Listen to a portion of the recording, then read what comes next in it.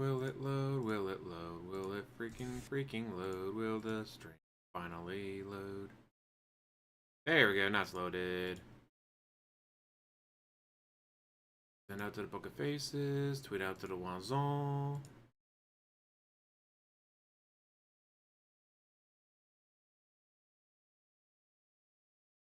There we go.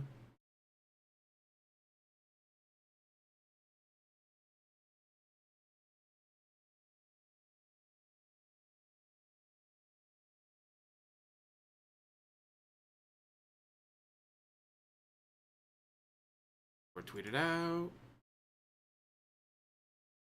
Book of Faces. Alright, well, guys, here we go to make fun of DSP. We're going to start off with a bit of his bitching from last night. We're going to start off where the one video I uploaded ended. Because, like, I'm tired. I'm going to bed. But I'm off today, so I got to sleep in a little bit. Actually, I woke up at, like, 6:15-ish. Went, oh, shit, I'm going to be late for... Wait a minute. It's your day off. You're not late for work. Calm down. Use facilities. Do a couple things. All right, go back to bed. It was nice. You know, and some people just in general think it's a crazy person detractor. But I have a theory. I have a very important theory. I think I know who actually did it. And I'm going to reveal who actually took out the internet here in Washington State tomorrow on Smark, guys. So if you want to know what really happened, tune into the show tomorrow. I know what happened, and I'm going to reveal it live on the show. Okay? Sure you are. Cool. All right. What's up, King Michael? Good evening. So, yeah, that's what was my day. Okay? So now what I'll say is let's just hang out for about an hour.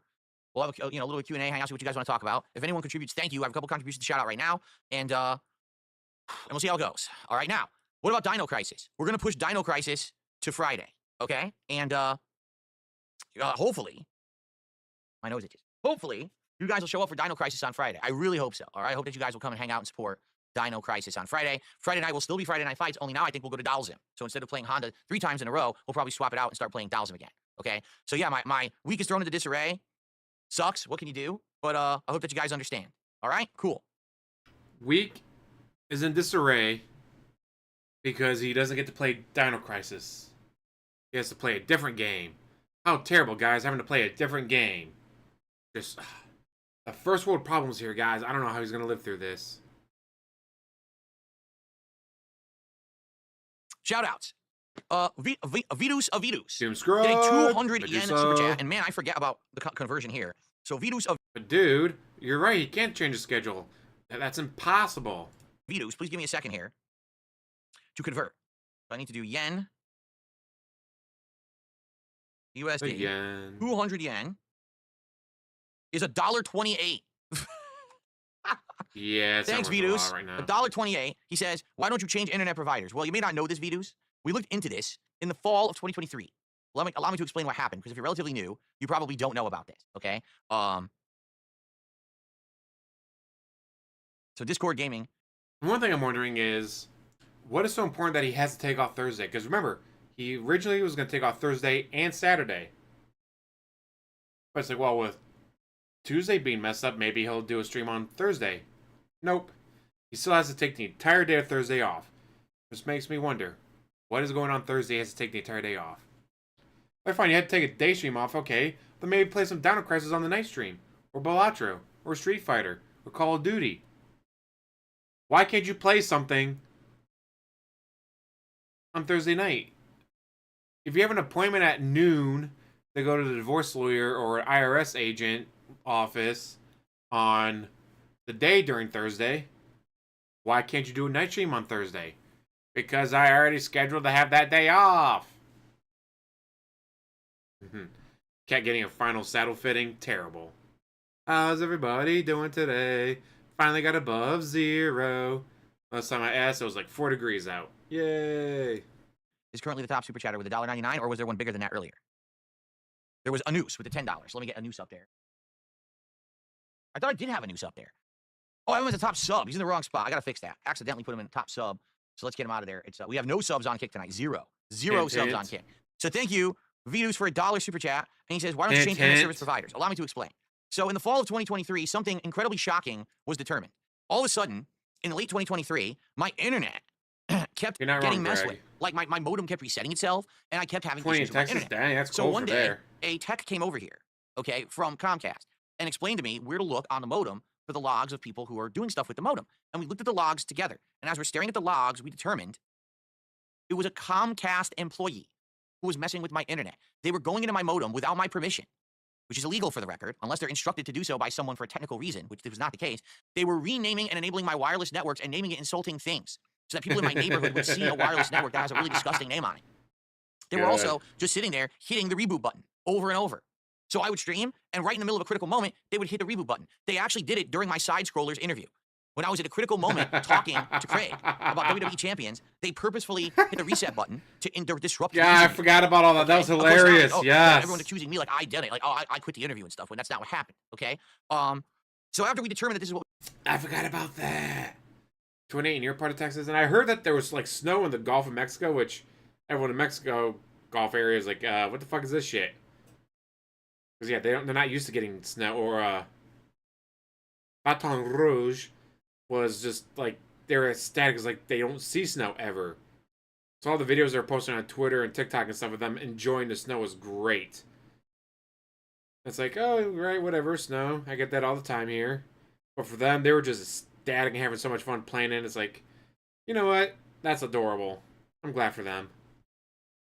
I'm sorry, yes, the Gulf of America. America, fuck yeah. What was going on, all right? They did their internal investigation and they fired the employee. Now, I don't know if the employee actually got in trouble with the law because it was illegal what they did, and Comcast very well had rights to prosecute this person. But on my side, I was looking into different internet, okay?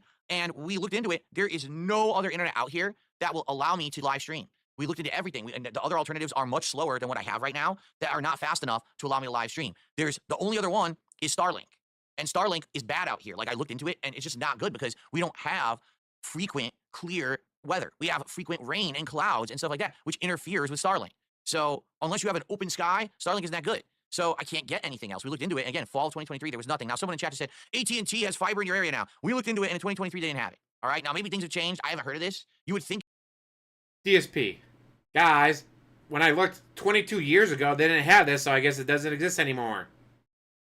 Wow, DSP. Things change. They actually got, like, fiber optic whatever out in my area, and it's like, yeah, but do I feel like going from $82 a month to, like, $200 plus a month? Like, eh. Now, for the download and upload speeds, they're cray-cray. The download and upload speeds, don't get me wrong, for the fiber optic is fucking cray-cray. But, is it 200 plus cray-cray? I don't think so. What about you guys? Because right now, I can download, upload, stream, whatever. Would you... I think it was like $269 for insane internet speed. Yes or no?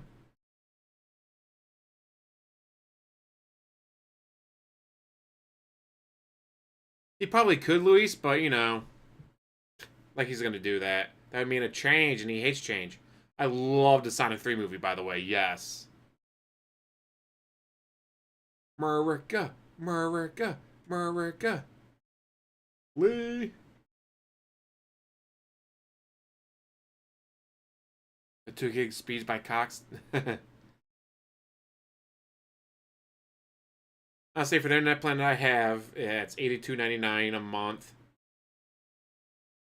Which is not the slowest speed or not the cheapest plan, but it does everything I want, so I don't feel like messing with it. A face you could just punch, isn't it? It's like, man, I mean, sure, would it be cool to have the fiber optic and just be, you know, click, oh, hey, it's downloaded. It was a 72 gig update. Yeah, I know, and it's downloaded because I clicked on it. But for almost $200 more a month, I just don't think it's going to be worth it. Now, maybe if I get a pay raise at work, over like $1 an hour more, because we're supposed to be getting a new contract either later this year or the beginning of next year.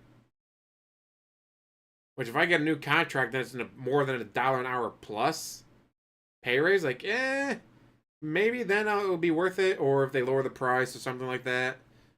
Or even better if they do, all right, yeah, sure, it's $269.99, but for 12 months you'll pay half that and then go back to regular price. Like, Half price for a year, then you could, no, sign on to a 2-year contract or something.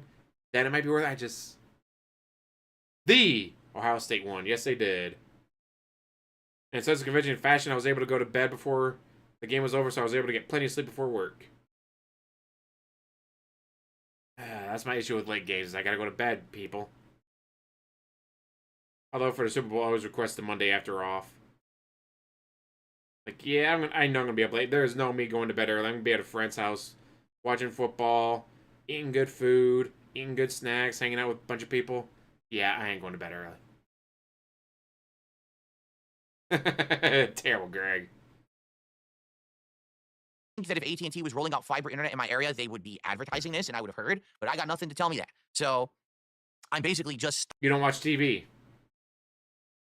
So what ads would you see if you don't watch TV? And you have YouTube Premium, so you don't see ads on YouTube.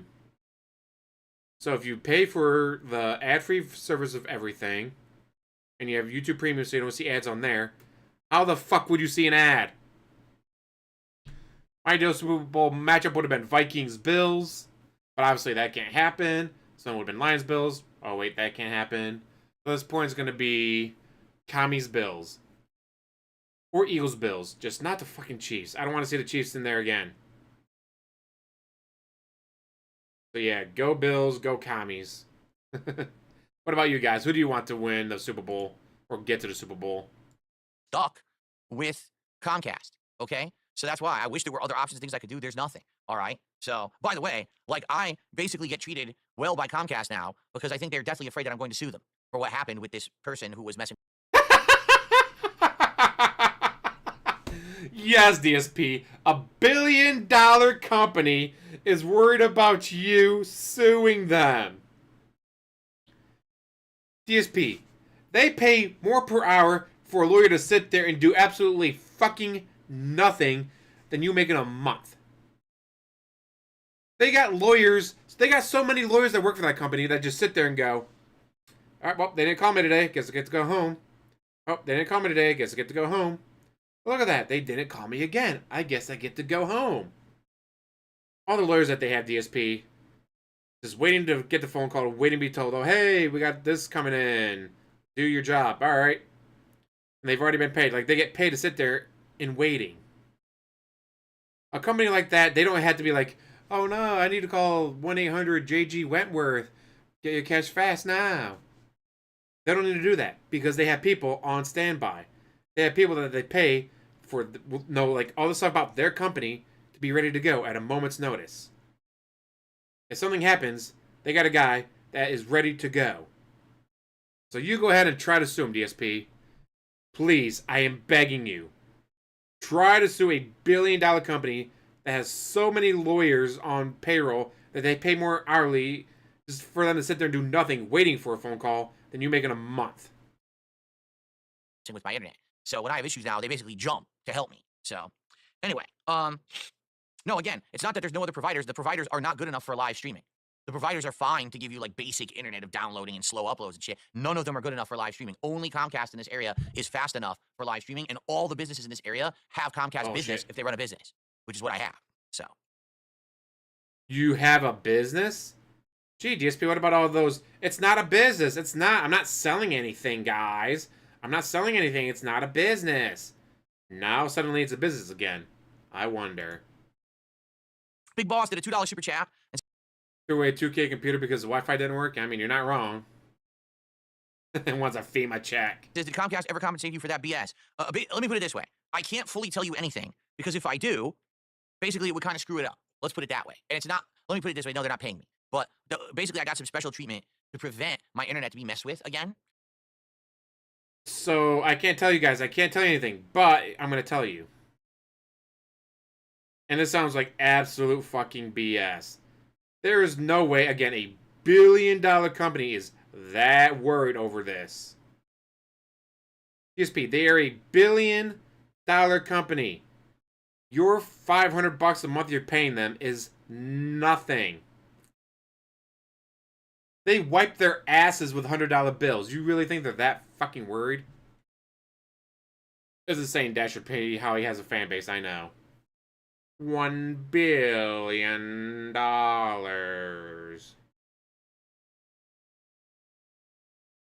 When I call it a business, you call it a game. When I call it a game, you call it a business. Name that movie. Let's pin that. Yeah, it doesn't take much to stream. I'm not paying for business class internet. I'm not paying 500 plus a month for internet. And yet, I'm able to stream and upload and download. Amazing how that works. That's all I'm going to say. But if I tell you what it is, it would screw it up. So obviously I don't want to do that, okay? But that's why if you haven't noticed, nothing has happened to my internet at all in the last year and a half. I pretty much am That is pretty good. And by the way, if anything bullshit. did happen again, I would sue the living fuck out of them. Because I had the rights to, and, you know. With what money? He goes, guys, I have no money. Guys, I would love to sue the detract actors, but I don't have any money. So what money would you be suing Comcast with? Well, no, I'd get a lawyer that only makes me pay if we win. They make it pay no matter what, DSP. God, I hope he would fuck around and find out that hard.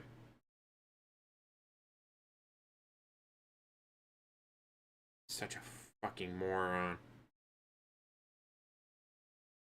Please, DSP. Please. Fuck around and find out. Nice, Timo.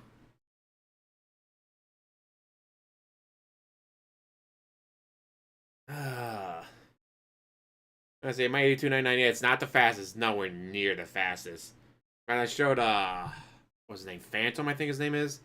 I guys did like one of those Roadrunner speed test things, and he's like, "That's not really good internet." It's like, yeah, but it's only 82.99 a month. It's like, oh, okay, yeah, that makes sense.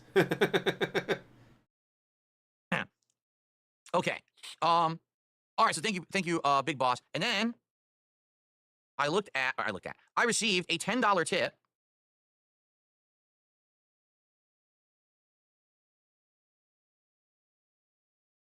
I'm so confused. This person is talking about Marvel Rivals yesterday. As you know, Marvel Rivals did not go well last night. Marvel Rivals was a humongous disappointment and flop. Everyone had asked me to bring it back, and I said, I'm not confident. You played it for less than an hour, then gave up. What would have happened if you played it for the full hour, jackass? For the full hour, and then another hour, and then another half hour. You're supposed to be playing it for 2.5 hours, then you played it for not even an hour. Gee, guys, this game I barely played flopped. I wonder why it flopped. Well, gee, DSP, maybe if you played the fucking game, would have done better. But of course, he didn't play the game, so. Confident. I played it in the summer. It didn't work. I just played it when it came out in December, and no one was showing up or engaging and supporting. It was some of my slowest streams ever. So they were engaging. They were showing up. They were watching. They were in chat. But they weren't giving money. Exactly, Lee. They weren't giving money.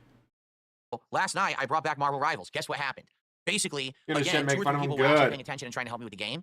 Everyone else was kind of up and out, but there was an insane amount of trolls, tons of trolls, who showed up just to shit on the stream. Within an hour of playing, I made $7, and I said, I'm not wasting my time with this game ever again. I'm done with it. Again, no, you could have played it for a little bit longer than jackass. For 41 minutes, just talking with you on an impromptu stream on a day when my internet was out, and I've made more in that 41 minutes than I did during the hour of Marvel Rivals last night. So I'm done with Marvel Rivals, okay? So yeah, it really did suck. That it just didn't work out. I like Marvel Rivals. I want to play Marvel Rivals. I enjoy Marvel Rivals because it plays like Overwatch, and I really like Overwatch. So, of course, I like Marvel Rivals. But I can't play Marvel Rivals because if I play Marvel Rivals, no one shows up for Marvel Rivals, and then I can't make any money and make a living. And my streams aren't just for me. It's not the... Guys, I'd play video games if I wasn't making money. Right, Luis? And yet, here he is, crying. That guys, it didn't make me money, so I can't play it anymore. Hobbyist stream, it's a business. So I have to actually play things that people will want and support. So that's why I'm not playing Marvel Rivals again. But thank you for the $10 tip, and thanks for the concern there, because I agree with you. It sucked that I really wanted to play the game, and it just didn't work out, okay? Okay. Guys, they wouldn't let me play as Sue Storm, so it was bullshit. I wanted to play as Sue Storm, and they wouldn't let me. Me. All right, so, folks. Yes, Slayer. Ooh, Slayer.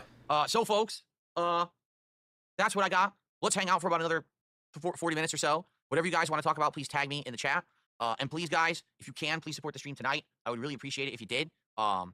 Because I missed out on an entire stream. You know, actually, two, really, when you think about it. You missed out on the entire stream, guys. Hint. If they happened to schedule. Hint. It was supposed to be Smark guys and a gameplay stream. You know, Smark guys probably would have got great support. And now, I missed out on the stream tonight, so anything tonight would be appreciated. I wasn't intending to do a hangout session. I apologize that we're doing one, but that's life, right? You do the best of what you can do when things go wrong. So please Could have been support the playing stream tonight if you Balatro can. for an The hour and a sign half. seems too bright, even though I don't think I adjusted it to be brighter. Hold on. He could have been playing Balatro or Street Fighter or Call of Duty. He could have been playing anything he wanted.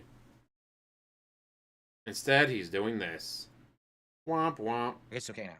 Okay. Shout out to Hiseo. Hiseo has just gifted 5 You bought the Sonic memberships 3 movie that to the YouTube does it community. have director's So far, commentary? Escanor got the first. Shut And the it fuck looks up, DSP. We're talking about something more important than you. Guys, if you haven't seen Sonic 3, go watch it.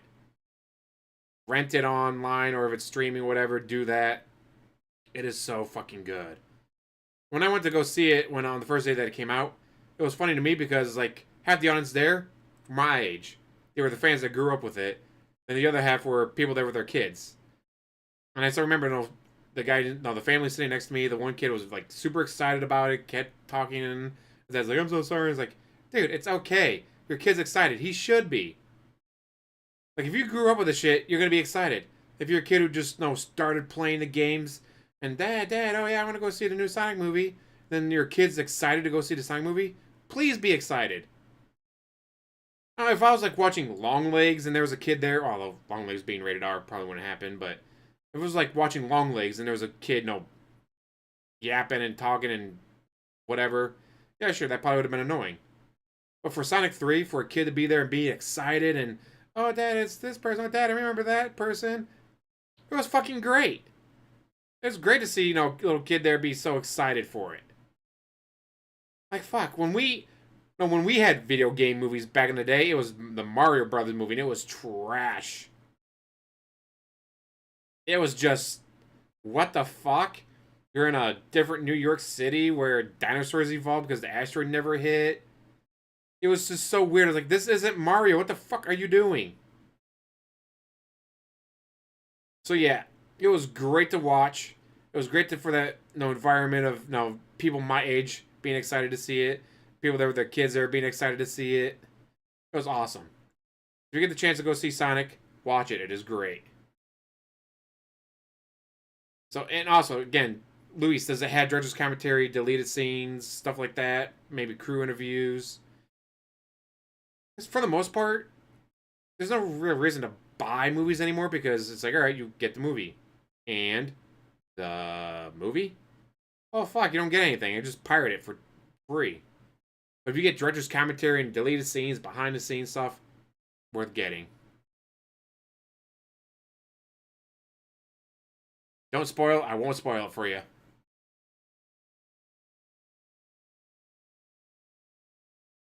Your neck still hurts. Ouch, Greg.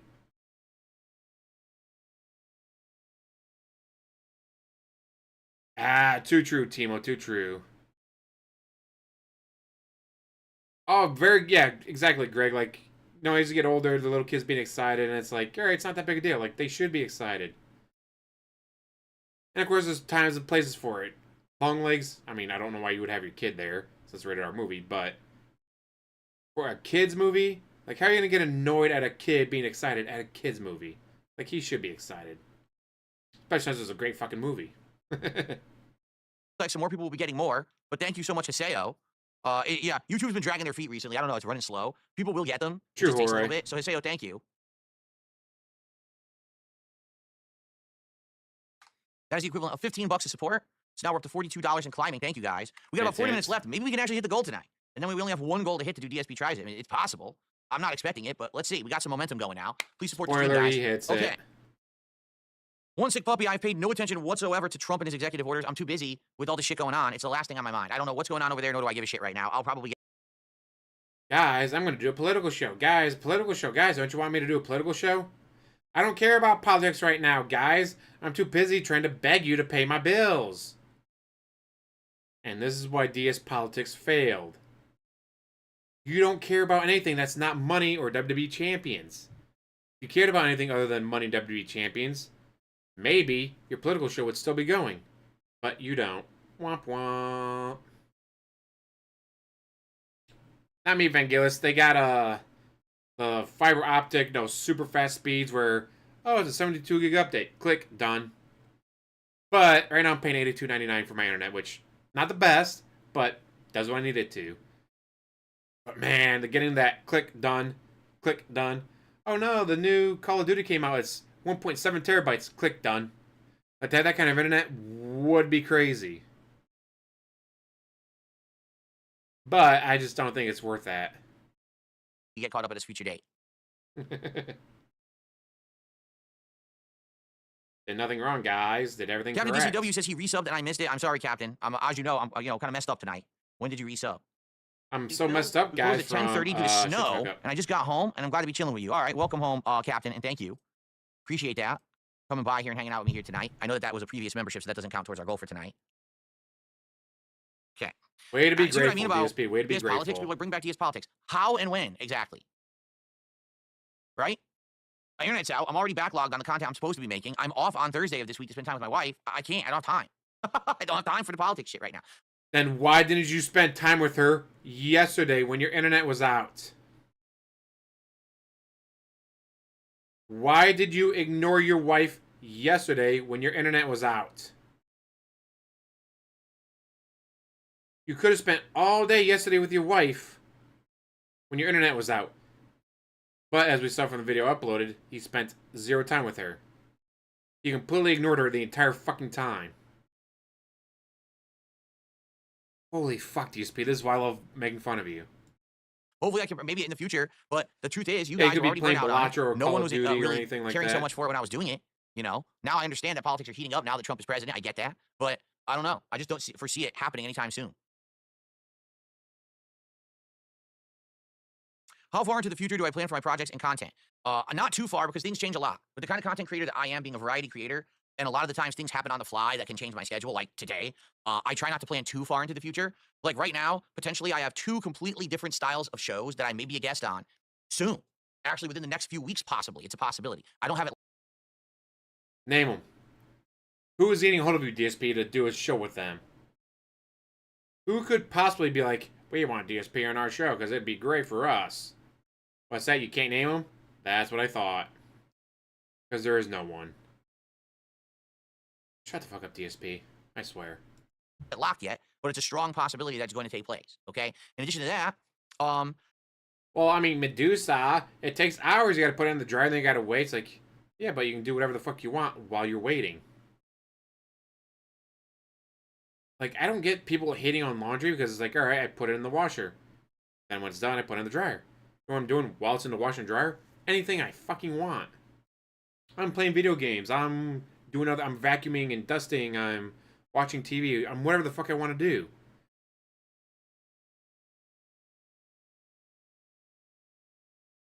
we've got special events that are going to happen. For example, we're going to hit 100 goals hit likely within the next 2 weeks. And then we have to have a whole marathon take place. Terrible, Greg. And we have to worry about what game it's going to be and everything. We've got a lot going on right now.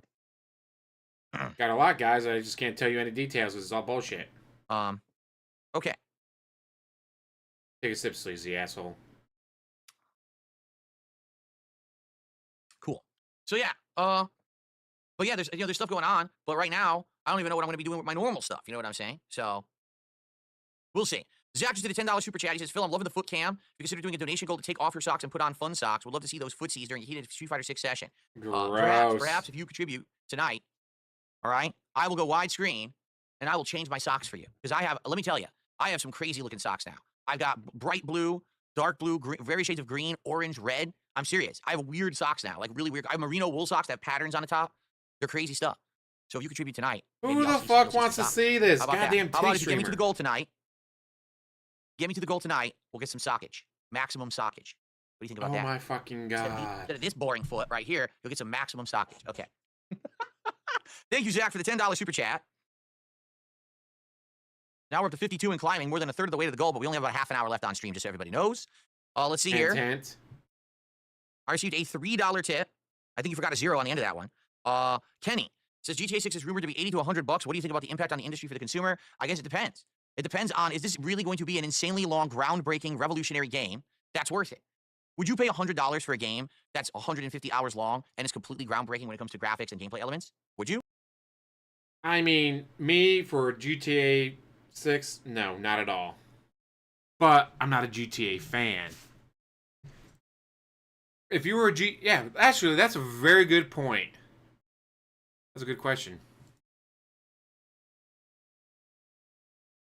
Would you pay $100 for a game that is 11 out of 10?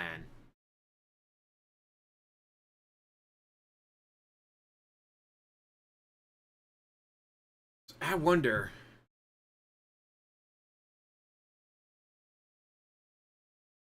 Because I was thinking, it's like, all right, if they came out with a game that was the 2025, 2026 version of Skyrim. Obviously, not a re-release of Skyrim. Don't do that again, people. All right, here is Elder Scrolls 6 with updated graphics, updated gameplay, 200 plus hours of story if you do everything, and with different ways of playing and different mechanics and different side stories and different side games. Or like Witcher 4 was just 150, 200 plus hours of just the most amazing game. Like it would have to be just. You have to get to me like Diablo 2 got to me. If it was just oh wow, here's Dead Island 3 for $100, like, no, I'm good.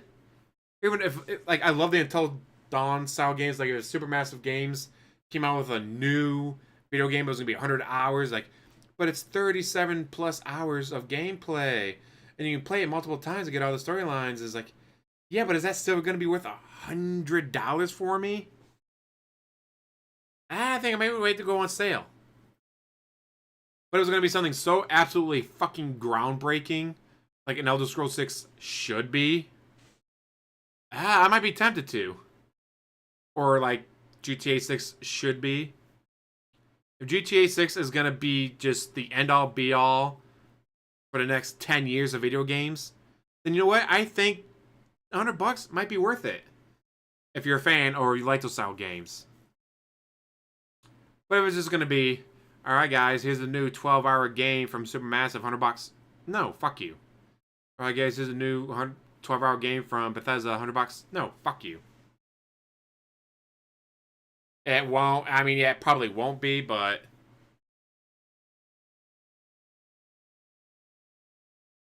Chrono Trigger was so good, it sold for $120 at most stores.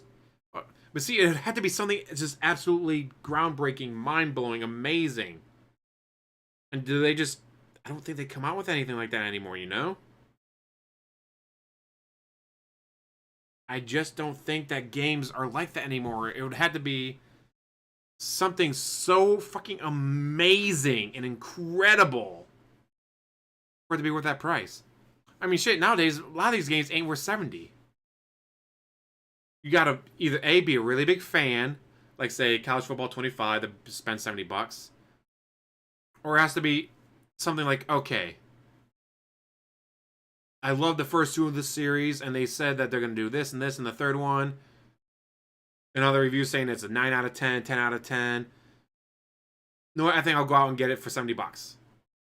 For the most part, it's like, I'll wait for it to be $40. I'll wait for it to be $30 on Steam. I'll wait for it to be cheaper. I'll wait for sale. Like, I don't need it now. That is very annoying, Aloha. Although, thankfully, like Baldur's Gate 3, like, yeah, they needed a lot of patches and updates. But thankfully, they were all free to try to nickel and dime you with them. Which some companies will do. Some companies will be like, oh, hey, we gave you another patch. That'll be another $20. What do you mean? It's a patch. Why are you charging me for a patch? Because, fuck you, pay me? Like, I don't know if I like that, guys. But again, with Baldur's Gate 3, they never did that. Baldur's Gate 3, oh, hey, here's a new patch. That'll be absolutely fucking free. Hopefully it fixes stuff. Yeah, exactly, Anshul Misra. Are most games even worth $70 right now? Not really, unless you're a huge fan. Thankfully, with indie games, something DSP refuses to play, a lot of them are $30 and $40. Like, I didn't have to spend $70 for Grime. Grime has been a great game. I love it. Didn't cost $70. If you were to get Elden Ring with the DLC, That I definitely see as being worth $100 if you didn't already have original Elden Ring. If you don't have original Elden Ring and you get the Elden Ring with DLC, I can definitely see that being worth $100. Yeah, people probably pay a lot for Fight Night. Maybe I would, because if it's that good of a game and I'm going to get that much content out of it, then probably it's worth it, correct? But the thing is, you know what is going to happen is you buy it, and then there's going to be 17 expansions and GTA Online with a nickel and dime you there too. So, you know, we'll have to see. Okay.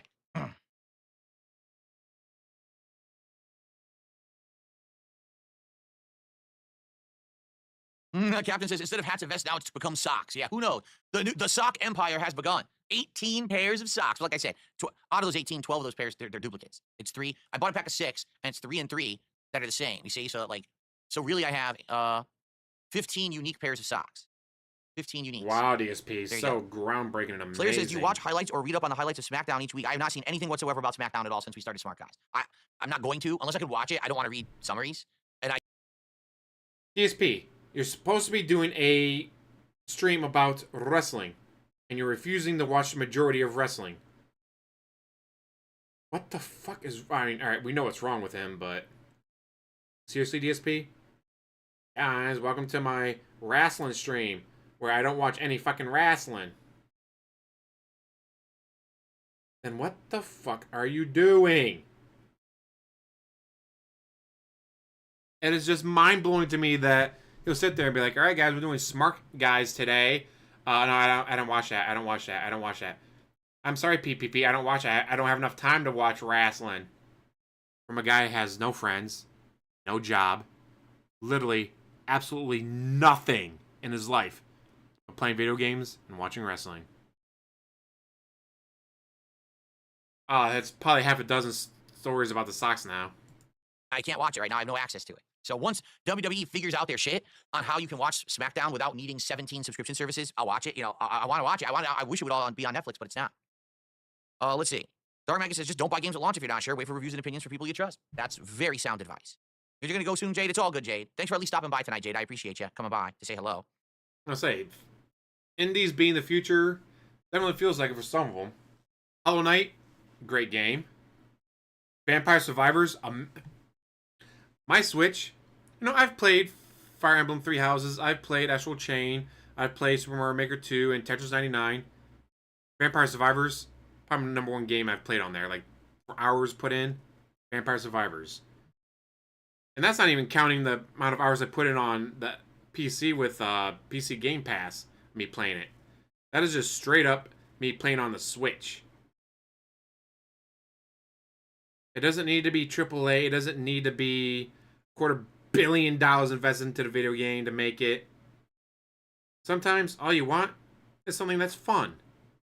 It doesn't have to look like it costs $1 billion to make. I mean, if you're a DSP, it has to, or it's a shit game, guys. Guys, why would I play a game that didn't cost $250 million to make, guys? Seems like wasting my time, and it costs $250 million to make. Snort. Azeo says, I'll be the odd one out. I won't be going crazy to get GTA 6. I'll watch it play to see if I want to buy it. There you go. Mark, yes, Street Fighter 6 will be tomorrow night now. It'll be E-Honda tomorrow night. Yeah, screw Commodore. Go Atari. Barnstorming. Super Bon Chan says you should do a one-off sumo special. Weird as hell, but oddly interesting. Like commenting on sumo wrestling. I have never actually seen real sumo wrestling before, so I wonder what that would be like. I also don't know how the hell I would watch it. Lady Christmas says they do a short highlight video of SmackDown every week, then you can keep up that way. Yeah, but again, if I can't see SmackDown, I don't really care about SmackDown. Do you understand? Like, if I can't actually watch the product, I don't really have a desire to read a summary of the product. And right now, there's really no feasible way to see SmackDown for me because I don't have regular television. I don't even know what streaming service it would be on for me to watch. Hulu, jackass. It's on Hulu Plus. Also, again, you're supposed to be doing a show about wrestling, and you refuse to watch any wrestling. What the fuck? Watch it. I know that soon I have to get Peacock. Pacific time is the best. The pay-per-views are, correct? So I have to watch. I have to get Peacock soon. Wait, so what? Already I have Max, and I'm watching AEW on Max. I have Netflix, and I'm watching Raw on Netflix, and I'm gonna have Peacock in order to watch the pay-per-views. I'm definitely not getting a fourth streaming service just to watch SmackDown. So I just don't care at this point. Is W pay-per-views Anus on? just did a $20 super chat. Thank you, Anus. He says, I definitely contribute to DS Politics. Also, are you doing a SB stream? I don't know what SB is. What is SB? a noose. Can you clarify? I don't know what that means. Yeah, again, listen, here's the deal with DS politics. I did it too early, okay? I did. I started DS politics in the fall when nothing was Those are really going still on on in politics. Peacock? And so Huh, did not know that. basically it wasn't hype So or I'll have to anything. restart my The first Peacock episode thing was, and then once after that we saw Royal a Rumble sharp starts. drop off. And it just kind of flopped after that. After like 2-3 weeks of doing it, people just didn't care anymore. And it started being very low support, very low attendance. And I was like, well, I guess it just doesn't work. And I stopped doing it in December, and I haven't gone back. And quite frankly, I don't think I want to go back right now. I need to play. See, I dropped Peacock because I thought all the wrestling stuff was going to Peacock, but I guess it was going to Netflix, but I guess not. His worst year was roughly $130,000 was his worst year. But guys, how am I supposed to afford Hulu when I only make $130,000 a year? Catch up on everything I'm doing. All right, I want to get through Dark Souls. I want to play Dino Crisis, which I haven't even been able to begin yet, which sucks. I want to begin Dino Crisis right now. I'm craving it. Stalker 2 feels like we're never gonna finish. I'm not even getting to play Stalker 2 this week. I didn't have an opportunity to play it. I don't have one because now we lost a day. So now You said you weren't playing Stalker 2 anymore because you hated it because it was a bad game. By bad game, I mean it didn't make them $150. Now you're thinking about bringing it back? What whale told you to bring it back? That's what I'm wondering. now that's out. I don't even know if and when we're going back to it, and we're 30 hours in. That sucks, right? Street Fighter, everything's on hold, everything's screwed up because of this stupid internet thing. So I don't want to start any new endeavors right now. Maybe I would go back to it eventually, but I just don't see the point right now. Super Bowl, gotcha. I don't even know when the Super Bowl is. I know that it's sometime in early February. The last 2 years I did Super Bowl specials. Actually, hold on.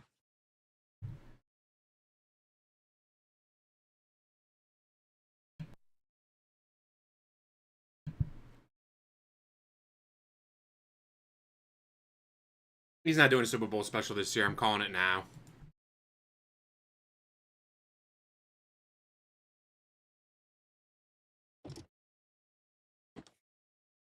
The first Super Bowl special was pretty hyped 2 years ago because I had never done anything for the Super Bowl before. What the fuck? And it was exciting. I ate a variety of like foods that you would eat at like a tailgate party, and I got pretty drunk on the stream. I actually had 2 cans of beer attached to this helmet, and I actually had it going into my mouth, and I was drinking, getting drunk with liquor and shit during it. And it was actually a pretty fun event. I actually had a lot of fun during that Super Bowl event. And then last year I did a second one, and it just didn't go so well. Last year's Super Bowl event was way less hype because it was the second one that I had done instead of the first time ever. We tried to do like simulation matches in Madden. People didn't really care. I thought the Madden sim for the Super Bowl was actually quite fun, but no one really cared. Like, it was a really slow stream. So I'm not doing Super Bowl this year, but Slow stream, i.e. he didn't get money like he wanted. And he didn't play Madden. He just set up the teams, and they sat there and they watched it. I repeat, he did not play Madden. He set up the teams and then watched them.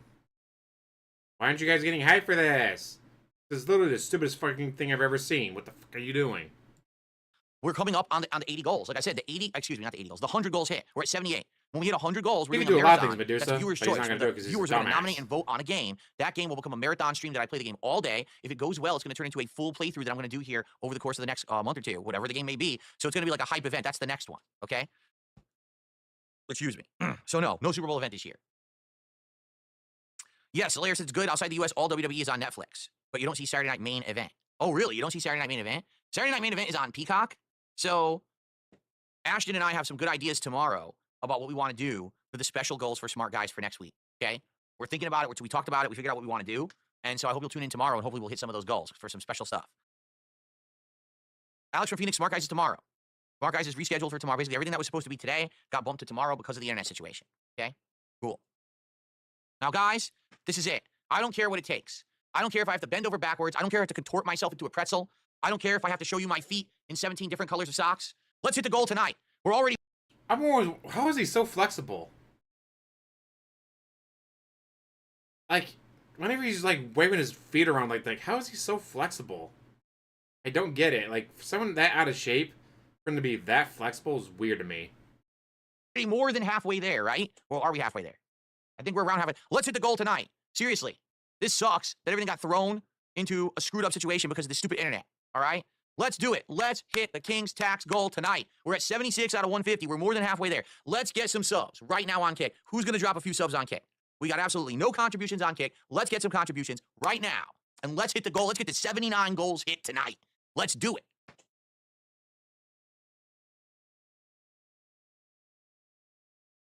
Cool. Okay.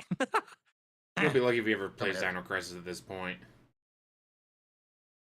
Why couldn't I go to work? Because I didn't have internet. And that's not my fault. It's a vandal's fault. A disgusting vandal. Climbing up the line and ripping the lines right off the pole. Absolutely unacceptable. Still not sure I believe that. Could have just been an excuse from them to tell them to shut the fuck up. Have I ever had shepherd's pie? No. I'm interested in it. My wife has told me she really likes shepherd's pie, but I've never had a shepherd's pie, so I wonder if I would like it. Made of Play-Doh.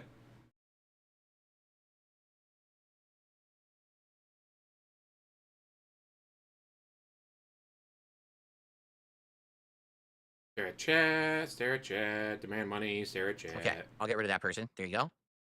Troll. I was notified by someone was trolling them.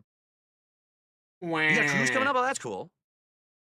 That's pretty cool. Hopefully you have a good time on the cruise. I've never been on a cruise. I heard some people have really great times on cruises and other people have horror stories from cruises. So hopefully your cruise goes well. But guys, we got about 20 minutes left on this impromptu stream, and then I got to get out of here. And then tomorrow we're back on track with Smark Guys and Street Fighter 6 Honda. Joshua Sherman, it was a vandal that took out my internet. A vandal crossed a pole or climbed a pole and destroyed. It was Duty, guys. Duty took out my internet. No, there's no game that I like to play in my off time because in my off time I try not to play games. But the whole idea is if I'm sitting here playing games all day, almost every day, and that's the content I put out for work, I don't also want that to be my private life too. I want my... If you do what you love, you'll never be able to escape it. And it's, oh, if you do what you love, you'll never work a day in your life. Like, no, just never be able to escape what you do. Ever. Never turn your hobby into a job. It's a terrible idea. And DSP is proof of it. Guys, although, did he ever actually like playing video games? But he just see it as a way to make money and get approval? Now that's the question. Because I would not doubt that he's never actually enjoyed video games. He just saw it as a way to, I know, Rambo likes these video games. I'll say I like them too. So he'll be my friend. I can definitely see that being a thing. My private life to be anything but. So whether it's my you're not life doing relaxing, this tonight, watching a TV show together, listening to some cool music, enjoying a meal, cooking together, you know, that's the kind of stuff we like to do when I'm not streaming. I don't want to play games. Or sometimes I watch her play games, which I actually enjoy watching her play games. But I don't play games outside of this office. Have a good night, Captain. You know what I do when I'm not playing Stalker 2 on stream? I'm playing Vampire Survivors on Switch. I'm playing Diablo 2 on PC with the new, although I pretty much hit a wall. Like, I got the lightning immunity breaking charm for my Nova Source. I was like, all right, I can do contest runs on Hell, or if I join with others, I can do battle runs. But it's like, at this point, it's just getting more experience, level up. And it's like, unless I can get, you know, really good gears, I'm stuck. I need a certain rune to make the chest piece for sorcerers, give her +2 skills. Need to kill Endurio on Hell over and over and over and over. No, not on Hell, on Nightmare. Over and over again. Try to get a, what'd you call it? Son of Jordan ring. It's like, alright, well, I need something else to do. Alright, I'll play more Vampire Survivors. Or I'll play more NCAA football. That's domestic terrorism. I know it is a news. That's what I said. You missed it. At the very beginning of the stream, I said, this is the second time this has happened in 2 years. This happened about a year and a half ago. It was the exact same situation where a vandal climbed a line and destroyed an internet line, and then everyone lost internet for a day. And everyone has to suffer for it. Why is there nothing stopping this exactly? Because now what's going to happen is if this keeps happening, people realize they can get away with it. They're just going to keep doing it. Why are they doing it? Who fucking knows? There probably is no reason. They're just nuts. So if they can get away with it, they'll just do it again. Someone has to have some kind of consequence for destroying the internet line. So what are they going to do about it? They better do something. Because like I said, if they don't, people are going to start suing them. People are going to start suing them and be like, no, we're paying for a service. You can't shut down everyone's business for a whole day. Like, here's the thing. They're not shutting everyone's business down for the day, though. It's vandalism. Guys, I went to Best Buy, and someone firebombed it and burnt the whole place down. I demand compensation. I'm going to sue them for not being open. Do you not hear how crazy you fucking sound, DSP? Like, holy shit. DSP, you want to sue them, or others to sue them, because a vandal did damage to their internet lines, their servers, whatever. Exactly, Greg. And yeah, there's no proof that it was a vandal. It's all speculation, pretty much. But DSP, please, tell me how you think that's gonna go. I couldn't play a video game for the day, so I'm suing. Well, what are you suing over? I couldn't play a video game. Okay, and well, it's my business to play video games. Okay, but what the fuck do you want them to do about it? Well, their internet was down again because of a vandal. This wait. You know a vandal did this damage. You know a vandal showed up, damaged the internet line, but you want to sue them over it? Well, yes, they should have armed security at every internet port and shoot anyone on site. Your Honor, can you please just dismiss this case? This man is clearly insane. I'm not insane. You don't call me insane. Duty, he's the insane one. He's probably the one climbing up the poles and taking out the internet. Who? Duty, he's a detractor. He hates me. It's probably him taking out the internet. Shoot him. If his local news did cover it, I highly doubt it, though. When I'm supposed to hobby, I won it twice in the past week or so, but I do it carefully. Yeah, like, for me, like, the most I was putting on the bed is, like, $5. And then, like, oh, whatever, I did my normal best, and it's like, alright, well, I got, like, $4.17 left over. Alright, let's do a 12-point parlay. This hits, I get a $1,300. I mean, I missed it because, you know, like, a third of them didn't hit, but whatever, it's fun. I have this backup modem, right?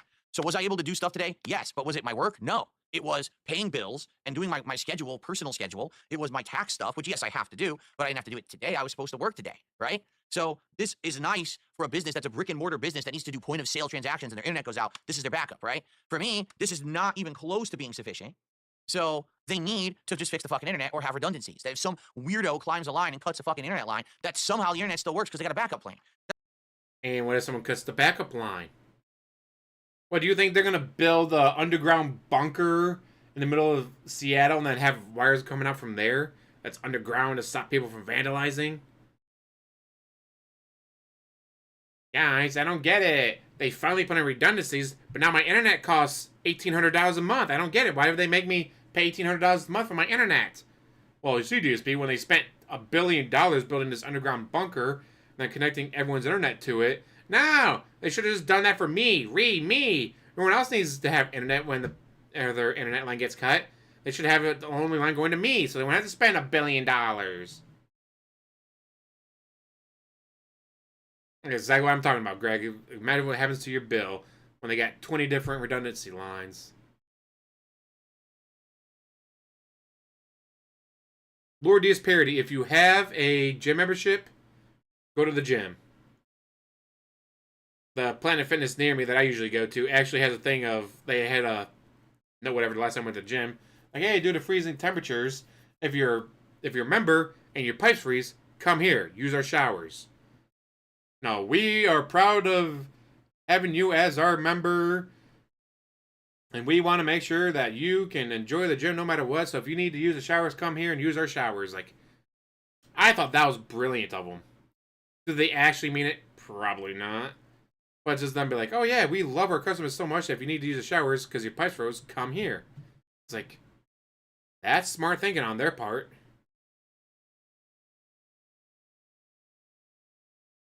That's like saying, for power, if the power goes out in one place, there's no redundancy. Well, there is. For a Super Bowl matchup, obviously, Commies versus the Bills. Anyone versus the Bills, really, but I'd prefer the Commies over the Eagles. There's redundancies for power. It doesn't always work, but they do have a backup. So why don't they have it for internet? They're rich as fuck. You have to understand something. Comcast is one of the most... Well, Lord DSP, if you truly need to get a shower like today, go sign up for one. Be like, all right, sign up for the cheapest thing. Like Planet Fitness, they have like the $24.99 version, or they got the cheaper $9.99 version.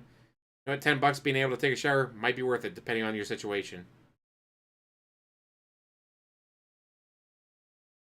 I'll say I was hoping for either Bills, Vikings, because they're both 0-4 at the Super Bowl, or Bills, Lions, just because the Lions have never won. But Lions and Vikings are both out, so that's not going to happen.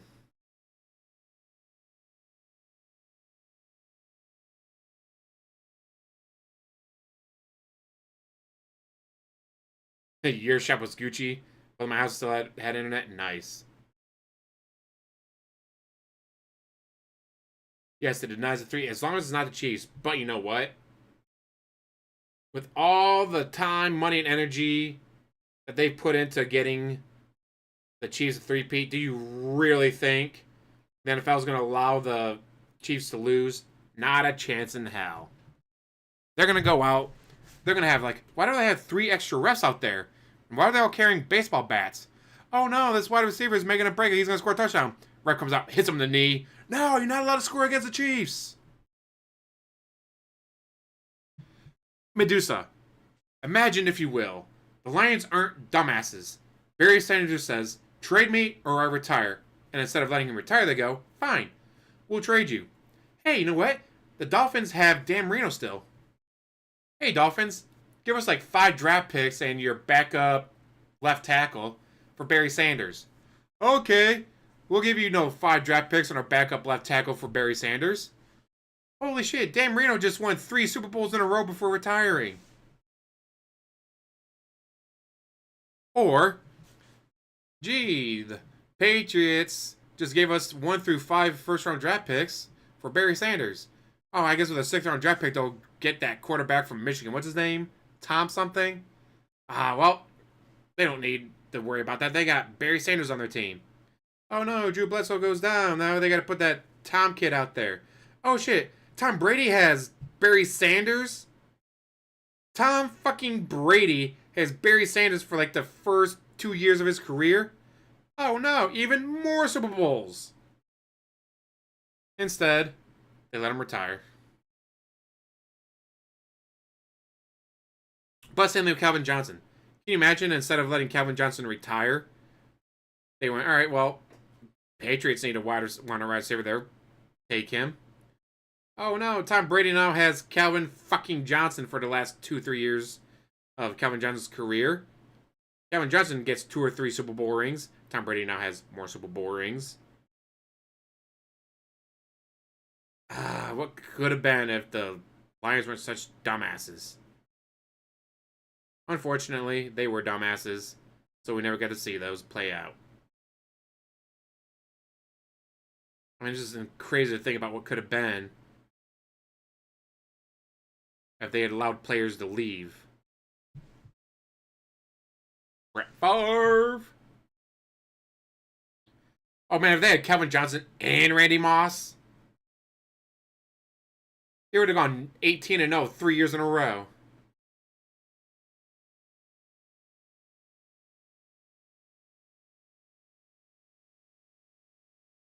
Just imagine what football could have been if the Lions weren't such fucking idiots. Even as a Vikings fan, like, I don't mind when the Lions do well because they've sucked for so many years. Like, oh no, they went a year without sucking at life. Okay, about fucking time. See, like, I don't feel bad when they do well for a season. Now that they've lost Ben Johnson, they're probably going to lose the other guy. It might have been the last season they had that was any good. Have to wait and see. Most affluent companies in the United States of America. They are rolling in dough. They make insane amounts of profits every year. There's no excuse for them to not have redundancies in their infrastructure so the internet doesn't go out because some nut job goes up on a line and starts gnawing on the fucking line like a chipmunk. And then everyone loses internet. They're out of their fucking minds. Just like that. That's how they do it. Anyway, I received a $2 tip. So grateful for that $2 tip. Did you ever consider a different review series for goals? No. No. Because here's the deal. All right? Reviews, it depends on the kind of review. If it's a product review of something that's easily available and not super expensive, sure, I would do that. In fact, that's actually what I used to do for DSP Tries It back in the day before it became a fast food testing series. It actually used to be product reviews and stuff like that. If you actually look at the earliest episodes of DSP Tries It from back in the day, they were actually trying various different kinds of products. It wasn't always just food. But I'm not going to be watching movies and TV shows, and it's too much time. Time is my biggest problem in my adult life. I don't have enough time to do what everyone wants me to do. I can't play. Again, he doesn't have a job. He doesn't have friends. It's not like he's taking Cat out on dates. Like, guys, it's our date night. I gotta take the night stream off because Cat and I's date night. It's our date night, guys. I gotta do it. He doesn't have any of that. He doesn't have any of that. Once he gets done streaming, he has the entire day to himself. And we know he's up till 3 or 4 o'clock in the morning his time because he's constantly posting shit on Twitter and stuff. So he gets done at what, 10 o'clock his time? And he's up till 3, so 11, 12, 1, 2, 3. He has 5 hours. You're going to tell me you can't watch a single fucking movie in that 5 hours? You can sit there and play WWE Champions on your phone while watching a movie. In fact, with 5 hours, you can watch 2 movies then. You can literally watch 2 movies while you're sitting there on your couch playing WWE Champions. Why don't you do that? Instead, you just sit there and bitch you don't have time to do anything.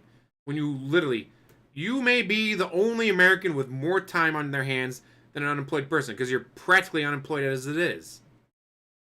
You know what? Someone who's unemployed, they're probably going to be, you know, going online, going on Indeed, going on Monster, or I'm going to take these online classes so I can go from what is it called? Associate's degree to a bachelor's degree in this.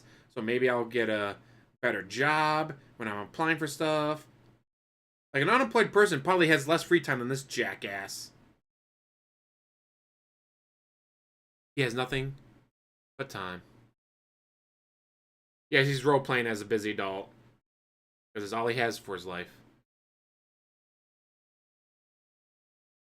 Ooh, Jorge, are you okay?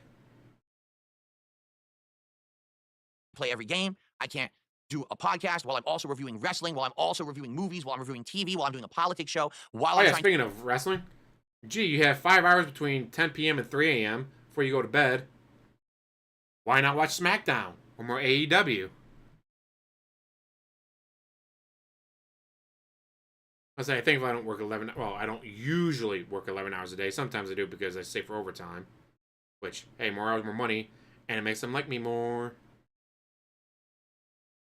God, the amount of shit I've gotten away with at work because, oh, hey, we like you because you show the fuck up.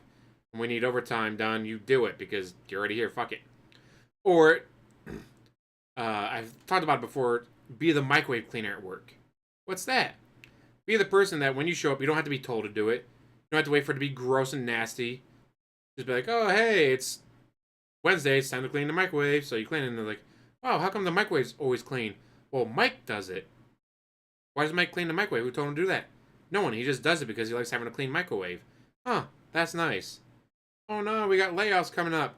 Well, we can't let go. Mike, why? Because he's the only fucker in this building that cleans the microwave. If you're the microwave cleaner, they tend to like you. Or if you're the person that's like, oh man, the trash cans across the site are getting full. We need someone to walk around the building and do all the trash. I'll do it. I'll get paid to walk around and collect trash and throw it all in the dumpster. And then see, like, my favorite thing with a dumpster, though, is to see how far I can throw it. If we have an open-top dumpster, it's like I'll stand on one end and see how far to the other side I can throw it. I'm easily amused like that. But so many people, they don't want to do trash because, oh, it's gross and it's time-consuming, man. Like, yeah, it's time-consuming. I can get paid to deal with dumbasses. I don't get it. Why is it asking for my mileage? Because you're using a company card. That company wants to make sure if from going from point A to point B is 170 miles, that you're going 170 miles, not going 210 miles because you took a side detour somewhere on company time and, of course, gas. So that's why they want your mileage. Dumbass. Yes, Microwave Mike is a real adult. to appear on other people's shows, but you want me to interview people on my show. I don't have enough time. If I had more time, I'd be like, sure. I just don't have enough time. Okay? So sadly, no. You have nothing but time, Jack. I'm not going to be reviewing TV shows and movies and stuff like that. I just don't have the time for it. And it doesn't, like, here's the thing. If I reviewed a movie, right? And then the video took off and got 10,000, 20,000, 50,000 views and maybe some money, sure, then it's worth my time. But no, it's not worth that to do it, upload, and get 500 views. It's a waste of time. Okay? I watch anime. I watch a lot of anime. Let's see, my last anime review was Skippin' Loafer. 72 views. You know what? Those 72 views are more than worth it.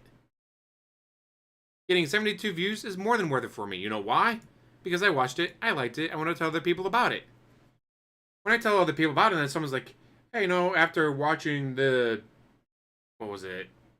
Attack on Titan, I need something, light and fluffy to cleanse my palate after watching something as brutal as that. Well, I know it's light and fluffy. Skip and Loafer. And they know about it because I told them about it. So if I get one more view on that show because I mentioned it, hey, great. Getting up at 7 a.m., fuck that. I have to be at work at 6 o'clock in the morning. Which is why when I woke up at like 6:15 this morning, I freaked out because I thought I was going to be late to work. And I was like, wait a minute. Dumbass, you're off today. Go back to bed. If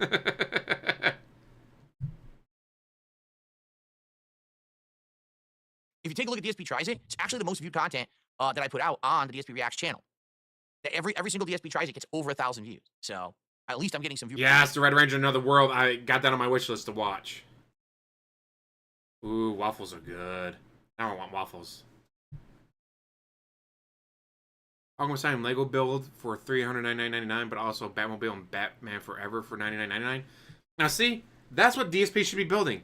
I don't know why that dumbass picked flowers. Like, you know what makes me think of DSP gaming? Flowers. Wait a minute, no.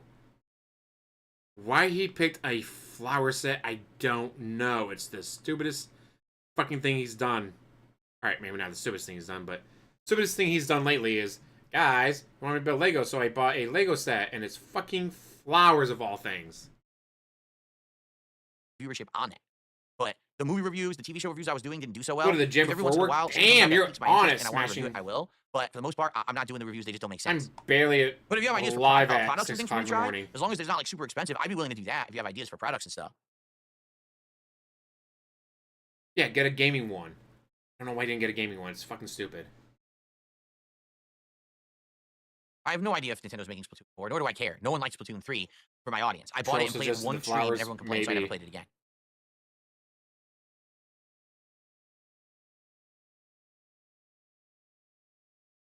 Stare at chat, demanding money. Going back to work. Have a good night, Slayer. Thanks for stopping by. Poor Slayer, no more private reacts. I don't know anything about that show, Severance. I don't even know where it's available. I don't know what it's on. Well, then maybe Google I've it. never flown first class. I've only flown coach. First time I ever flew on a major airplane, not a Cessna or Light Flight.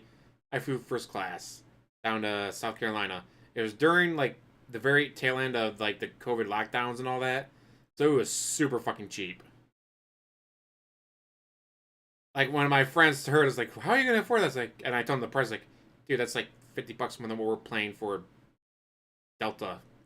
What was it, Delta Club or Delta Plus, something like that. Like, for $50 more, they could have gotten to fly in first class, and like, that's kind of stupid, but I kind of wish we'd known that, because we would have paid for it too.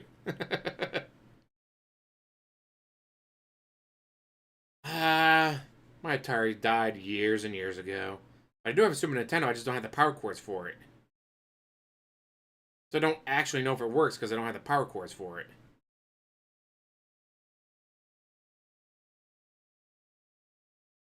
All right, guys. So last chance to hang out, and if you want to just say anything or support the stream, like I said, I can only be around for about an hour tonight. I already started super late, so I'll hang out for like maybe 10 more minutes, 15 more minutes.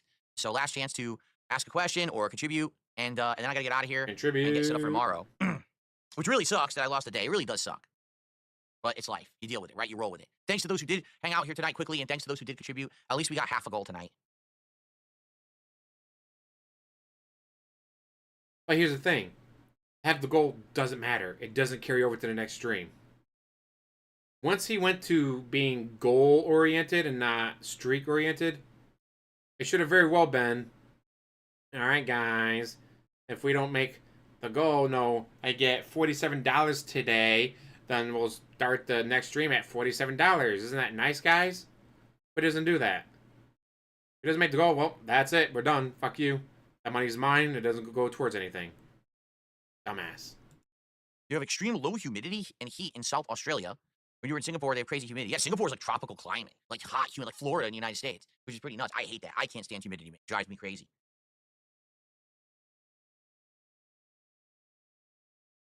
No problem, Dante Inferno. He says, thanks for taking the time to at least stream tonight, despite everything you went through. I appreciate that. No, the power was on. The power was on. It was just the internet.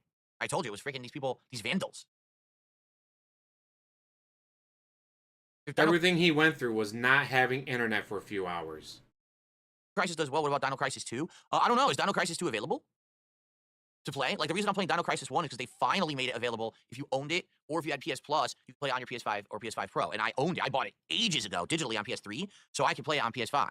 So, I don't know if Dino Crisis 2 was ever added, was it? I don't know about that. Ravilo, I told you, I will have a theory about, I know who did this, I know who is the vandal, and I will reveal this tomorrow live on Smark Guys. So you must be watching Smark Guys tomorrow to find out what actually happened, because I've got the scoop on it. I received a $10 tip from Alex from Phoenix. Your favorite lyric from a DSP song, Praise the Sun, Praise the Sun. This is Dark Souls SOB. That's right. We have returned to the world of Dark Souls. There's a dragon.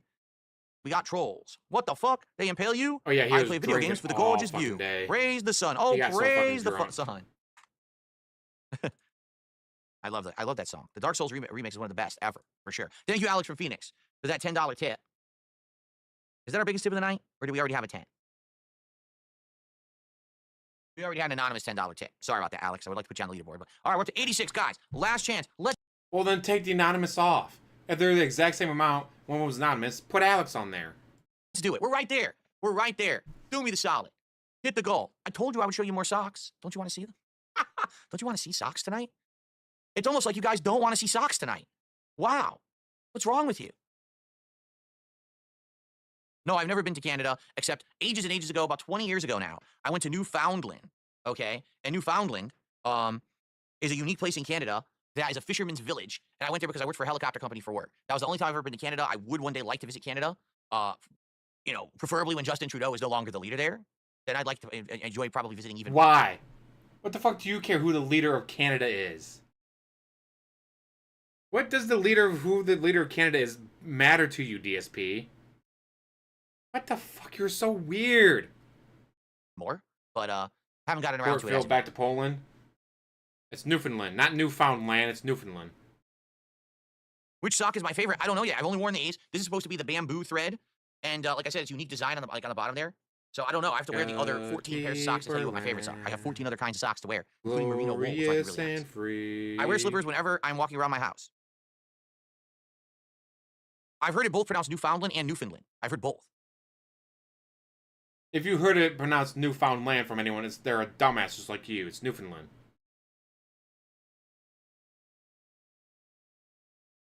Yeah, and Taryn Reed's an idiot, so I'm not going to be taking what she says about it. I received 2 tips simultaneously. First, I received a $15 tip. America. From Kenny. Can't wait for I'm gonna some ideas for product Canada, reviews. United States, Mexico. If you have ideas for product reviews, by all means, something interesting instead of food, I would actually be interested in that. I feel like a gadget or a gizmo or something silly that I can buy and try. Because now I can hit up the widescreen and we could try it right here and I can show it in action. That'd be pretty cool, right? We could do the 2 angles. I'd be down for that. Sure. Thank you so much. That was Kenny with a $15 tip, right? Canada. Everything's gone wrong ever since Canada came along. 103. And then, ladies and gentlemen, I received a $50 tip. Thank you for the stream. I would love to see you try Lorelei and the Laser Eyes for an indie stream. I've heard that name before. Lorelei and the Laser Eyes. I've heard it. I don't know what kind of a game it is. But thanks for the suggestion. And when I'm looking for more games for indies, if you could let me know, I would really appreciate that. Sexy kid. Ladies and gentlemen, with that $50 tip. I say, give me all them Latinas. Anonymous tipper. It is official. We have hit the goal. Snow Mexico. We did it. We hit the goal. It means we're at 79 out of 80. Seriously. 79. We are 1 goal away from the Chick-fil-A DSP Tries It. So if someone right now, drops a 30 bomb of subs over on Kick, we will hit 2 goals and we will do DSP Tries It Chick-fil-A tomorrow after Smart Guys. What I'll do is I'll do Smart Guys, go offline, go online on DSP Gaming. Hits the goal, immediately demands another $150. And we'll do the Chick-fil-A. Nice, Luis. Which I would love to do, for sure, because that's what we were planning on doing originally until I lost my internet today. All right? So who's going to drop the 30 subs over on Kick right now? And by the way, if you haven't done a 25 sub gift yet on Kick, you earn the VIP badge when you do that. Well, anyway, thank you all for allowing me to hit the goal tonight.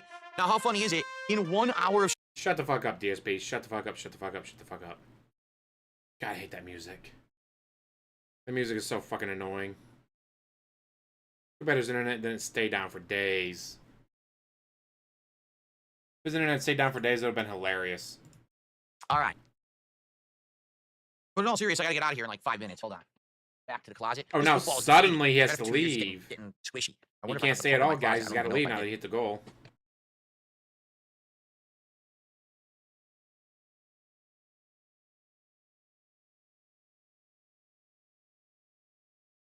And I might as well put the modem back into the closet too, because I don't need it now.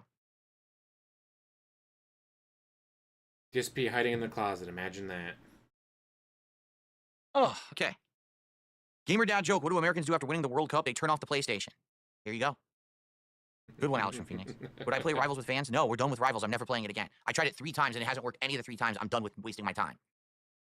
Brady football? Yes, it's a Tom Brady football. Correct. It's autographed and everything. No, it's not. Some cheap football I got off Amazon like 2 years ago.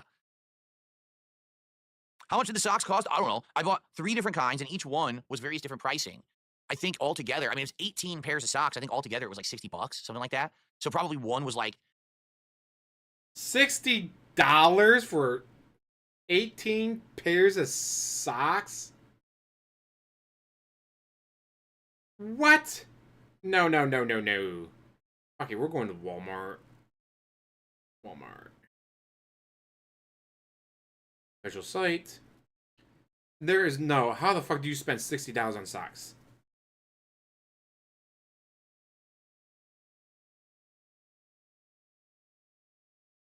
That's women's. We need men's. Ooh.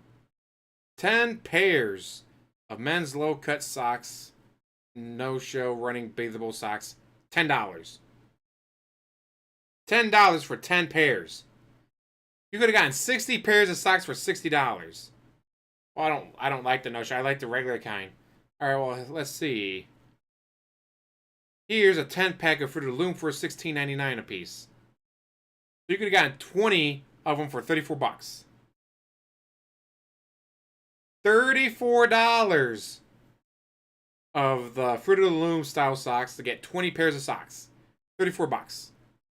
This fucker spent $60 on 18 pairs of socks. Holy fuck, you're an idiot. Guys, I don't get it. Why do I have to keep declaring bankruptcy and crying and begging that I'm broke?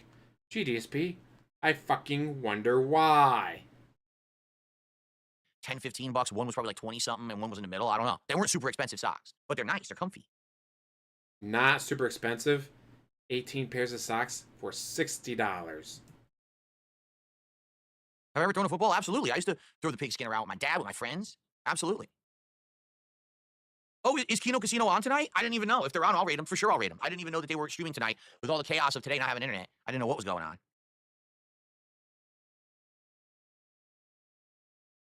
For product reviews, He's or live that one now. Lego stream, why not use your other camera as Alright, well, since DSP's live now.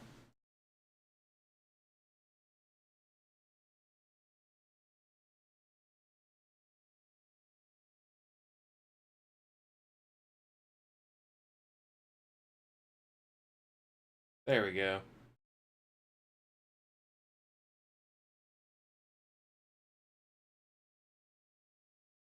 Now I'll set the wall.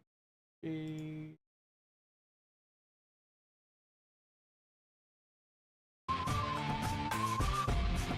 already got technical difficulties. What's up, everyone? Well, it wouldn't be a DSP show without technical difficulties. There we go. would it? That's correct. Ladies and gentlemen, welcome to Smark Guys. They tried to stop us. They did everything they possibly could to make sure we could not bring you wrestling commentary this week. But despite all their efforts, we are here a day late and $1 short, but we're still here, ready to talk about pro wrestling. I'm DSP, and with me, as always, is Ashton. How are you this week, Chip? Buddy, it's Benoit, boys, episode 3. Let's go. Chris Benoit, my sexy baby, innocent until proven guilty. Benoit, let's go, Benoit. I've never heard that one before. No, I'm going to introduce it as the theme song next week, Phil. Get ready. It's the Chris Benoit song there, buddy. Buddy, the A-Logs there, the detractors out there, these detractors are like the new Al-Qaeda, Phil. They're like ISIS.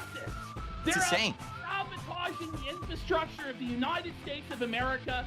They're out to get you, Phil. It's like Osama bin Duty fucking out here. The fucking caliphate. Osama bin and they're ordering Duty. terrorist attacks to shut down your internet, Phil. They're apparently... PPP has the energy and the personality for streaming.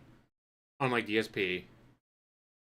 Leave this stuff, Phil. This is so insane. By the way, again, people are saying your mic is low, which makes no sense because it doesn't look low in my setup, so I'm making it louder Is it right now. scuffed as fuck? It's scuffed This as is fuck. tough. It's all right. They're It's all saying right. they don't want the shouting. You're gonna get shouting, damn it! I'm gonna keep yelling the entire he fucking makes all the show effort. there. Wait, Now it's worse to say.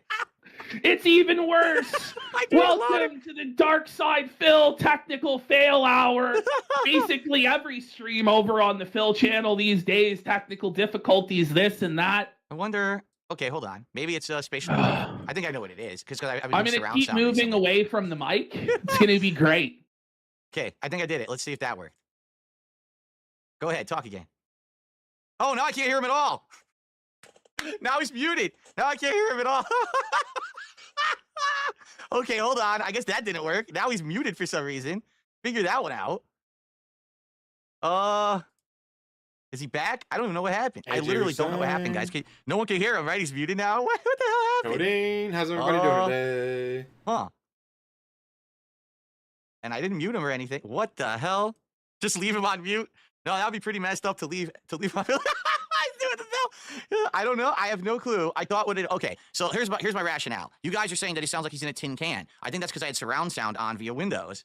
So I turned it off, and when I turned it off, it muted him. How is that even possible? Like, why would it completely mute him because I turned off surround sound? Like, what the hell is going on, and why would it fuck up like that? So, Professional. man, and you know, let's see. So the funny part is Discord is working, as you guys can see. Discord is working. The audio seems to be working. The only thing I can think of is that your basically dumbass? Discord is using a different audio output now for some bizarre reason, which I don't understand. So what I got to do, all right, I got to fuck with this now. What a great show, huh? I shouldn't have touched it. I should have just left it alone is what I should have done. Let me just hide the Discord window so I can go into Discord and see if I can figure out what happened to the audio. Look at poor PPP. He's very upset with me. He's very upset. So What an there's the amazing output, show, here's the input. guys. This should be working. Testing my mic. Okay, that's working. What the hell happened? I might have to close and open Discord again.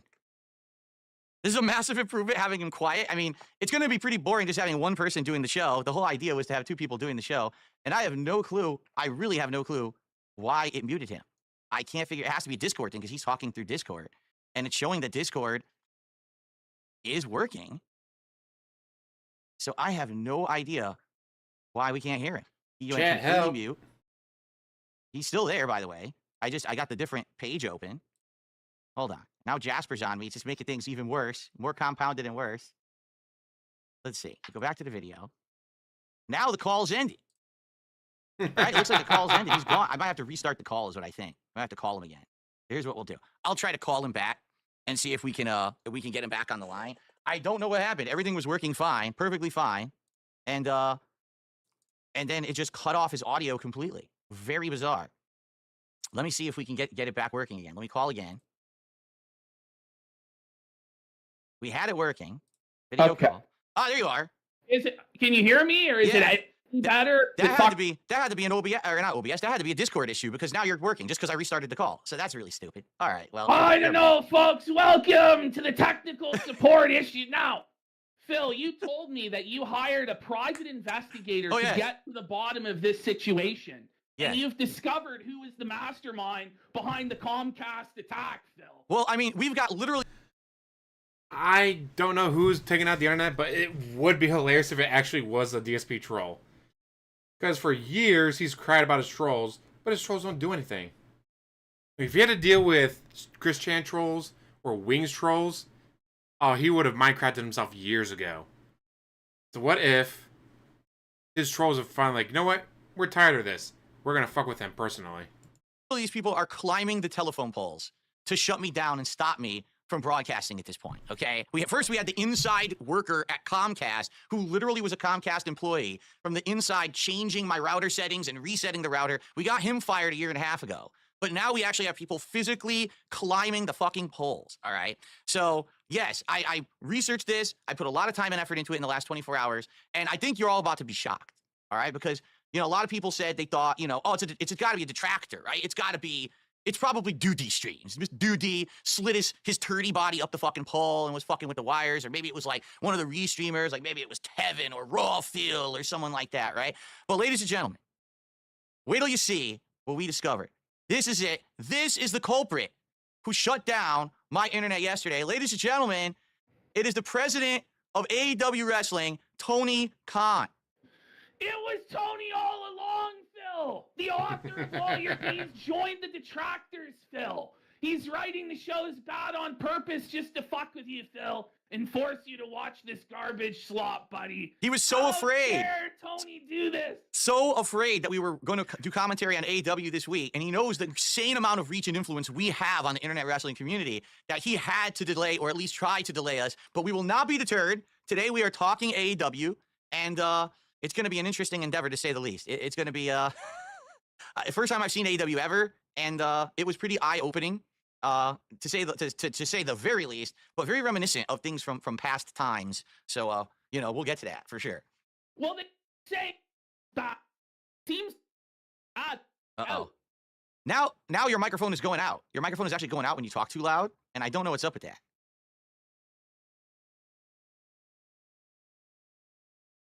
What's going on? Only DSP could fuck up this badly. You guys think he was picking up his webcam mic and not his actual microphone? Now there's two of me again.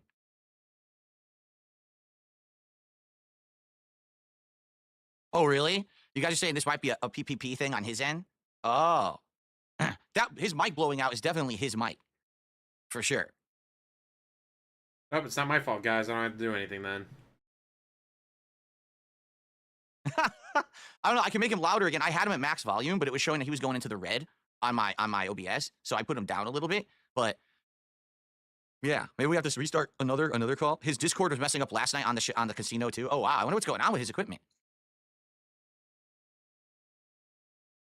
PPP's trying to get out of it, guys.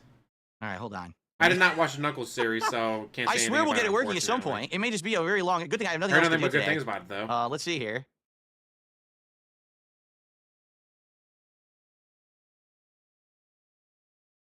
Yeah, he's gone again. I guess we'll have to restart the call a third time. Professional. It's not just volume, it's quality. He's all unbalanced. No mid and upper range at all, really. He's kind of washed out. The funny part is we talked for like a half an hour before the show. All right. Fine. Is it any better now, or is it still fucked up? It's not cutting out for me. So that's at least an improvement that it's not cutting out. It's a disaster there, folks. Well, guys, just like on other Phil streams, we're doing tech support on your time and on your dime there, brother. So, Wow. it's the exact same. They're saying it seems like it's not picking up your microphone. It's actually using a webcam mic on your end. And because of that, the audio sounds awful. I don't know. Because it like when I go into the Discord settings there, brother, and I go into voice and video, it says microphone 3, Shure M7. So that should be correct then, yeah. It should be the Shure. Like if I switch to this mic, is it any different? Is it any better? Or is it worse? It sounds the same to me. I don't even think it's You changed. see what I mean? It's the exact same. Yeah. So I don't know there. It's gonna be a tough Put one tempo today, on. folks. It's a disaster stream. Okay, she now likes it's changing. PPP, It's that's awful. awesome. It just changed It's right now. terrible there. So Yeah. now we changed it to this one. Now it's good. And it's slightly better. That's much better for me. Oh, buddy. Oh, buddy. Get ready for the dog shit wrestling stream there. We might not get to We're the wrestling at this champs. rate. We're the champs of technical issues there. Scuffed audio and tech is Hold on, wait a always minute. on the Boomer Phil stream. Hold on. PPP, turn around. Is Tony Khan behind you fucking with your microphone? Oh, he's right there, Phil. He's right there behind me, buddy. Oh, no. At least PPP Stepping on the funny. wires. Fuck Tardsky, this. Can you help us? We gotta call Tardsky to set up the fucking OBS, buddy. This is grim. This is grim, chat. It's tough out there.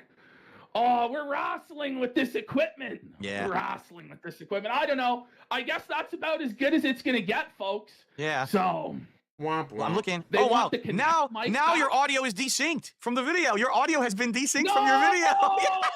We're in the zone of failure there. Oh no!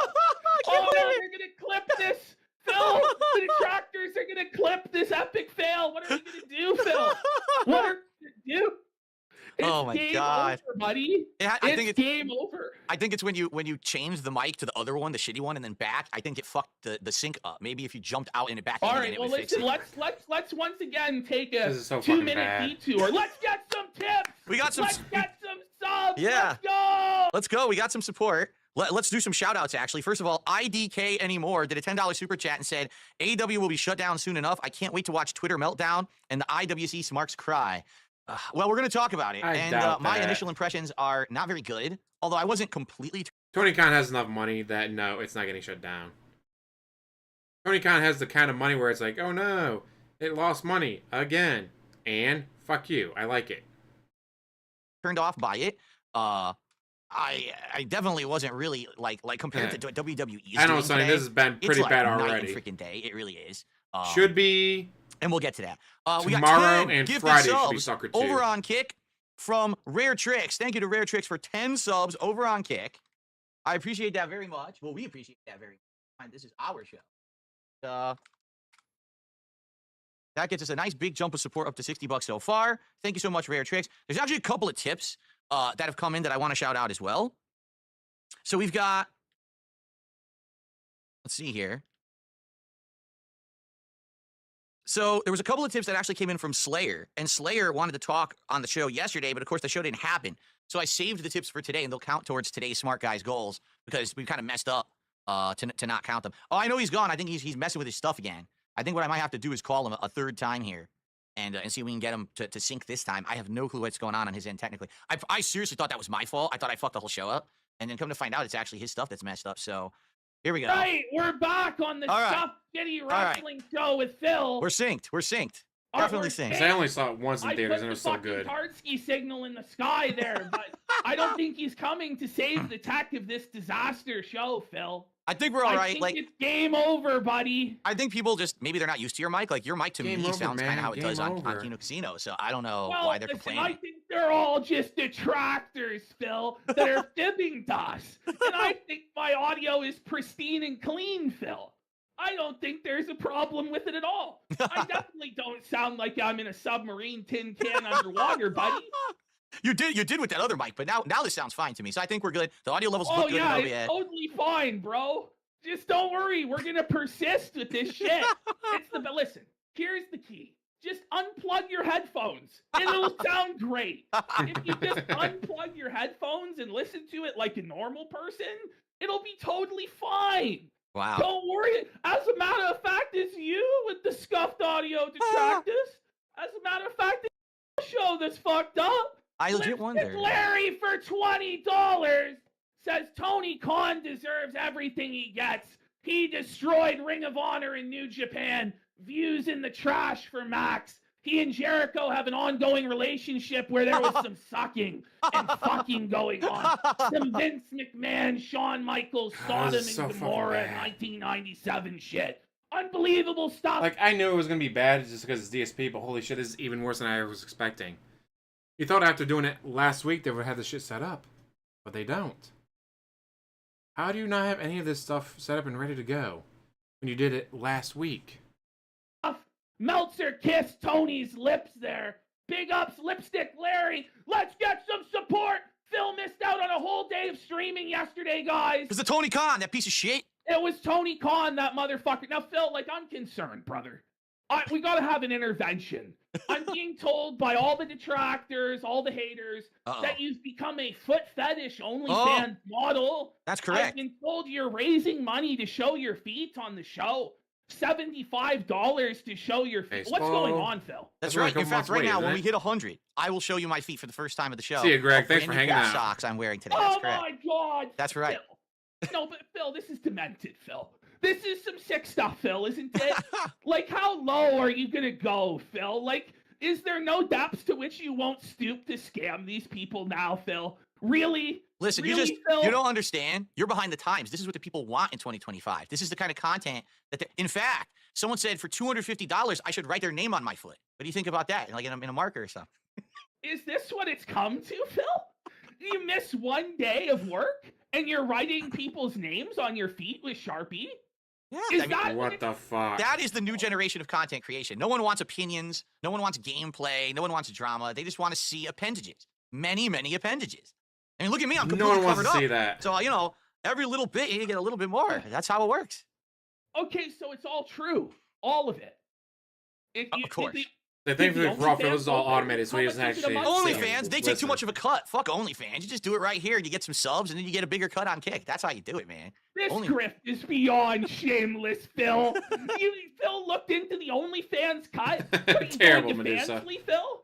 You're taking your talents to Fansly for your foot content, aren't you, buddy? Is this really what it's come to? In fact, I'm looking into an actual 100% foot fetish site. Just that is the whole focus of the site, and I think that's going to work the best because then you got the specialty viewers who are there just for that, and then you can really get the maximum milking out of the audience. The pignosis, right? Remember, it worked last week. Now imagine what I can do with the pignosis with my feet. I mean, that is the new market. So this is full-on mask-off, financial domination, foot dom, Phil. This is the world that we're living in 2025. That's right. If he, I mean, he's just joking. Hopefully, but you know what? Even if he wasn't joking, he's actually gonna try to do this. Hey, he's going after adults with too much money. I wouldn't be opposed to it. He's going after adults. He's not going after the mentally handicapped. He's not going after the little kids like he usually does. You know what, DSP? Do it. Try to get grown-ass adults to have you write their name on your feet on Fansly or OnlyFans. Do it. Bet you won't. That'd be hilarious, though, if it was true. Right? The script writers are on fucking coke, buddy. The script writers need to lay off the coke and the cigarettes, man. They need to just get drunk. Like, this is insane, Phil. What is going on? Hey, all right. Trump is our president again, so, I mean, here we go. Yeah, I guess so, Phil. Okay, the next question, okay. I hear that you have only one pair of socks, Phil. Oh, I would listen, the other day, I did something unprecedented. Okay, I showed a different angle of my studio, and people freaked the hell out. And the reason they freaked out is because when I showed this angle, it actually exposed my feet to the world. So you're telling me you have a dedicated foot cam now? Yes. To scam them. That's correct. It's the foot cam where you can now see my feet. I thought it was under supposed to the be a desk. wrestling See? show, guys. See? There you go. Look at this. So, Phil! What are we doing, Phil? This is depraved, Phil. This is degeneracy. Phil, you're Phil! there you go. Phil! This is supposed to be a wrestling podcast, so there will be wrestling on this podcast eventually, won't there? So, the thing was, I didn't have Only socks bands not on. paying I was off. barefoot. Because actually, for 16 years, I've always been barefoot when I make content. I swear to God, this is true. I just never wore socks. I don't like wearing socks indoors. I wear slippers like when I walk through the house, but I don't wear socks. And people freaked out at this knowledge. They were like, wait, you don't have socks on? This is absolutely unacceptable. It's like heathen behavior. You have to have socks. I said, well, I have a pair of socks. So I went and got them. They were shitty old white socks with like holes in the bottom and shit. And it just looked terrible. Phil, so you told me you had one pair of socks, sir. Well, actually, if you want to know the truth, I actually had about 5 pair, and they were all shitty and old, all worn out with big holes at the bottom and everything. From me, I only wear them outside when I put on like sneakers and shoes to go out. So. How do you only have 5 pair of socks? Because I don't wear them. I literally I work here every day, all day, so I don't need socks. I'm indoors at all times. You never go outside, Phil? Once a week. Once a week, I leave my castle. What do you mean you only go outside once a week, Phil? Once a week. I think this is why he was getting so mad about the mailbox. The mailbox would get full. Well, because guys only check it once a week. Well, you need to go out there and check it more. No, guys, I can't. That's why, because he only had a certain pair of socks. Guys, if I wear that pair of socks to go out to get the mail, I don't have a pair of socks to wear on my day off. I draw the bridge over the moat. Okay, the piranhas, the moat that's around my castle. Yeah, it's one of they the call tractors Snort for it, right? And so, and then I ride out on my mighty steed out into Renton, Washington, and I partake with the Your mighty steed. Is that what you call him, Cat now? people. I shower the people with my presence, my kingly presence. I adorn them with my attention. And once a week, I go grocery shopping, and maybe I'll get some pet supplies for Jasper or whatever. And then I come back home. And that's it. And then that's it. The drawbridge comes back up. The chains come back. The guards with the axes block the door again. And that's it for another week. Just once a week. But why? Like, don't most people leave their house more than once a week? Well, most people have to, but I'm the king, and I got everything just served to me. Everything that I need. Get it all delivered to you, Phil? You don't enjoy... Do you not enjoy going outside? We've got squires and pages arriving at all times of the day delivering goods and services to me. So I don't see a reason why. Are you worried that people are going to fuck with you outside, or? Oh, I mean, listen, people have tried to fuck with me outside for years. It's not a concern. It's just I work so much. I'm here. I mean, this is real talk now, not joking. I work so much that I'm here. Work. He works so much. You sit there and play video games. 6 days a week working full time. I don't really have a need to leave until that one day a week when, yeah, okay, I gotta go get groceries and I gotta do shit. And I usually, this week, luckily, I have a day off where I'm spending with my wife the whole day. And we're actually going out and doing fun stuff together. You know, we're gonna have dinner together and everything. But, you know, that's not all the time. It's But every you few weeks. limit all of that to 1 day a week. Yes, because I'm working. First of all, he's taking off 2 days this week. Second of all, could have done that yesterday when they had no internet. Could have been doing that yesterday when they had no internet. Third of all, what is he actually going to do on Thursday? Going out to eat with my wife. Really? Really? You're dedicating your whole day off so you can go out to dinner with your wife. What the fuck are you doing? Is Jasper actually sick and you don't want to let the fans know, or in this case the detractors know, that Jasper's sick? Gotta take him to the vet? Is it the IRS, divorce lawyers, wedding counseling, marriage counseling, whatever you want to call it? What exactly is he going to be fucking doing? It's just, if he has no socks, then it's very indicative about his social life. Professionalism and self-respect, exactly. How the fuck do you not have a single pair of fucking socks? Working twice a day, so really it's not really even possible to go out and do shit when you have that much of a streaming schedule. And it's been like that for over a decade. For over a decade. He gets done at 10 o'clock. The shit's still open after 10. There's plenty of things, especially as he lives next to a major city. He doesn't live in the middle of fucking Iowa where it's cornfield for miles, and after 6 o'clock everything's closed. He lives in a major city. He and his wife could go out and do all kinds of things after he gets done streaming at 10 o'clock. Decade? You only go outside 1 day a week? Pretty much. Yeah. Are you ever concerned about like if I like Exactly, I Sonny. talk, you know, I'm pale and fat. And I don't go out that often, but I go out more than once a week. Like, are you do know you could get groceries on other days, right? Like that is a possibility. Or you could go out with your wife on other days. Like it is possible, right? Oh, I know. But, you know, it's good to, since I have the 1 day a week where I have to do all the busy work bullshit, I just get it all done that day. And then that way I have enough time to dedicate to work. And like I said, now in the last couple of months, it's been better because I get to actually spend more time with my wife, having a whole day just to us and going out and doing stuff together. It's much better that way. Because before it was like, imagine on the day off, I'm trying to do the grocery shopping and trying to like go to dinner with my wife and everything together. It's stupid. Like I just want to have a day to spend with my wife. You know? Let's say But you can. Oh, yeah, you can get groceries delivered. But fine, you do grocery shopping during the day, then you go out to eat at night. Why can't you do both in the same day? Nothing about DSP has ever made sense with him. There's just one more thing that just does not make any sense. That he can't do grocery shopping and go out to eat the same day? Why, DSP? Why can't you do both in the same day? What is it about life that makes it impossible for you to do that? Just, I mean, so much of his life just does not make any fucking sense. And this is just one more thing of like, this doesn't make sense, DSP. You go grocery shopping during the day, get pet supplies during the day, and then that night, go out to eat. Why can't you? like let's say you went grocery shopping for an hour on Tuesday, Mhm. you then could have the full day on whatever day off to go out with your wife. Oh, right, but it's not just that. Usually, for example, on a typical day off that I have a bunch of shit to do, it could be I got to go grocery shopping, so I have to make the list with my wife, so we have to look at all the shit in the house, figure out what we need. Then I got to go grocery shopping. Then we come home, we unpack everything. So you're talking a couple hours at least, right? Then usually there's other shit that I got to do. So whether it's I'm out and about picking stuff up, like maybe we ordered stuff from stores, I got to pick stuff up. That happens sometimes. You know, my wife will order something from a store and I got to go get it, or I'm returning something. The pet store, that's the one thing. Like I know you can order a lot of pet stuff online, but to go to the pet store and buy stuff in person, you know, there's a local pet store we like for Jasper that, you know, it's a little better to just go in person and do shit like that. You know, just basically I save everything for that one day. It's not like, oh, it would be simple for him to just go grocery shopping on another day. But isn't it then arduous and burdensome that you're doing all these tasks on your day off? Yes, you it could is. split it throughout the Absolutely. week? I wish So I wish I And why can't Kat do it? Kat gets out of work, she's driving home, stop at the pet store. Why can't she stop at the pet store on her way home so you don't have to do it on your day off? Why can't she pick up that item from the store that she ordered something from?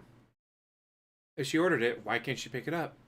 could do it through the week, quite frankly, but just the way that the schedule works. Like, for example, we only have one car. So when my wife's working, I wouldn't be able to go out and do anything that day anyway. And that's at least 3-4 days a week where I'm stuck, you know, kind of at home and couldn't be able to do. Do they have Uber in Renton? Yeah, but I'm not going to spend money on a fucking Uber to go grocery shopping. That's like half the cost of the groceries. But, okay, this is the thing, though, is don't you set your own schedule? So aren't you the author of all your own pain with this whole day off situation and Absolutely. the schedule? And You're right. You're absolutely right. And it's been tough, you know, I'm not even kidding. Ever since I moved out here in 2014, I thought things were going to be a lot different, but I made a lot of bad financial decisions back then. And I got myself into a ton of fucking debt and a lot of WWE champions. problems to the point where I had to be working 6 days a week full time just to make ends meet. In fact, when I first moved out here, I was working 6.5 days and I only took a half day off to do the grocery shopping and what shit. do you That's mean? how much I was You working. want a half day off, Phil? Mind you, Panda lived with him. At any point in time, he could have had Panda go get something. Any point in time, Panda could have left the house and picked it up. Or, again, she also worked. So Panda could have gotten out of work and on her way home, stopped by and picked whatever up. And yet, for some reason, that never occurred to DSP to ever do that. Why is he so controlling of the women in his life? Why can't the women in his life pick up groceries on the way home? Or stop at the pet store and pick stuff up? Why can't the women in his life do anything without him? Why is it just like illegal for anyone to do anything without him sitting over the shoulder going, Okay, walk me through. What is the half day off like? It was literally, I streamed the first half of the day, and then the second half, I went and did grocery shopping and went out to dinner, and then that was it. And then back to work. It was crazy. Don't you feel like you could just change the schedule to make things easier? Well, now I'm trying to, and that's the thing. With the last 6 months or so that things have been going so well, and me getting more support than I really have gotten in about a decade, things are getting a lot better. I'm getting the opportunity to take more days off. I'm stretching things out differently. Right now, the stress is way down compared to how it used to be. It really is. It's That's getting good, better. Phil. Okay, so let's get to this. So you told me you only had 5 pair of socks. This is correct. I'm not kidding. I had 5 pair, and they were old white socks with like worn out at the bottom. Some of them had holes at the at the Is tip. this the strategy? You throw them out, Phil? I did, and I should have kept them to show you the holes in one of them. Right. Yeah, no, we needed to see. We needed to see. Okay, then you were telling me what? You only had 1 pair of underwear too, or how many pair of underwear? I'm not even kidding. Until maybe like a few months ago, I probably only had like 5 pair of underwear that I rotated. what the fuck? What the fuck, DSP? The way I do it, especially for every year during Black Friday, certain pack of socks would go on sale. They're 12 pack for like $6 for Black Friday. I'd buy the exact same kind. You do that 4 years in a row, well, that's 48 pairs. Oh no, this one has a hole in it. Or you throw it away, hang on to the other one. Eventually another one gets a hole in it. Alright, well, they're the exact same pairs of socks. So you just combine them. So after buying 48 pairs of socks, I can go a month without having to wash my socks, but obviously I do laundry every week.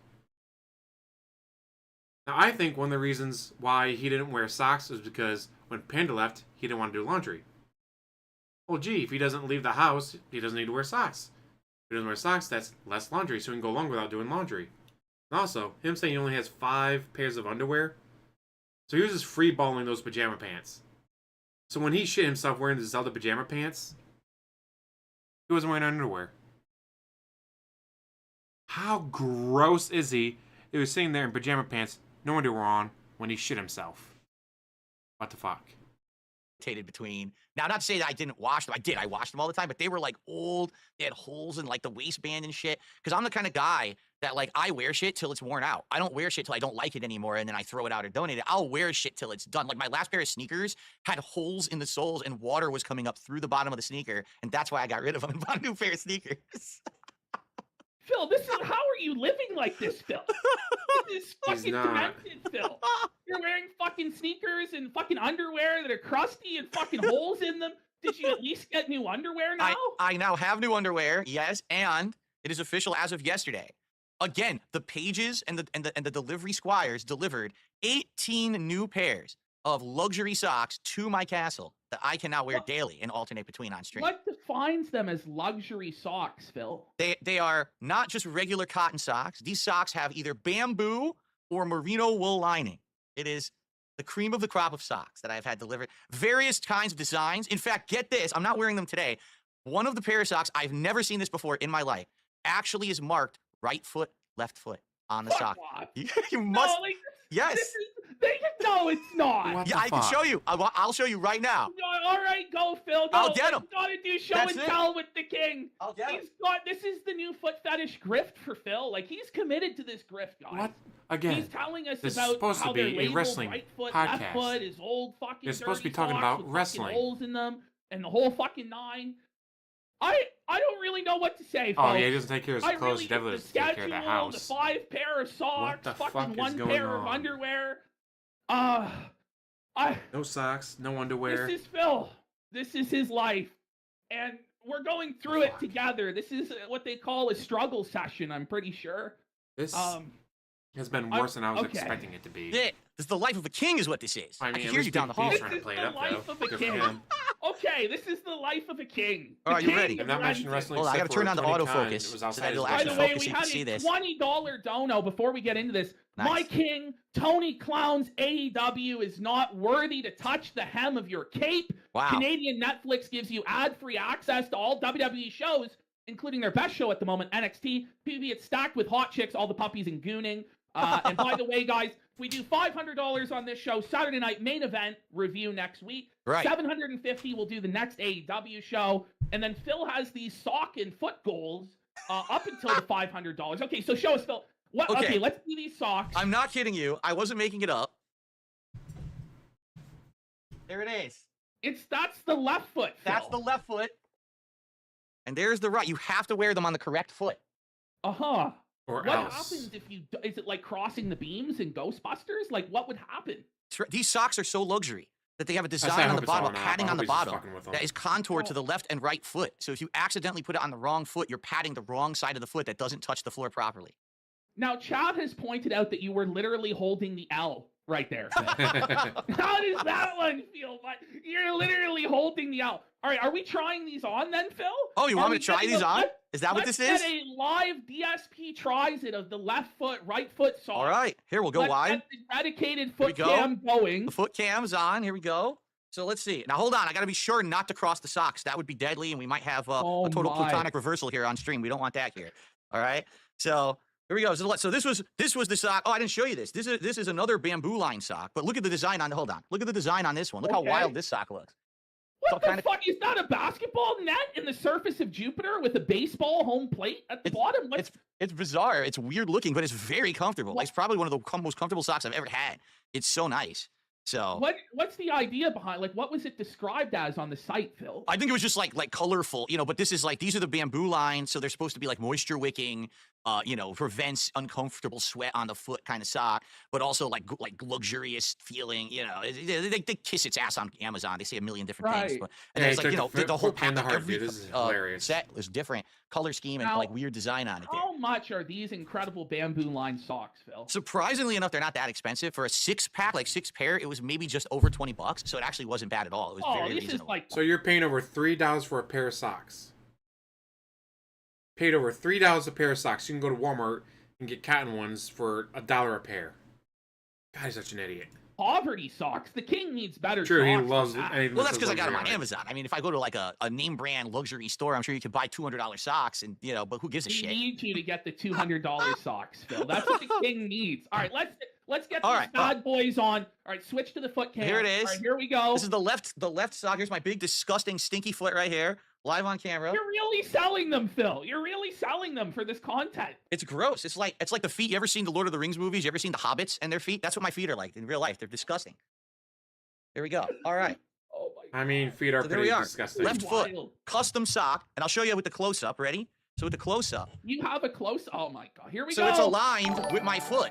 See, the padding is on the foot on the proper spots because it's the left foot. If I put the right foot on, it'd be completely wrong, and it wouldn't feel proper when I'm walking around in this sock. Holla holla for the dollar, Sonny. For some morphine to ease the pain, sir. I saw that they're coming out with medical fentanyl for depression. It's like a nasal spray. It's like, oh, that's gonna be popular at raves. So you have to put the right sock on the right foot. You're only on the It has other to be one. correct, Let's so here we put go. you on this board. Now we're gonna get the other sock on. That's right. Here we go. Oh, no, Sonny is already on this board. Okay. You can't have two different socks on, not the same Already pair. has That's on Smash the insane board. sock, taboo. Phil? Yeah, here we go. You can't. Holla, that- holla, We're gonna holla. pay for the Put a mismatched sock. dollar. I might have to trade in my crown, my kingly crown, if I was wearing mismatched socks. I mean, The who the hell Aussie does that? dollar. Right? Okay, here we go. The right foot. Nice tight sock. Compresses the foot as well for optimal blood flow. Ketamine. That's what I'm it's sorry, supposed that was to do. ketamine. Yeah. Great. What are you laughing at? It's a serious business. Nasal spray for Serious shit. ketamine. This is serious So yeah, shit. that's Can gonna you be give us a popular at runway raves. walk, Phil? In Oh, I knew it was oh, one of sure. the drugs. Oh, yes, here we go. On the catwalk. And the funniest thing is, shrooms. Shrooms do everything that they're spending all these billions of dollars in research on, all these addictive drugs they're wasting money on. Just give them shrooms. No joke, they've taken like Holocaust survivors that have suffered with PTSD for decades of their life. Give them some shrooms, they're fine.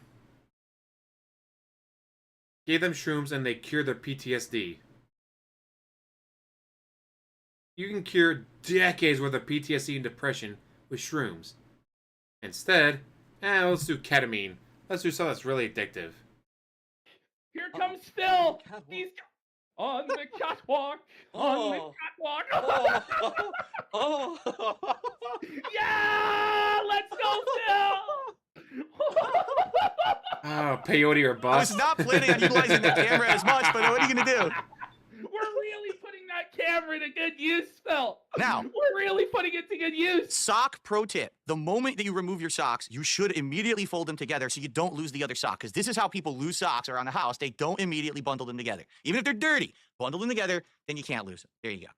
This is pro DSP tip from immediately Phil. loses. Sock pro tip number 1 with Phil. It's true though. Like I lose Chewable my morphine, socks like all the for some time. vitamins. Mine There are- you go. so I wanted okay. Do you never get socks or underwear for Christmas? Because that's typically like an adult Christmas or birthday gift at this point. How did we get depleted down to the 5 pair? Well, I hate to say, I'm just focusing my camera again. Yeah. I moved. Like I said, I did move across the country about. Now it's been almost 11 years ago. And when I did, most of my family still lives back east, so I just don't see them. Like I talk to my parents once a week, give them a call, but I don't really have like any. If I had relatives, I'm sure, right? If they were relatives you see every Christmas, that's the shit they give you, or they give you a gift card to like some clothing store, Old Navy or some shit, and you go there and you're like, what do I want? I'll just buy some fucking I socks. say they offer you But- shrooms, take them. I've Yeah, heard it's just they're really me and wonder my wife and a drugs. few of our friends who live out here. So Well, it's yeah. not none of those like. I wish I still had a big family. I had a big family when I was a kid, and yeah, all the time that kind of stuff. But it's been a while since I moved. So You do have friends out there, because I was starting to get worried. You're saying you're only going outside once a week. Your family's on the other side. You do have friends out there you hang out with and you go out with sometimes. my wife has a few friends. I have a few acquaintances. But this is the thing. God forbid that I ever mention anything on the internet because these fucking nut jobs would just try to find out information and ruin everything for everyone. There are people who we're friendly with, and but you're not going to talk about that shit. Your wife might have friends. Your wife might talk to coworkers. She might even meet them outside of work to hang out, go out for drinks or something. Not DSP. One of my favorite tidbits from the Panda Lee era is that when she had friends over, he would literally lock himself in his office. And I'm not talking about like he was working like, and I try to keep it down. I'm trying to make content for my YouTube channel. No. Straight up, she had coworkers over or friends over. He would lock himself in the office.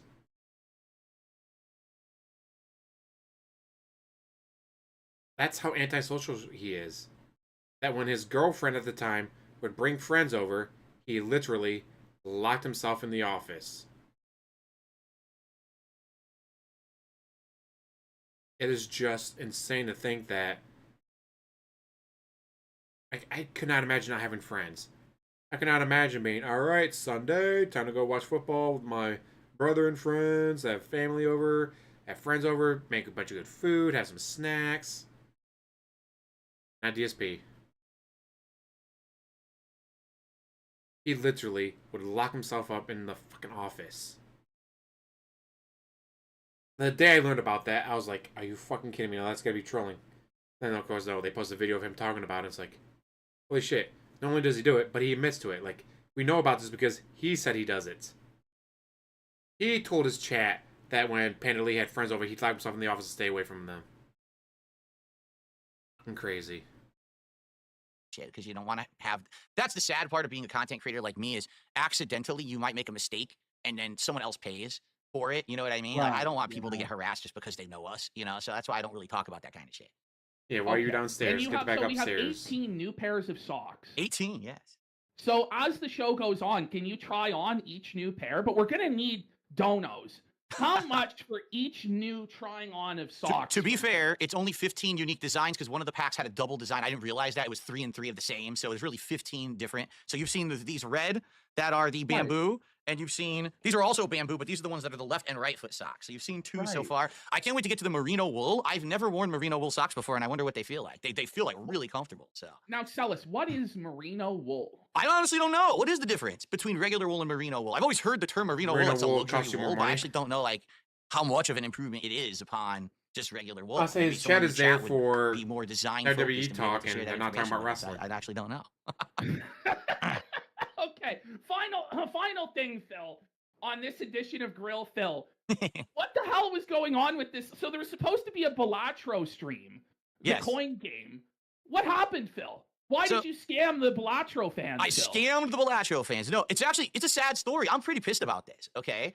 So Okay. way back in the summer, a fan. This was before I was making all this increased revenue. Mind you, he could have played Balatro yesterday. Or during that stream, like, he could have played Balatro whenever he wanted. Guys, I only play for like 90 minutes, not enough time to play Balatro. 90 minutes is more than enough time. Okay. So a fan was being very nice to me, and they said, "We want you to improve your webcam." They donated a webcam. I'll bring it to show you You're what the not wrong, webcam Sonny. was. It's right over Okay. here. All right. Right. This is the stuff that people have come for. Yeah. And it really is. It really is. Let's get some subs. We did. There was a Let's 10 get sub bomb. some We'll do a segment shouting out all the 10 contributions. subs. All right, but we got to do this first. Yeah. Like, Let's finish the forget Grill Phil like, segment. So Let's get a Grill Phil segment. Yeah. this is the little guy, okay? It's a cute little webcam, and it's actually unique. It's AI powered, and it actually moves around and follows you like around the room. And it's hilarious because sometimes I activated it by accident, and then I'd like come over here and the camera would go whoop. I was like, what the fuck? Like it's just following me all around the room. It's creepy as hell. I'm like, dude, I'm gonna go take a shit. It's gonna follow me into the bathroom. It's crazy. Yeah. So, but it's really good quality. You can do up to 4K video, but I usually do like 1080p. It's 60 frames per second. Really good webcam. I've been using this damn thing for like 6 straight months. I love it. Windows does a fucking update, and it bricks the camera. So just you're telling bricks it. me Bill Gates fucked up your webcam? Yeah. And this is actually Bill Gates and Microsoft's fault? Well, Bill Gates was on the outside and the internet lines fucking with it and just injecting this Windows update into my internet line while Tony Khan was climbing the fucking telephone pole and cutting the internet, apparently. So What a piece of shit. these guys, these Keep fucking going. guys. But You're on anyway, a roll, Phil. You were on a roll. Keep going, Phil. I'm just disappointed because I really liked it, and it turns on and turns itself right back off again. Okay, it just won't stay on for longer than like 5 seconds. And I tried everything. I tried updates, firmware, software, drivers, everything, nothing. For 24 hours, I can't figure out what to do. Now, luckily, I had a backup webcam that I had bought in the last couple of months, just in case something were to go wrong. I wanted to have a backup. That he bought and didn't tell anyone about. Guys, I gotta make all these extra expenses for the IRS to show that I'm buying stuff for my business. But I can't tell you about it, or else you're gonna know that. Huh. DSP's credit that he's broke, but then he's just spent another $1,000 on cameras and microphones that he stashed away in the closet. It's not as good as this one. Okay. So basically, what I had to do was on the fly get that webcam working on my day off, which really sucks. On my day off, I'm supposed to be trying to spend time with my wife and stuff. Like I said, half the day I'm fucking grocery shopping and shit. Instead, I'm in this office for 2 hours. Pause. The claim that half the day you are grocery shopping. How is this possible? That it takes half a day to do groceries, bro? Like, how far away is the grocery store? No, well, first I got to make the shopping list with my wife. That could take upwards of 30 to 40 minutes because you got to figure out meals for every day. You got to Wow. figure out the ingredients for each meal. You got to figure out, all that shit. What's we're out of in the house for that week? It could take upwards of a half an hour or more just to make the grocery list. That's true. And then No, it's freaking not. out. He's freaking out. 40 minutes to make the list? Yes. Really a similar list every week? No? Sometimes we on alternate meals. We don't have the same meals every week. You get bored, so we're alternating, and we got different things. I even have an app for it. I have an app that's my grocery list that I use every week. So you And have why an does it app, take but you it still 40 takes minutes? 40 minutes for the list. It's a very elaborate process. Let me tell you. Here's the app right there. Okay. See, I got all my Okay. groceries. So you got to make the list, and you got to actually drive there. You got to do the shopping, and How that's long is... Okay, so we have 40 minutes for the list. yes. Okay. Then we have, how long is it? 20 minutes to Costco, 30 minutes? About I'd say about 15 minutes to get there, and then probably about a half an hour to 40 minutes inside, depending, and then another 15 minutes to get home. So that's an hour just for the shopping. And then you got to unpack, you got to clean the vegetables, you got to bag the bread, you got to freeze certain things, you got to put things away. That's probably about another half hour to 45 minutes. So realistically, on my day off, it's probably around 3 or more hours just for the grocery shopping. There's no way it takes 3 hours for you to go grocery shopping, Phil. You must be fibbing. Are you for real? No, I'm serious. In fact, some days it takes longer than that. Bro, This you're is saying such you're running your bullshit. life like basic training in the army. That's Well, my that- mind. I have that organized mind where I'm always like doing things in a very organized manner. It's not just willy-nilly Organized my ass. stuff, you know. That's how I've been my whole Salute life. him, civilians. He does, but he washes the vegetables. He Yeah. puts the bread in the bread bag. I chop up the He vegetables sorts unless it's something everything. that would go bad if I chop it early. I chop everything early, you know, get everything into separate containers, into the fridge, nicely organized so that we're ready for the week. We're good to go. Yeah. So, does the list take longer than the actual shopping itself? No, the list, because here's the thing. Like we shop for about a week to a week and a half. It really depends on my wife's work schedule and my work schedule. So, and then you got to determine if it's a day that my wife is working, in which case she doesn't have time to make an elaborate meal, so we have to do something more quickly, or if it's a day when she's home, she can make a more elaborate meal. So it's work. Yeah, what days are you working, honey? And you got to put those on. Okay, so we have 3 days, that's a quick meal. 3 days, that's a home meal. 1 day we're going to order out, maybe because I'm hitting a goal and we're going to order like a DSP Tries-It goal or something like that. So you got to figure all that out. Then you got the meal. You got to figure out the ingredients for each meal. Well, what do we have? What don't we have? Maybe we have some of those ingredients. Maybe we don't have those ingredients. It's very complicated. Listen, when I was a bachelor and I was a YouTuber full time, you want to know what my grocery list was? Go to fucking McDonald's or go to Burger King or go to the local place and just grab a fucking bag of food and shove it down my mouth and get back to filming. That's what my life was like back then. Now that I'm married and I'm a family man, things are very different. You know, we're trying to eat healthier, lose. Look how I've lost weight in the last couple of years. Family man. You have a roommate that lives downstairs while you live upstairs and a cat.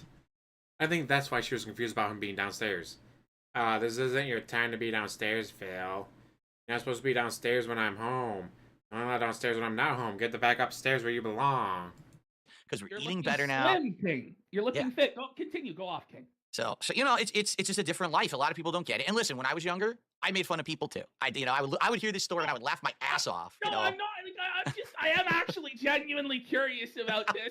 I know that there are people who are dying to know about this. These are the things that they're fixated on. Okay, so we have an idea from chat.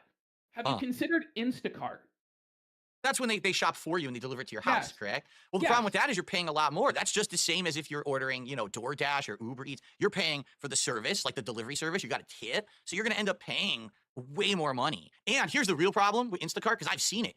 They just grab anything off the fucking shelf. They don't give a shit. So let's say, oh, I want bananas. Dude, they will grab you the most brown-ass fucking bananas off that shelf and toss it in. They don't give a shit. I know because last year, no, about a year and a half ago, both my wife and I caught COVID. Okay, it was bad. We were real sick. So we did order groceries once to be delivered. The groceries were delivered 4 hours later than what they said they were going to be delivered. So we were starving because we were waiting for food and it never showed up till like late at night. And then half the stuff was bad. Like the bread was like fucking rock hard and shit. We're like, what is this bullshit? We got ripped off. You know, we paid a lot of money for the delivery and it wasn't good. Yeah, DSP doesn't So tip. when you say you were starving, DSP did does you not have tip. no other food source in the home? Oh, I mean, snacks and stuff, you know, but we were waiting for the food to arrive so we could actually make a meal. You weren't starving. All per right. I se, didn't look like Phil. Starvin' Marvin from South Park. No, I was just hungry. Sticking out, and it was, I'm famished. I'm dying. Oh, fuck. Phil. So, okay. So we have the issue with the webcam. What happens with Balatro? You know, So Once what happened again- was this webcam was busted, and I was using the this is backup supposed to be webcam, but it wasn't Podcast as Smart good. Rats, Like it had man. focus issues and everything. So a new webcam was getting delivered during that stream, and I said, if I don't do this now and figure out the setup, literally it'll crazy never to do, get so done. what It's the going to be fuck? put off and put off. So instead of doing the Balatro stream, we just did a tech stream where I messed with the webcam and everything. Now it's funny because yeah, people who wanted Balatro were disappointed, but now we have this. This would not have been possible without the tech stream. whoa. You know, we wouldn't have the dedicated foot cam for Phil to try on different socks if he had done the gameplay stream, guys. That's right. You know, You look at should this. be grateful, buddy. That's right. Sometimes the king just knows better. You know what I mean? Like I know the better use of my time. And in this case, I felt a kingly audible needed to be called so that we could actually do the right thing. We have an objection, right? Which is, why didn't you do it after the gameplay stream? Give them the gameplay stream that was promised, and then stay up a couple hours to fix the setup and set it up. Fair enough. After I finish my late night stream, okay, I have to finish with uploading and setting up my streams and schedule for the next day. And then I try to spend some time with my wife before we go to sleep because that's the only real time I get to spend with her. I've been streaming all day.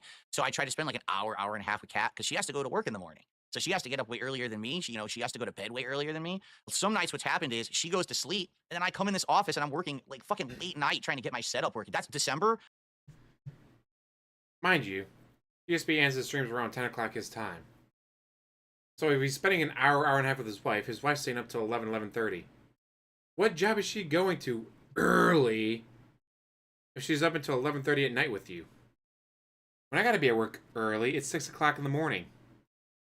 What job is she doing that she's gotta be there early, that 11:30 is early enough to go to bed and still be at work not being tired of shit? Was like half the month was like that, where like she goes to sleep and I'm in here fucking with lights, fucking with wireless signals, fucking with all kinds of stuff to get it to work.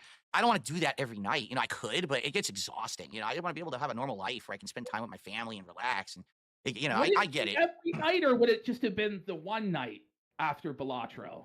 For the camera, probably the one night. Because it took about 2 hours on that stream to get it working, get the alternate angle. But dude, I have absolutely no luck with tech. Everything that I've tried to do in the last month and a half has been 2 or 3 times as more difficult than what you think it's going to be. And just this lighting setup, I'm kidding you, dude. This was like, I'm fucking not lying. This was like 10 plus hours of work to get these lights to work because the wireless wasn't working, the fucking program wasn't working, and I had to find plugins and hacks and shit online to get it working. It's just a nightmare. So at this point, I'm like very exhausted. I've done it for over a month. I just want the setup to be done. And when this thing bricked out of nowhere, which wasn't in my plans, it just threw me for a loop and pissed me off. I just want this done so we can move forward and be able to do shit. And it's funny that it turned into something silly like this, that you get something good out of it. At least, thank God, because if nothing had come out of it, it probably would have felt like a wasted night. But in truth, it's not a big deal. We're gonna play Balatro more in the future. It's just that people like to make a mountain out of a molehill. So. That's right. How dare they get the gaming content they asked for? That's right. The king knows best. Like Hogan knows best. The king knows best. Sometimes you have to do what's best. I'll give you an example. All right. People have been begging me to go back to be playing this game, Marvel Rivals, for several weeks. Right. I was playing Marvel Rivals when it came out. I played it for like a week. People didn't like it. It was boring. They're not supporting it. All right, I'll play other stuff. So a month passes. Now Marvel Rivals is like the top fucking game on Steam. Everyone's playing it. Phil, go back to Marvel Rivals. Okay, I play Marvel Rivals for 1 hour. 1 fucking hour. I had 100 trolls in my chat just dumping on the game, and I made $7. And it's like, dude, seriously? Like, you begged for this for a month, and I go to play it, and I make $7. And I said, you know what? Watch this. I'm not going to play it. Instead, let's just hang out for an hour. And in that hour, I made like $100. So it's like, I know what people like. They like hanging out. They like certain kinds of conversation. They like certain kinds of games. Sometimes you just got to not listen to that white noise of everyone screaming for something. You're saying they don't like gaming on DSP Gaming? Certain games. Like, for example, they like games that are, online, for example, Call of Duty or Street Fighter, seeing me in a competitive atmosphere. Challenging games like FromSoft, Dark Souls and shit like that. Hot new games, when they're hot and new, the first week gets a lot of attention. Or also chill games, like relaxing games where, yes, the game is there, like Balatro. It's a game that you're playing, but you also get the chance to interact with the audience. Those are the ones that really seem to work. These other ones that are like kind of these, it's online, hero shooter, and you can't really talk to your audience because you got to pay attention to the micromanagement of how each character works and everything. Or even like, more elaborate RPGs. Like I tried to play this game called Path of Exile 2 last month. It's so attention demanding because there's so much going on in it. You can't really have a social aspect with your audience, and it doesn't work. You were a professional gamer that can pick anything up within 2 minutes and then also run the stream, Phil. Competitively, yes, but not any just old game. Here's the thing: you can't not make every single game are gone, guys. entertaining to every single audience. It's just not possible. And I have a certain kind of audience that I've gotten over the last 10 to 15 years. I know what they like. I know what they don't like. Sometimes people scream for something, like they want a JRPG, right? So I'll play Final Fantasy VII Rebirth, and it flops. And I said, well, I knew that was going to happen because I know the audience, but they still scream for it, and then I try it, and then it doesn't work. So, it's an acquired thing over time. You learn. Now, do you think it really actually does matter what games you play, or do you think the audience donates what they'll donate regardless? Actually, I do believe that sometimes the game has something to do with it. And then sometimes you'll get someone who just wants to donate, right? It's a combination. It really is. It is a combination. So some people will show up to a certain stream because they want that game. I have people who literally only show up when I play Street Fighter 6, and they'll drop a big $20, $30, $40 dono because they like Street Fighter 6. They like seeing me play it. But then there are people who will just show up no matter what and contribute when they can. But that's something that I've grown over the years, being a 16-year content creator. A lot of people don't get that. They're specialists, say, in one style of gamer content. Me, I'm kind of the jack of all trades, master of none kind of philosophy. Where no, I thought you were the Street Fighter master, Phil. I'm better than the average player, but I don't play it enough to be a pro player. He's better than the average player. I will give him that. Hey, I don't play enough. Go down on yourself, Phil. You're a champion at Street Fighter. You're an Evo champion, Phil. This is tough, man. You can't just say that. You can't just say that, Phil. Like, come on, be proud, Phil. Come on. Champ. I'm a former champ. I'm 42 years old, soon to be 43, and you got to accept your limitations. You've as never you been get a older. champion. No. You know, your back starts to hurt. You don't You have as much finished energy. fourth. You grow moobs, and then you can't beat finished people with Street Fighter. There's not much you fourth. can do. No, not the move. Okay, so we're transitioning into Lego streamer now. Is that the new arc? Could I be. heard- People want it, and I bought a set of Legos. I just haven't gotten around to testing it yet. So You know. I'm thinking I'll join you for the Lego streams, Phil. Yes. I'll chirp you the whole time while you're building the Legos. You're like, Phil, what are you doing? Do it. The pieces didn't fit Might actually be together entertaining right, Phil. It's been 2 hours and we still Peanut butter haven't to built the what? Mario pipe, Phil. That's right. That's fucked up. Where's the it's succulent plants is the one that I bought off Amazon like sale. It's like a bunch of fucking little cacti and shit. Like, where's the fucking cactus? Where is it? We gotta get you Lego. I think this is the new arc for you, man. Is building the Legos. Have Why you thought about didn't you getting get a those, like, gaming-related Gundam Lego figurines set, and painting them like jackass? Warhammer or like the mech figures? I'm not against it. Like here, I think we should start simple. If Lego works, if people like that and they want to just relax and hang out with me while I'm building something like that, and we have a good time, then then we could try other things too. Like that. Actually, as much as people make fun of it, this is a good setup. If I just take the keyboard and shit off of here, this is actually a good table where I could set it up and do various different things. So it's a possibility for content in the future. But we're at like a crossroads with DSP because I guess you're saying you're no longer a pro gamer, you're not a Street Fighter champion, so we're exploring options: foot fetish streamer, Lego streamer, wrestling streams. We're branching out in all sorts of different directions, and that's the key. Diversification of content is key. We will find an audience somewhere, Phil. That's we're right. gonna make it, bro. We are. Now we're over an hour into the show. Your wrestling content, sir. Wrestling? What's that? Wrestling? Never heard of it. I thought this was the Phil tries on socks and tells us about his life show. It's the wrestling show. In that's all not in all about honesty, we've got shout outs to do. Like a lot of contributions came in that we didn't even All shout right, out. Holy let's do fuck. the shout outs and then we'll get into Still no AEW gaming. Dynamite and We're still no WWE. I WWE don't know. champions. The mic being scuffed has really, it's taken the wind out of my sails. I'm like, what are we gonna do? All right, Phil. Let's get some subs. Let's get some donos right now for the king. The king is back. Let's go. Let's see. So we actually had on the kick side of stuff, we had a 10 sub bomb from Scuba Steve. Scuba Steve, thank you for 10. The legend. My God, Scuba Steve with the 10 sub bomb. We also have Luna the Moth King with a single sub over on Kick. So thank you, Luna the Moth King, for that. And then on the YouTube side of stuff, we had a couple super chats here, I believe. Yes. So we had well, first of all, Cypress TV had re-upped his membership for 4 months and said, Tony's Khan is scared for his life with your stream today. I'm sure that he's scurrying down the polls as we speak. Actually, it's hilarious. I'm not kidding you. The authorities here in Washington State are desperate and asking for help from the populace who is climbing the poles and cutting the wires. So you can't make this shit up. Like the fucking people Please don't know let it how be to stop duty. people from cutting the wires and fucking with the internet out here. That'd be Arrow hilarious. Squirrel did a $2 super chat. And he says, yo, Golem feet in 2025. This was not on my bingo card. It's not Golem feet. It's big, stinky, hairy hobbit feet. You got Can you imagine someone sends an email to Comcast? Well, stop taking out your internet in the state when you stop supporting Dark Side Phil. You stop supporting Dark Side Phil, and the internet cuts will stop. Okay, what the fuck is a Dark Side Phil? I guess we gotta figure that out so we can stop that guy from using our services. to get it right. Okay. You're really trying to sell the Again, this is fetishes, supposed to aren't be you, Phil? You're wrestling hitting all the stream, and keywords there's no and wrestling on tags it for the yet. fetish content as you go, buddy. All right? All right, we got some tips. We got a good amount of tips, actually. Yeah, let's go, tips. Now remember, super chats and subs don't help until the end of the month. The liquidity of the business is in tips. So I would appreciate it if you would tip the king. Let's get some tip, Phil.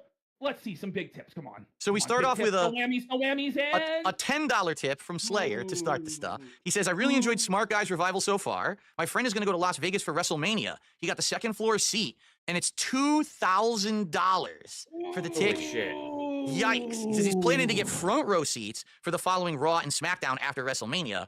And, he actually likes older school wrestlers That's like Edge, Randy crazy. Orton, and Jericho. And now he's debating flying to Australia to see the AEW pay-per-view because that's the only place you can actually see No. Edge. The Australia show is not a pay-per-view. Don't listen to the lies. First of all, the Australia show is a disaster. Oh. So they originally booked a stadium, like a 70,000 seat stadium. Huh. They couldn't sell any tickets. Oh, wow. So now they had to downgrade it to like a shitty little arena in Australia. They still can't sell the fucking thing out. And then they scheduled it for a day that's NBA All-Star Weekend. So they've been promoting it like it's going to air on like TBS, Dynamite, but it won't. It'll actually be preempted by the NBA. So Wow. That's pretty fucking stupid. That is really fucking stupid. But I also like that PPP's camera cutout. That's hilarious. No proof of any damage or info from the biggest megacore about the damage. Huh. Because people did find online that, no, there was an outage. This is DSP making shit up, huh? Does not surprise me at all. Nobody will even be able to see that shit. Wow. That's pretty lame. What are they doing? Well, we'll talk about it. We're already getting ahead of ourselves because we're going to talk about the show. And like the immediate thing you see when the show starts, you're like, wow, compared to WWE, what like a downgrade, right? Yeah. So another $5 tip from Slayer. And he says, watching back WWE, this has made me watch back some indie wrestling promotions that I used to watch. There used to be one called WCPW and Defiant Wrestling that ran from 2016 to 2019 and had some good wrestling, but very low budget, very bad production. But they did have big names like Rey Mysterio, Kurt Angle, Ricochet, and Drew McIntyre. And they actually had a World Cup of 64 different wrestlers competing in like a big ass tournament. Wow. So, okay, 64 man tournament. Okay. So thank you for the $5 tip there, Slayer. And then we got a couple more. Let's see here. Some I'm just big trying to see where we're at. We're currently at 172 and climbing. So we're on our way. We got a little bit of momentum. We're getting there. Let's get some support. Come on. Phil's such a good sport during Grill Phil. A fucking legend. He put on all the socks for us. He told us about the grocery shopping, the 40-minute shopping. Come on, guys. Let's get some support. Let's get some subs. Let's go as we get into the second hour of wrestling content. That's right. Eventually, You'll see we'll some more surely seats. review Oof. some matches at one point. We got $1.01 tip for someone trying to basically bring up WWE champions, but I don't know why you'd bring that up because I don't know anything about Time you it. have to It's make not it like interesting. I don't have think any so, knowledge of it, Jerusalem. but they're talking about the new character this week was Hall of Fame Unless you're Goldberg. And I spamming need to raise random more money so bullshit. I can do No goals in the bannings. game. Well, there you go. Did you get Goldberg? What are you talking about? Get Goldberg. I don't play. You played and you got Goldberg. I know TJ Gamebox showed that you spent hundreds to get Goldberg this week. Millions. How many hundreds was it to get Goldberg? Well, here's the 600? thing. I would have been able to buy 36 pairs of socks, but I took half the sock budget and I appropriated it towards obtaining Hall of Fame Goldberg. And therefore, that's why I could only get you the 15 different varieties. Hallmark of financial responsibility. As we all know, Phil is a fiscal wizard there. That's brilliant. You appropriated half the funds to socks. That was a smart investment, Phil. It's coming back to you in spades. I'm telling you, the dedicated foot cam, the sock try-ons, it's going to pay. This is so fucking like a bad. 10x investment, bro. Damn Unlike straight. gold, which is just a scam. Just a scam. Exact gold. Who the hell uses gold in 2025? They put gold That's flakes right. on steaks now and shit. It's worth nothing, right? Totally no value. Man. We got a $10 tip from Alex from Phoenix. He says, AEW was on fire in early 2024, but now they have dwindled down, and Tony Khan has seemingly stopped giving two shits about what the fans actually want. He's so Vince McMahon-esque now that I can't even tell the two apart. Oh, the irony, but I'm looking forward to the show. God bless the Smark Show. Let's go! There you go. So that's another 10. So Let's now we're up to go. 184. We got, I think, one more to shout out. Oh, actually, Oh there's a my super chat God, as we're well. not even halfway there yet, guys. We're getting there, I though. need you guys to dig a little deeper. Let's get like a 50 bomb of subs over on Kick, 100 bomb. Apparently, there's some guy offering 100 subs for Japanese women's wrestling. Yeah, I haven't seen him yet today. He Ooh. came on my... I see some clips online. There was some crazy shit. I know they're thinking, oh, women, yeah. No. Like, they were doing some legit shit. Like, insane moves, and it's like, ooh. Are they able to get up after that? Thankfully, yes, because they do it safely, because they know what they're doing. Man, some of the shit they're showing on the Twitterverse. Man, that's some crazy moves they're doing. It was great to watch. my stream earlier this week, and he did a couple Hey, of you're smaller fine, tips Jorge. of $5 tips, and he's like, "Did you ever watch these federations? One was called like TJPW, and one's called like Choca Pro." And I'm like, "No, I've never heard of it." And he's like, "It's easily available on YouTube. You can watch. If I were to come to Hey, your unlike some people's chat, DSP. Oh no, you're not talking about me? You're banned. As long as you're not spamming or like trying to post porn links, whatever, the fuck do I care? No slurs. Again, no spamming. Don't be trying to porn like you're Derek. What do I care? You know what? No, someone brings up football, or they bring up wrestling, or they bring up a movie like Luis brought up Sonic 3. Great. I'd love to talk about Sonic 3. Sonic 3 was a great movie. Should definitely watch it if you have the chance. Or you talk about football. I love football. Or we're talking about old school wrestling and all that. show and drop 100 sub don't dono on apologize. Smart Guys. Would you watch that wrestling? No and I need said, to. I would assume so. I mean, why the hell would we say no? As long as it's not, 5 hours of time investment, if it's easily available. So, yeah, and I haven't seen them yet today. Sadly, it's my fault. I didn't remember what their name was. I should have wrote their name down, but we'll see if they show up today or not. They owe that money. They said that they were good for it, and yet they're not here donating. The bastards, the scumbaggery of it all. So people are saying, and this is the old meme, that they'll donate $100 to see you do 25 push-ups. I don't think that that's enough. If Phil was going to do push-ups, how much would we need to see right now, Phil, for you to do 10 push-ups? 10 push? I mean, shit. You'd have to figure out. Sadly, I don't think I could fit. Like, let me put it this way. I don't know if we could do it today, but I could probably clear the floor. I don't want to fuck with the wires because they're fucking so stupid right now. I think you could fit, Phil. I think you could fit because there's you had all this space to do the kicks and the fucking marching around. Come on. If I don't know. Get $300 right now. Let me see. Hold on. I don't like to overpromise and underdeliver. Let me do a test. Even though you do that all the time. Let's get $300 to see. I really want to see this. This would be a legendary moment in Phil's story.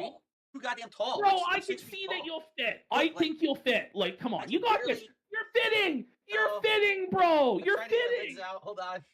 You're fitting, Phil. Oh, shit. I kicked the piece. Fuck. You got this, bro. You got this, bro. I'm trying to fit. You got this. You just got to extend your legs and arms, man. I'm trying.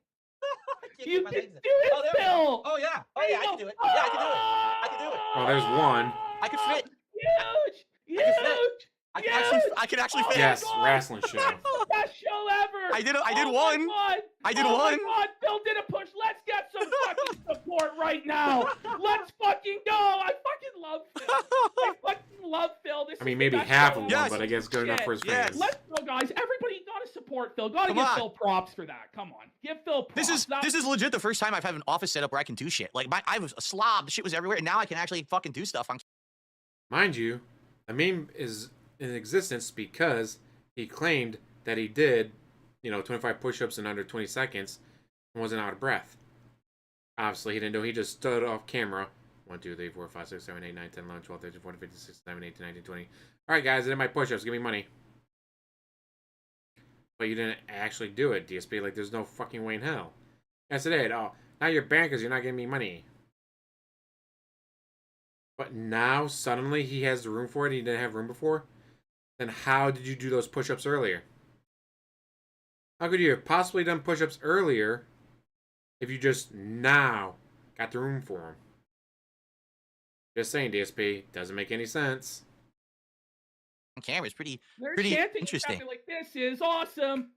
Damn this straight. Is awesome. Clammy for 5. So I had metal my DSP's room femur is for pretty cool. over a year after I broke it. If we get a $300 contribution, Phil will do the other push-ups. But it was either full body we need 300 and all at once, by the way. Not 100 then 100. It's gotta be 300 at once. All one big one. 300 all at once, and Phil will bang out those push-ups, no problem. And it will be the conclusion of that arc. There you go. How many years ago was that now, Phil? Oh my God, that was 3-4 years ago for sure. And I was fucking with people. I was like, oh, 10 years ago. I went right over there and I did 10 off camera, or no, I think I did 25 off camera or something like that. Are you just now admitting that you didn't fucking do them?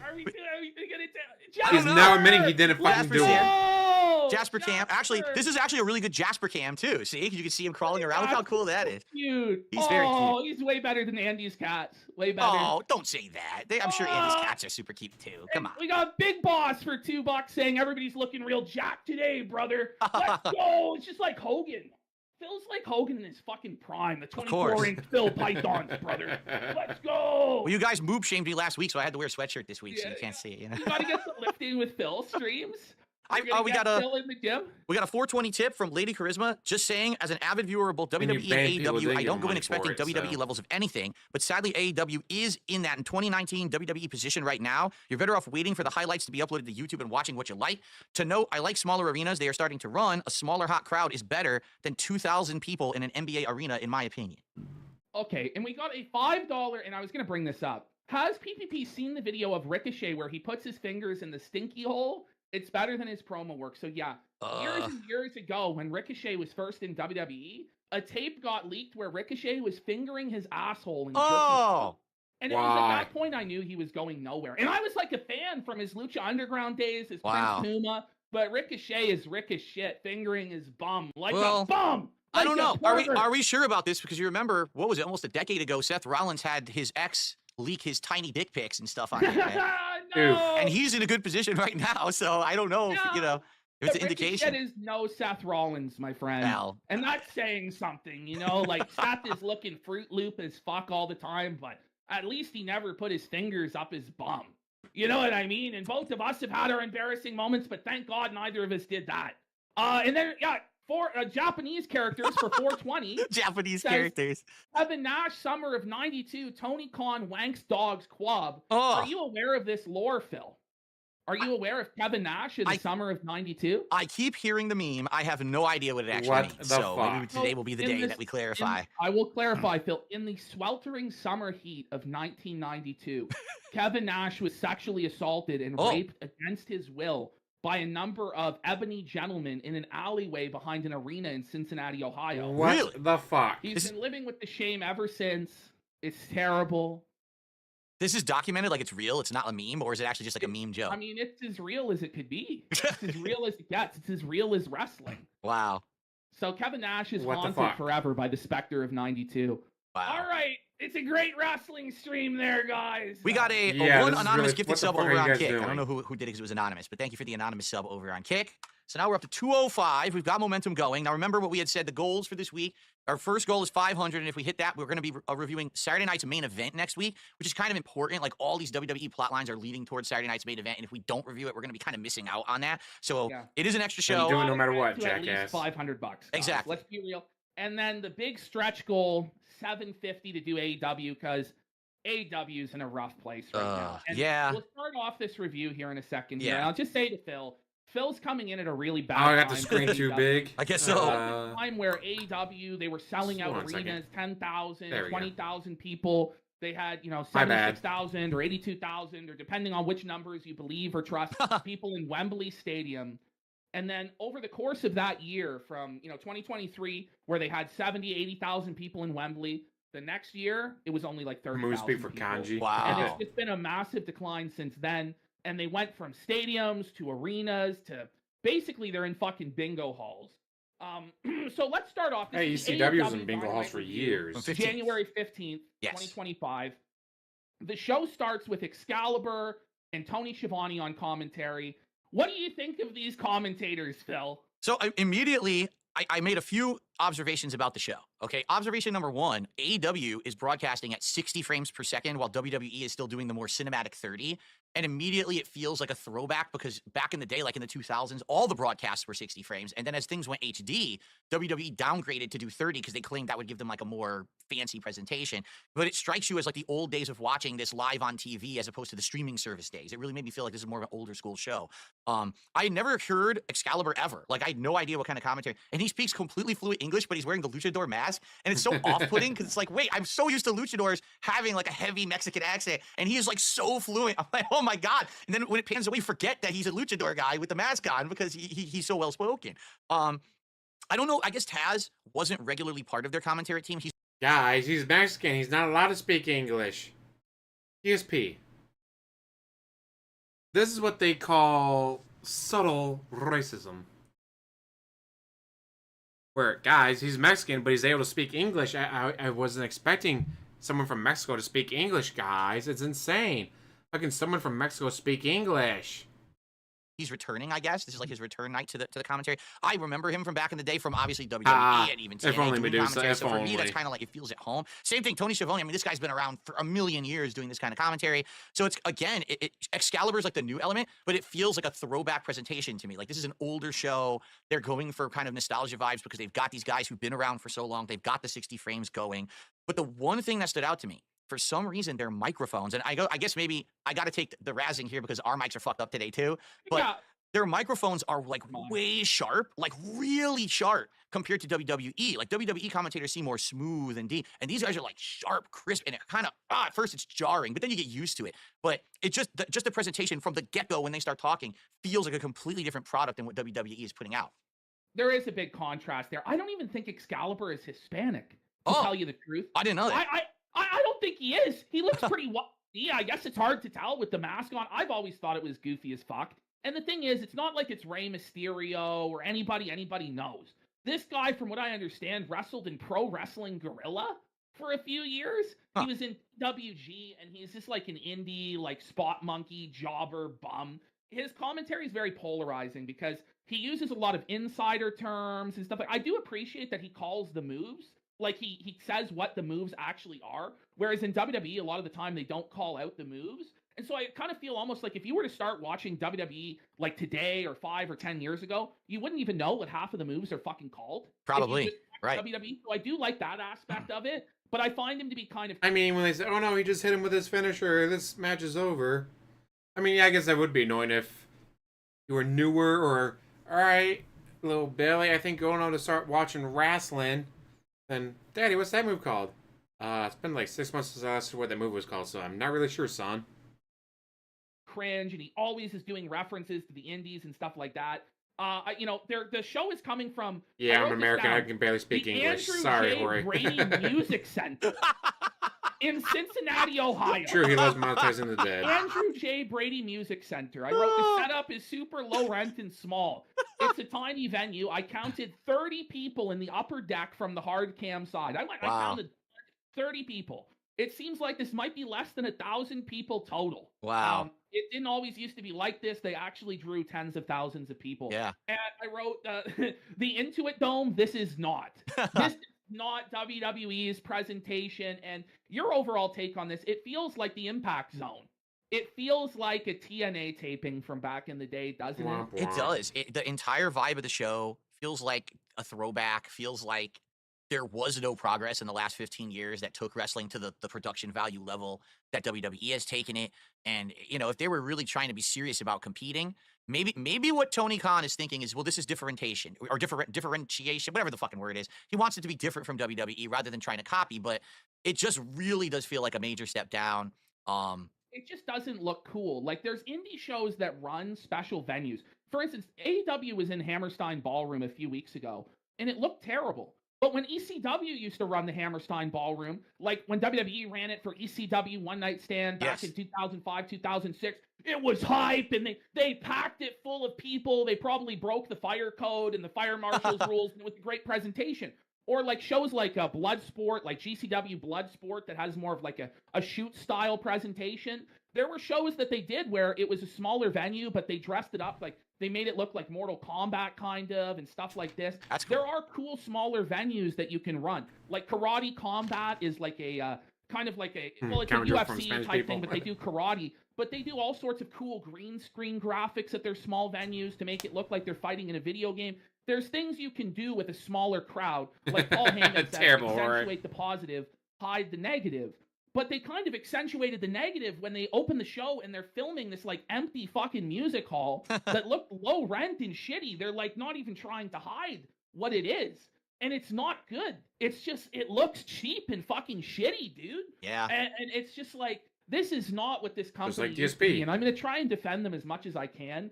But they really don't deserve to be defended right now. They've really fallen off bad. I also noticed, did you notice that Shivani looked super depressed in that opening shot? Yeah. I wrote down Shivani looks really depressed, like he wants to blow his fucking brains out.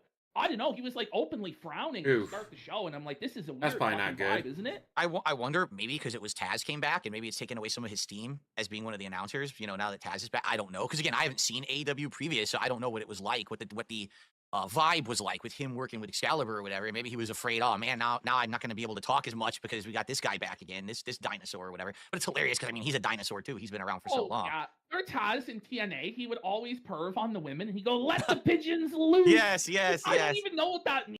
You mean like how Jerry the King Lawler would do that with the puppies? Guys, I can't believe Taz would do such a thing. That's so unheard of in wrestling. Oh wait, that's literally like Jerry the King Lawler's whole shtick. Was the puppies. The puppies. Release the puppies. So how are you going to shit on Taz for anything like that when that was Jerry the King Lawler's whole shtick for years? I guess it meant to fucking pull down your fly and start jerking it. So Christmas in Canada sure seems like it. Okay, so it starts off, we got a promo package for the Death Riders.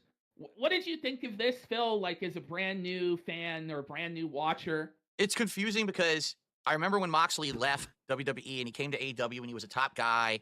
and I haven't watched it since. I don't know anything about his plot lines or whatever. So I guess he's in this group of guys who I guess, like you had explained it to me last week, that they feel like the newcomers are not worthy, and so they're trying to like take the company hostage, only for worthy people. Like even the title, right? They won't even show anyone the title belt anymore. It's in a Yeah. briefcase or whatever. Like you're not worthy to see this shit unless you earn the honor of seeing it. I don't think it's a bad stable or plot line, but as a newcomer coming in, if you hadn't explained it to me last week, I would have had no idea what the hell was going on. So I'm glad that you gave me that kind of preface. But we'll talk more about it when the match. I have written in my notes, Moxley looks like a bloated old alcoholic because he is. Well, isn't that what he's going for? Like, isn't that actually what his character is meant to like be at this point? It's not just his character, Phil. So Moxley actually had to take a break and go to rehab because he was a full-blown alcoholic. Oh wow. Oof, that's not good. I got Moxley's book, so I have the Mox book, and on page 2 of the book, he just admits to smoking crack. So I'm only like, I just got it this morning. I read like 20 pages before I started the show. And literally on page 2, I'll just read for you. PPP did more work for this show by reading those 3 pages of a book than DSP has done since he started the show. But guys, I watched someone's review on Raw. Congratulations, you watched someone's review on Raw. That's not putting in work, DSP. Briefly, wow. What he says, he goes, "Don't smoke crack. I'll describe it for you now, just so curiosity doesn't get the better of you. It's like doing a whippet and eating wasabi at the same time. Still, if you really just love smoking crack and that's your thing, I won't stop you." Holy shit. This is bold of him to just assume that everybody has done whippets. He's like, like, I know there's some people out there who haven't tried smoking crack, but, the basic framework for everybody is whippets, and it's like doing a whippet and snorting wasabi. Okay, so that music is coming from. Where the fuck was that music coming from? This book is cringe as fuck, by the way. Like, everything he writes down is just fucking insane. And I have no idea if he wrote this, if it was... Why is there music playing? He created it into a tape, but I might highlight some sections and bring it to the show over the next couple fucking days. Someone... yes, his role model must be Nick Ricada, right? Yeah, exactly, right? Not his head. Not his head some more. They set up the promo for Powerhouse Hobbs versus Mox. I say I have zero faith in Hobbs winning. People are desperate for Mox to lose. They're begging for him to lose the belt. Tony's not listening. Okay. First match, Brian Cage versus Kenny Omega. Yes. Kenny Omega. What did you think here, Phil? Well, this was weird for me because you got to understand, I've never seen Kenny Omega actually wrestle in a match. I've seen highlights of him wrestling on social media, but I've never seen a match. I've never seen Brian Cage wrestle in a match. I've only seen highlights. So I'm going into it knowing who they are, but not knowing what they're going to do. And I mean, it didn't really surprise me. It's Brian Cage, the big burly dude who's a giant roided guy, trying to fight the limber guy who's bouncing all over the ring and trying to do spots and stuff like that. First of all, the initial observation I make, the music that they come out to in this promotion is fucking awful. It is just like the worst, shitty, generic, like some fucking teenager who is like moonlighting made this music or something. I don't know. It's so bad. None of the music stands out at all. The music that does stand out is Kenny Omega because it's just a bunch of like Japanese singing. I don't know what the fuck that's supposed to be. Now, to my knowledge, Kenny Omega's a big video game fan, and so he... I mean, back in the day, you hear the glass break, you know who's coming out. You hear the car wreck, you know who's coming out. You hear, well, that's all you need to hear to know who's coming out. Nowadays, oh look, generic rock music. Generic rock music. Followed by generic rap music. Like, what was it? Last year I was watching Royal Rumble with a friend of mine. We're both the same way. No, you see highlights on Twitter. You might watch a pay-per-view here and there. Maybe. And I was like, okay, it's generic rock music. Who the fuck is this guy? Why are these people cheering? Like, who's coming out? We don't know. It's just generic rock music. And back in my day, when you heard a entrance song, whatever, playing, you knew exactly who it was. You think you know me. Oh, it's Edge coming out. Dun, dun, dun, dun, dun, dun. Oh, hey, it's the Hardy Boys. If you smell... Like, that's all you need to hear, and you know who's coming out. Or, bow, bow, with the countdown, like, oh, you know it's Jericho. Like, you knew exactly who was coming out within the first 2, maybe 3 seconds. Or, turn it up. Oh, it's the members of Too Cool. You don't need to hear the rest. You don't need to... You could be blind. Second to hear, turn it up. You know it's Too Cool coming out. Nowadays, it's just... Alright, here's this wrestler. Generic music. Oh, look, here comes this wrestler. Generic music. Oh, wow, generic music. It must be this wrestler. Kind of annoying. I miss the glass or the dong... The Undertaker. We don't get that anymore. He likes to think that he's like some big promoter, like, oh, look at me, I like Street Fighter and I play Final Fantasy and shit. Or dun dun dun dun dun dun dun. You know, you get ready to say, "You suck, you suck, you suck, you suck." Wrestling is soap opera with sweaty men, and if you're lucky, some very fine-looking ladies. So he's got his moves are called the V trigger, which is a special move in Street Fighter V. I don't know if you even knew that. And his finisher, the one-winged angel or whatever, which is what they call Sephiroth, the villain of Final Fantasy VII. And it's kind of like he's a great performer, but man, he's kind of nerdy too. I mean, it kind of comes through with all his shit like this. And This guy who is in better shape than DSP will ever be. He's so nerdy, guys, because he knows video game stuff. DSP, your entire existence is playing video games.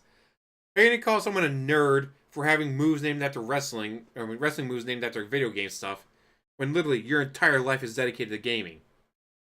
he's probably the nicest guy in the world. I don't know, but it's just kind of hard to take it seriously when he thinks he's like a living video game character and he's got this kind of overblown entrance. We used to watch a guy who was a clown. We used to watch a guy who was a pimp called the Godfather. We watched an undead wrestler called the Undertaker. We watched a monster whose face was burnt horribly in the fire named Kane. Or was the egg, the thing that popped out of the egg and all that, like, really? This guy thinks he's a video game character. That's so over the top and ridiculous, I just can't get behind it. Bitch, please. How are you going to call yourself a wrestling fan and then be like, oh, this gimmick is stupid? Doink the clown and Dink the clown. Oh, speaking of midgets. Hello? Sheamus used to come out with a leprechaun. And his whole thing, like, or the leprechaun would hide underneath the stage and come out, hit someone with a shillelagh. How Sheamus get the win. And that's very recent. And not only that, but that guy was actually a top seller of merchandise. Kids loved him. Hornswoggle was huge for years. And his whole thing was, alright, I'm a leprechaun. And I like when a certain whatever little person group was complaining about it. The guy who plays him was like, you guys realize I'm getting paid hundreds of thousands of dollars a year to do this. I'm going to events and I'm having people line up around the block. These kids are coming up and waiting for an hour just to get a picture with me, maybe get an autograph. Oh, but isn't it humiliating to play a leprechaun? Sure, if I was doing it for free with no fame. But you know what? I'm getting paid hundreds of thousands of dollars. And I'm getting kids from all over the world coming up to get pictures and autographs with me. Kids see me, they smile so big, and they want to hug me, they want to tell me how much they love me, and get pictures with me, and get my autograph and all that. So you know what? I'm going to be a fucking leprechaun. Like, there's these people from the outside, oh, it's humiliating to the little person community. Bitch, fuck you, you're just mad that's not you getting paid hundreds of thousands of dollars a year, and going all over the world, and getting fans that just absolutely love and adore you worldwide. Like, if I was oh, wrestling's real. Oh, I hate Hornswoggle. Hornswoggle is stupid. Oh, Hornswoggle's getting a championship match that he doesn't deserve. Sure. But when you know that it's all fake. Like, these are all just very athletic actors getting paid to do this. And you know what? I'd rather an actor go out there and have fun, have a good time, and enjoy what they're doing, instead of going out there being, fuck, I hate this. Can I just smoke crack with Moxley after the show? I'll say this, Phil, because he's hyped as the best wrestler in the world, like, living today. Do you feel like he lived up to that expectation? Did you feel like it was the greatest thing you've ever seen? In this match, no, but I have seen highlights of him in much better matches where he goes over the top crazy levels of athleticism and stuff, and I don't think that's what they were really going for in this match. Because I'm really shocked because, I'm sorry to cut you.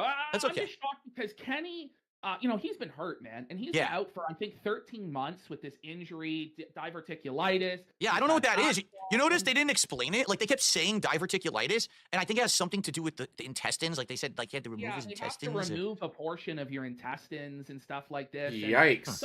And so I was just confused as to why they put Kenny in this match on free TV. Like, nobody wanted him to wrestle Brian Cage. This isn't a dream match. Cage is also, like, he's a big, strong guy. And I don't know if he has the greatest reputation for being safe. Like, so this is a match where he's risking injury for basically fucking nothing. I don't really know why this match needed to happen, why they're having their premiere. Money. This is supposed to be their top guy in the company, facing a guy that, Brian Cage has just been presented as a job guy, which I don't think is necessarily fair, because I liked Brian Cage when he was in Impact Wrestling TNA. I thought he had some good matches. I thought he had a good look. He's jacked. He does like a bunch of high-flying moves as well, even though he's a bigger guy.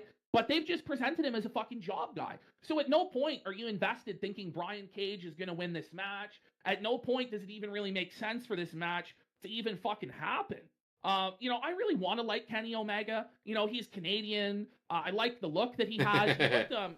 Seems like he's in better shape this time around. Like he put on some muscle and stuff like that. But I just have this belief that by the time Kenny Omega got to AEW, and especially now, he's just destroyed his body. He's just completely fucking sawdusted. He can't do the stuff that he used to do. And if he is doing that stuff, like, he's really hurting himself.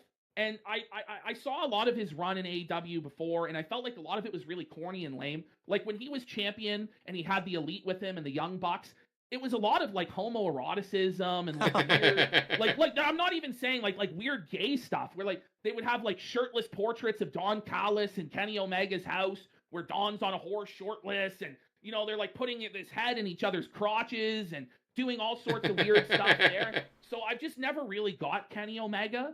I want to like Kenny Omega. That's pretty funny to me. Some different things, some points to make here. You notice there was a "fuck Don Callis" chant. Oh, yeah. You wouldn't get that on WWE TV. Right. And that's one thing that is very different about this product is it's a bit edgier. Yes. It's a bit more adult oriented. But I don't know how. Well, here's the thing.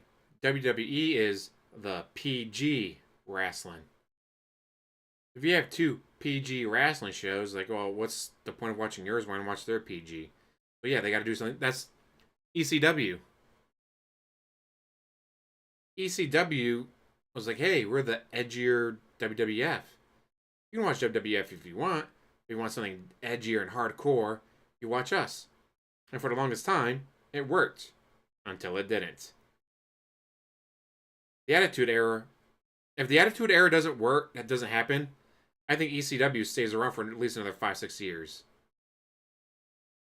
But because WWE came out and said, hey, we're going to have hardcore matches and bikini matches and hardcore 24/7 hour rules. Like, well, why would we watch ECW for hardcore wrestling when WWF is doing hardcore wrestling with bigger names, better production, bigger arenas? It just didn't make any sense. So yeah, although I'm pretty sure that's one thing that Vince knew what he was doing, obviously. Vince was like, ECW could be a pain in my ass. What should I do? I know. We'll go to the Attitude Era. We'll go for hardcore matches and hardcore title west, defended 24/7, and all this other stuff. Because he knew it would take away fans from ECW and hurt ECW until eventually ECW went under. And he was able to go in and poach all their wrestlers that he wanted. Let's say I want this one, and this one, and I think I want that one. Well, either I accept this deal or I go to... Oh, wait. WCW doesn't exist either. Fuck. Like, well, either I accept their contract, even though it's going to be less money than I was making before, or I just don't wrestle again. How much it's really helping. Like... Yeah, Kenny Omega knows about DSP, which is hilarious. He's made fun of him in the past. To where it's like, oh, wow, this is so much better than WWE because you heard the F word. Like, WWE is doing more with less. Right. You know what I mean? Kenny hits the one-winged angel, 1, 2, 3.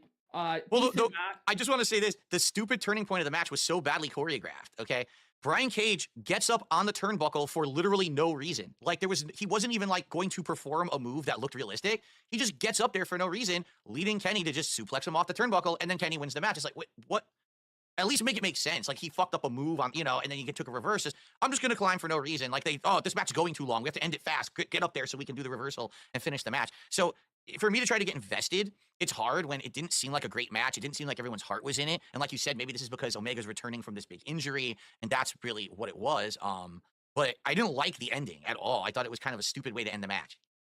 Yeah. Josh Burlinson here in chat, he has a good take. He goes, the problem with Kenny is he was great in New Japan, and then AEW jobbed him for a whole year before he finally started winning. That's what's crazy is these guys came in, And the Elite wanted to make it seem like they weren't like Hogan or they weren't like selfish and they did all these jobs and they did all these losses.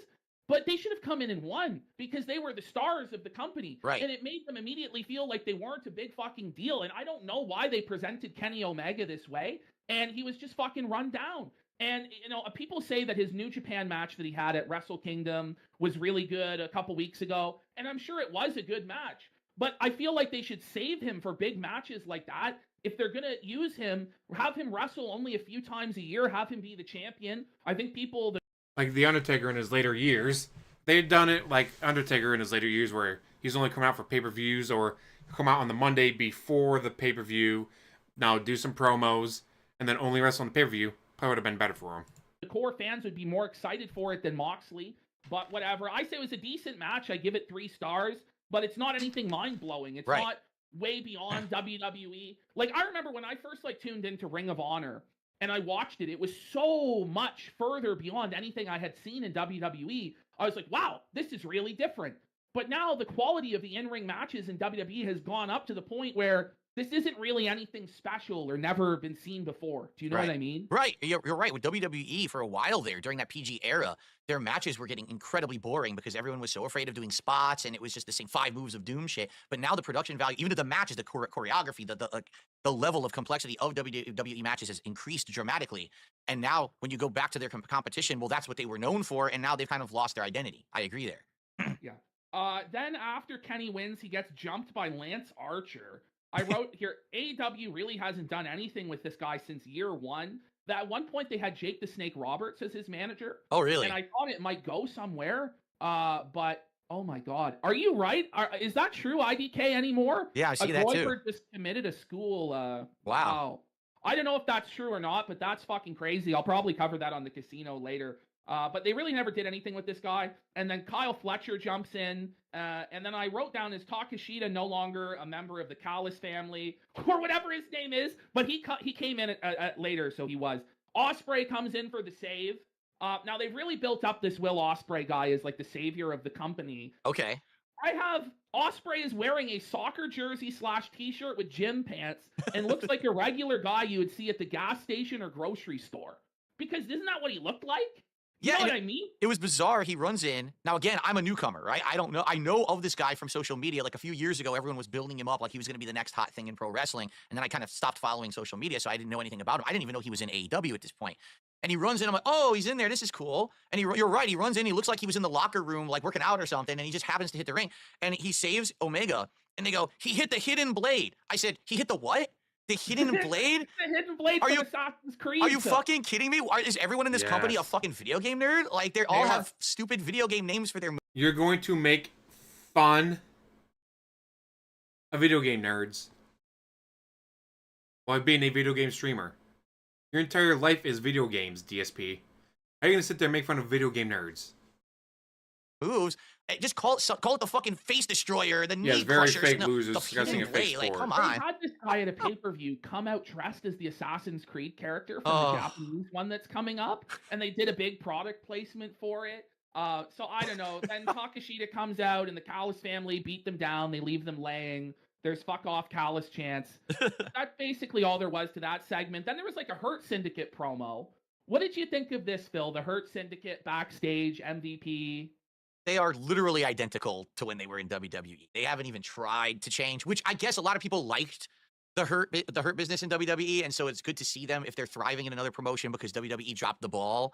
But I felt like I was teleported back, like how many years, 3-4 years, or how many years it was that they were in WWE. Except they don't have one of the guys. I can't remember which one is missing. They've got 3 out of the 4. Oh, yeah. There's the one guy I think is still over in WWE. Was it Cedric Alexander? Yeah. That's him. I think his name is something like that. I thought it was a cool little backstage. He's in like some sort of private bar, and it shows off his watch and his jewelry and all this stuff. I always like MVP. I like Lashley. I like Shelton Benjamin. It's cool to see them, but doesn't it give a TNA vibe? Absolutely. Doesn't it have the stink of... Shelton Benjamin is one of the greatest wrestlers in WWE history to not win the heavyweight. There's a great question. For those of you who are wrestling fans, what wrestler that never won the big title would you want to have been one of the people that did? I know Razor Ramon is a very popular choice. It's crazy to think that Razor Ramon never actually won it. Yeah, but so yeah, Razor Ramon I know is a lot of people's choices. For me, it's always gonna be Shelton Benjamin. Shelton Benjamin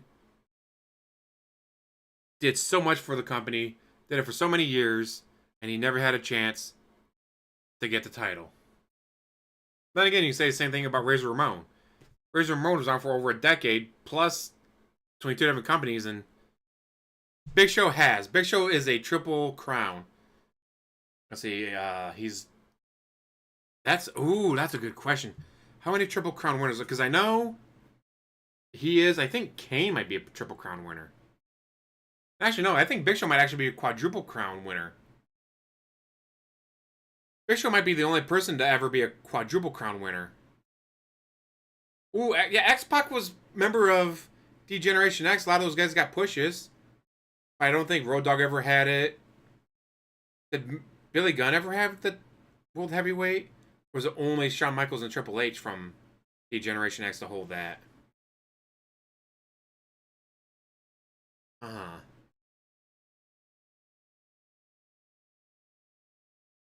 I don't know. Well, because usually to be World Heavyweight Champion, you have to be a male wrestler.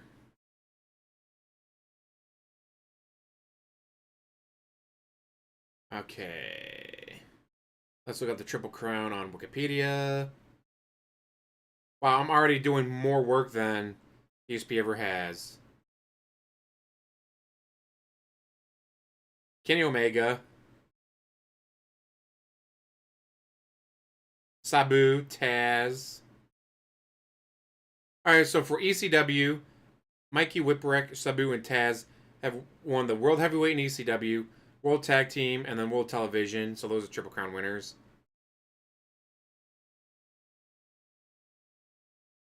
AJ Styles did it in TNA. So did Kurt Angle, Samoa Joe, Abyss, Austin. What the hell happened to Samoa Joe? Samoa Joe die or something? Ooh, Anderson's brother. Bret Hart held it. Do you mean Owen Hart?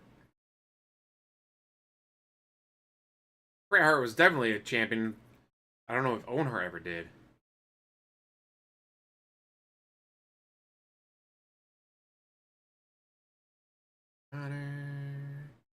Here we go. WCW. Ric Flair, Lex Luger, Sting, Diamond Dallas Page, Goldberg, Bret Hart, Chris Benoit, Scott Steiner, Booker T have held the World Heavyweight, Tag Team, and United States Champion. And then finally we get the WWF/E. But no, these are talking about World Heavyweight, World Tag Team, and then Intercontinental. When I'm talking about Triple Crown, I'm talking about they've held the ECW, WWE, and WCW Championship, which is Big Show. I wonder who else ever did it. Goldust never had a title. Fuck. How did Goldust never hold the World Heavyweight? Mind you, when I got on Peacock and I was able to go back to old shows, I started in 1997, just after Stone Cold got screwed out of the World Championship. You get that young kid, Hunter Hearst Helmsley, and Goldust fighting for the IC title, and then that strange Amazon woman, Chyna, shows up, and that rookie Rocky Maivia is out there. Like, Goldust used to be a legit wrestler. Like, he wasn't a sideshow. He wasn't a gimmick wrestler. He was a legit wrestler for the longest time. That's kind of crazy he's never won that.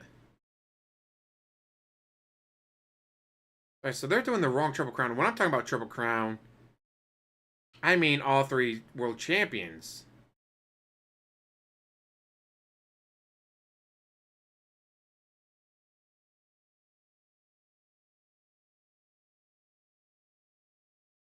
Yeah, we're not.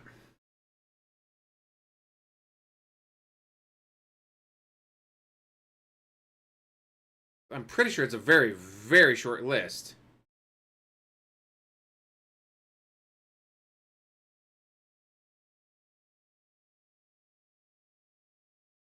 Let's see. How many wrestlers won WCW, WWE, ECW, World Heavyweight.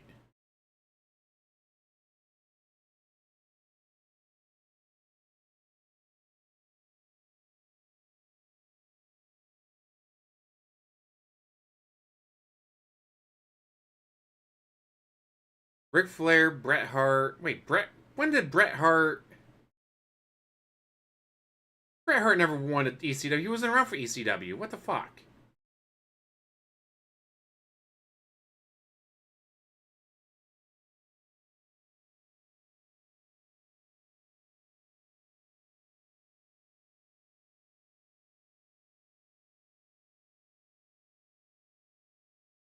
Sandman never won the World Heavyweight from WWE, did he?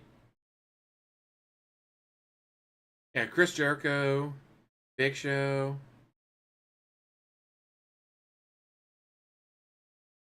But Big Show won all of them. I don't think Chris Jericho ever won ECW because he was never in ECW.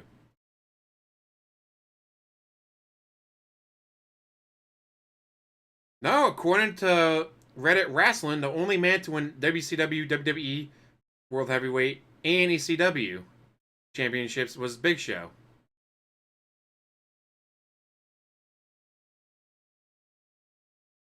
Chris Jericho was in.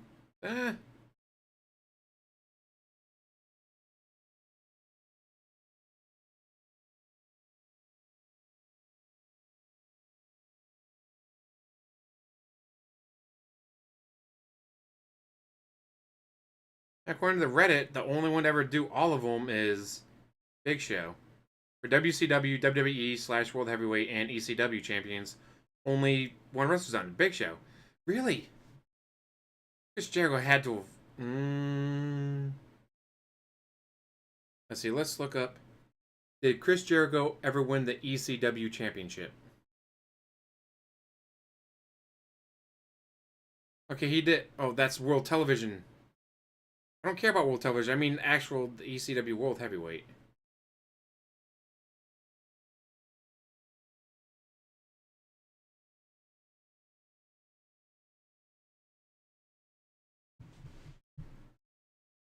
Like I said, Kane had the ECW, but I don't think Kane ever won the WCW belt.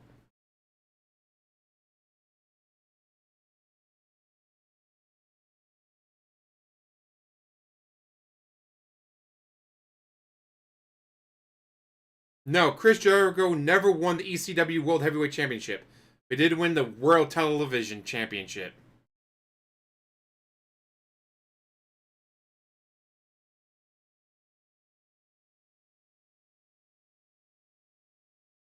So Chris Jericho never won the world title.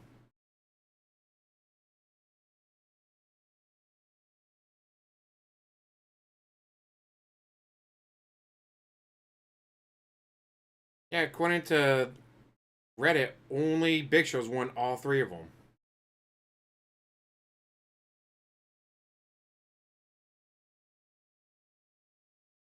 I don't think Shane Douglas ever won the WWE World Heavyweight. Held titles, yes, but I don't think it was the World Heavyweight. According to this, he never won the World Heavyweight. He won the World Television title, not the World Heavyweight. Yeah, they had the tag teams, but not ECW World, WCW World, and WWE World Heavyweight. Like, when on this, it's only Big Show to hold the World Heavyweight. Like, they may have held titles in those companies, like Tag Team, USA, Intercontinental, whatever, but they didn't hold the Heavyweight Championship. Or World Championship, whatever you want to call it.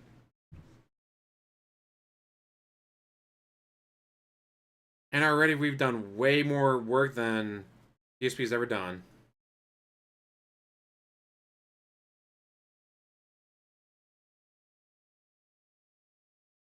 That's crazy. How is Big Show the only one to ever fucking do that?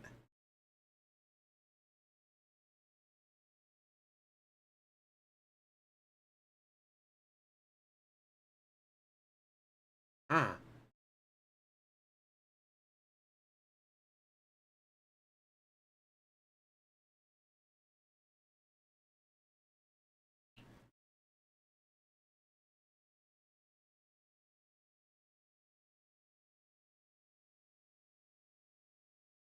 When did Shane Douglas win the World Heavyweight in WWE?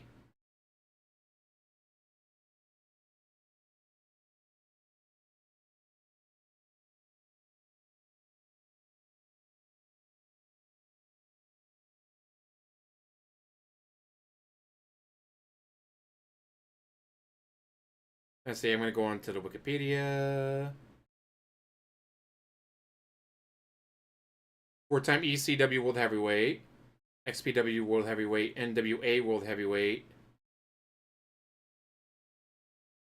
two-time ECW World Television, one-time WWF Intercontinental, one-time ECW United States, two-time WCW World Tag Team. So he did not hold the WWE World Heavyweight. He's held Intercontinental and like tag teams in WWE, but he never held the World Heavyweight.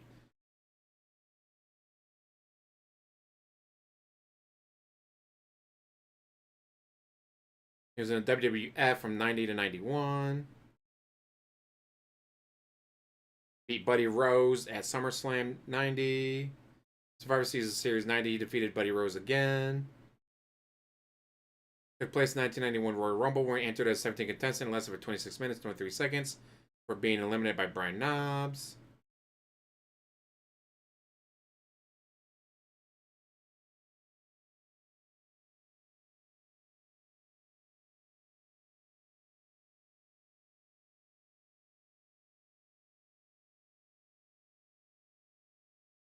Yeah, so yeah, people have won titles in, in those companies and TNA and AEW and off brands and all that. Yeah, plenty of people have won titles and everything, since they get around a lot. Only one person has the heavyweight in WWE, WCW, and ECW, and that is Big Show. Surprised they never gave him the AEW World Heavyweight. Why did they never give him the AEW one? I mean, oh hey, no more BS. Haha, I get the joke. No more Big Show. Call him Paul White now. You think they would have given him the title and be like, hey, I'm the only quadruple crown winner. Can you imagine him coming out as the only quadruple crown winner? Because winning the triple crown that they were calling it on the Google machine of, yeah, the tag teams, Intercontinental or US or whatever, and then World Heavyweight. Yeah, a lot of people have done that. Yeah, I say at his age, he's not exactly the fittest or healthiest. After doing that for so long, and at his size, guys his size usually don't get to live that long. I mean, look at Andre the Giant. Andre the Giant didn't get to live very long. And that is crazy to think that only one wrestler has held the World Heavyweight Championship for 3 different companies. That is crazy. Hey, you don't have to wrestle to be in a wrestling match or win a title. Look at Hulk Hogan. Hulk Hogan can't wrestle anymore. They still put him out there. Although, like, during whatever big trial that WWF was going through, they had Stephanie McMahon under oath saying that Hulk Hogan can't wrestle. He's a bad wrestler. And so, just like that, again, we have done more research than DSP has done. By God, Tanea! 7 foot, damn. So-and-so is in the impact zone. It just feels like they're, it's now becoming this, like, retirement home for washed up WWE guys, just like TNA was. Exactly right. And, if you remember in mid-2000s TNA, as soon as people were leaving WWE, first it was Angle, then it was Booker T, it was everyone. It was like the door was wide open, revolving door of these guys coming in. Christian Cage became the face of the company for a while. And now you go, okay, what's on AEW? I've never seen it before. It's all fucking WWE guys that were gone from WWE. It's like the same thing. Like, why did they go that route? I don't know. I could see, like, if it's the first time it's been done, okay, maybe they're learning. There's no track record. We've seen TNA do this and fail. So how did you not learn from the predecessor who tried this strategy? No, and it's not like there haven't been a million videos breaking down exactly why TNA failed and why TNA died. And now, as Lady Charisma's pointing out in chat, TNA had a bigger crowd at their Genesis pay-per-view than AEW had. Are they seriously? Wow. Wow, I didn't know that. They had a way bigger and more energetic crowd than AEW had on this taping, to the point now where Meltzer is freaking out because people, Bully Ray and others, are trying to say TNA is now the #2 promotion again, and AEW has fallen off, which isn't necessarily the case, but I do think it's funny seeing Meltzer seethe about that and melt down like he was yesterday. Yeah, TNA is kind of on a bit of a comeback, and I was kind of planning on maybe doing a review of it, maybe like a solo video or something for the channel, just to check in on TNA and see how they're doing. Then we had a Chris Jericho promo backstage. What did you think of this, Phil, the Jericho promo? I'm confused because to spoil a little bit, I had actually seen Collision this week as well, so I kind of got my answers. But just seeing this promo, the Learning Tree group, and I'm looking, it's him and Big Cass. Of course, he's not called Big Cass anymore. And I forget who the third guy is, and they're in this group, and it's just bizarre. Like, I'm like, Yeah. what are they going for here? Is this humor? Are they heels? I couldn't even read, like, what they're going for. And like you said, it seems like he's been there since the beginning of AEW, and he's just kind of doing whatever he wants, which I guess is fine, but are the people into this? Like, I didn't read it as something that people really like. Fans have really turned on Jericho. He's really old at this point. I feel like he's had a good final run, a good send-off. You know, he's in his 50s, he's looking old, he's looking fat, he's looking bloated. There was a time where there was an NBA game. I'll say there's some names like Abyss that you think that he would have gone to WWE and been huge because Vince McMahon loved those style of wrestlers. Like, the bigger and stronger you were, the more Vince McMahon wanted you, the more he wanted to push you. Game that wrapped up and it led right into AEW. Everyone should believe in Joe Hendry. If you don't believe in Joe Hendry, you're wrong. They saw Jericho for the first time in like 20 years. And they're like, Jericho looks like that now? And they're calling him like, you know, all sorts of names, making fun of Jericho. Wow.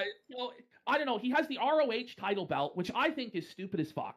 Like, Ring of Honor is a dead company. It's a dead promotion. Why are we still having all these different title belts from promotions that don't even exist anymore? Yeah. There's no prestige to this belt. You had said it a couple weeks ago. You had told me when we first started talking about AEW and the possibility of watching it, and you were like, everyone has a belt and they don't mean anything. It's confusing. Dude, every fucking person in this promotion has a belt.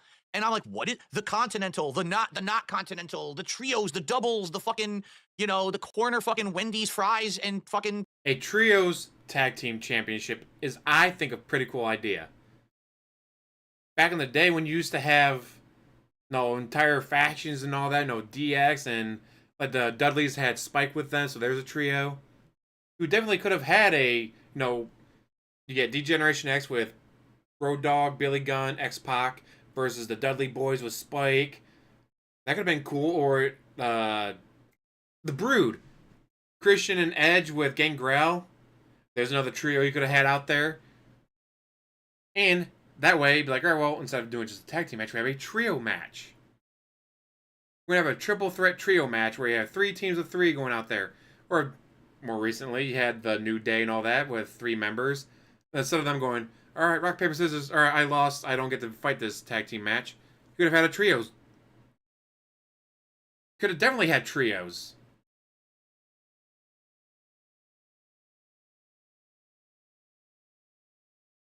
That's actually not a bad idea. I kind of like the idea of a trio championship. Not really using it right now? Well, that's kind of stupid. Yeah, Abyss was they said like Kane was also a lot like Undertaker, where like during the Monday Night Wars and ECW and WCW, Undertaker, Mark Calloway told Vince, man, I'm never leaving. I am not going to leave. I know, no, Hulk Hogan, they left, and this guy's trying to leave. I am not leaving. Hey, guess who got a huge push in WWF? The guy who went up to Vince McMahon and said, I don't care what they say or do or how much they offer, I am not leaving this company. So he got a huge push. Other guys like, my contract's up in 3 months. I might go to ECW. Paul Heyman's offering me a shot at this title. I might go to WCW because they're offering me more money. Guess what? They didn't get pushes. The guys who went up to Vince McMahon said, I don't care what they offer me. Oh, wow, another championship and a promotion I don't care about? Fuck do I care? I ain't leaving. Oh, WCW's going to offer me an extra $200,000 a year? $200,000 would be nice, but I'm loyal to this company. I'm sticking with it. Guess what? That guy got the push. 1, 2, yeah, he does have, that's a lot of Nightbots. Chili title. Like, what are these titles? I don't even know what they're supposed to be representing. And why does he have a Ring of Honor title? We're not watching Ring of Honor. What the fuck is going on? So like, AEW bought Ring of Honor and they wanted to keep it as a separate company for I don't know what reason. They tried to get a TV deal for it. They couldn't get a TV deal for They could have used it like NXT. You could have had, all right, AEW's WWE, and then Ring of Honor was their NXT, where they put in new guys, develop some talent, see what works, what doesn't work, try to get this guy over, try to, no. All right, well, hey, that promo didn't really work. Maybe try doing this, and then on the next show on Ring of Honor, see how that promo goes. It's not a bad idea to have a lower stable of wrestlers that'd be like, all right, oh no, this guy just got hurt. Hey, we're going to pull you up from there because we've been watching you for the past 6 months and done pretty well. So we're going to pull you up because this guy got hurt. We need to replace him. So that's why they have Ring of Honor. That's why Khan bought them. Also, Vince McMahon was a billionaire. Tony Khan's a multi-billionaire. What a lot of people don't seem to understand, especially with these Smark guys, is that if something doesn't work for Khan, the fuck does he care? This is his pet project. Like, this is something that he loves. So, you know what? If it doesn't make him $1 billion a year, he doesn't care. If it's like, well, sir, at the end of the year, we lost $130 million. All right, well, the fuck do I care? Oh, no, I lost less than 10% of my value? All right, and? I made more than enough of this. In fact, if he lost money in AEW and ROH, great. Well, hey, I made $100 million on this one. I made $50 million on that one. So right off those losses, hey, I now only owe taxes on $20 million. So losing that money saved me money. I got to do what I love. I got to promote what I love. And I got to write off those losses on my taxes, saving me money. So hey, there's a triple threat right there for Tony Khan. Like, I don't get why these Smark guys, because you see it all over Twitter and shit of, oh, AEW only sold 1,700 seats in a 5,000 seat stadium. They're trying to go smaller. They're still not be able to sell tickets. And it's like, okay, and Tony Khan doesn't give a shit. Tony Khan is fucking rich. The fuck does he care? for it. Now there's like the Honor Club. Oh, we're way where you behind, pay aren't we? $10 a month to watch this jobber promotion. Where and like I went to some AEW tapings and they basically after the matches they beg you to stay for another hour to watch Ring of Honor and everybody just fucking leaves. Wow. So then they're like in a half empty fucking Which I don't get. They're gonna give you a free show. Like, you pay to go see AEW, they get to watch OH for free? Hell yeah. That's a great deal, in my opinion. I don't get why you would leave.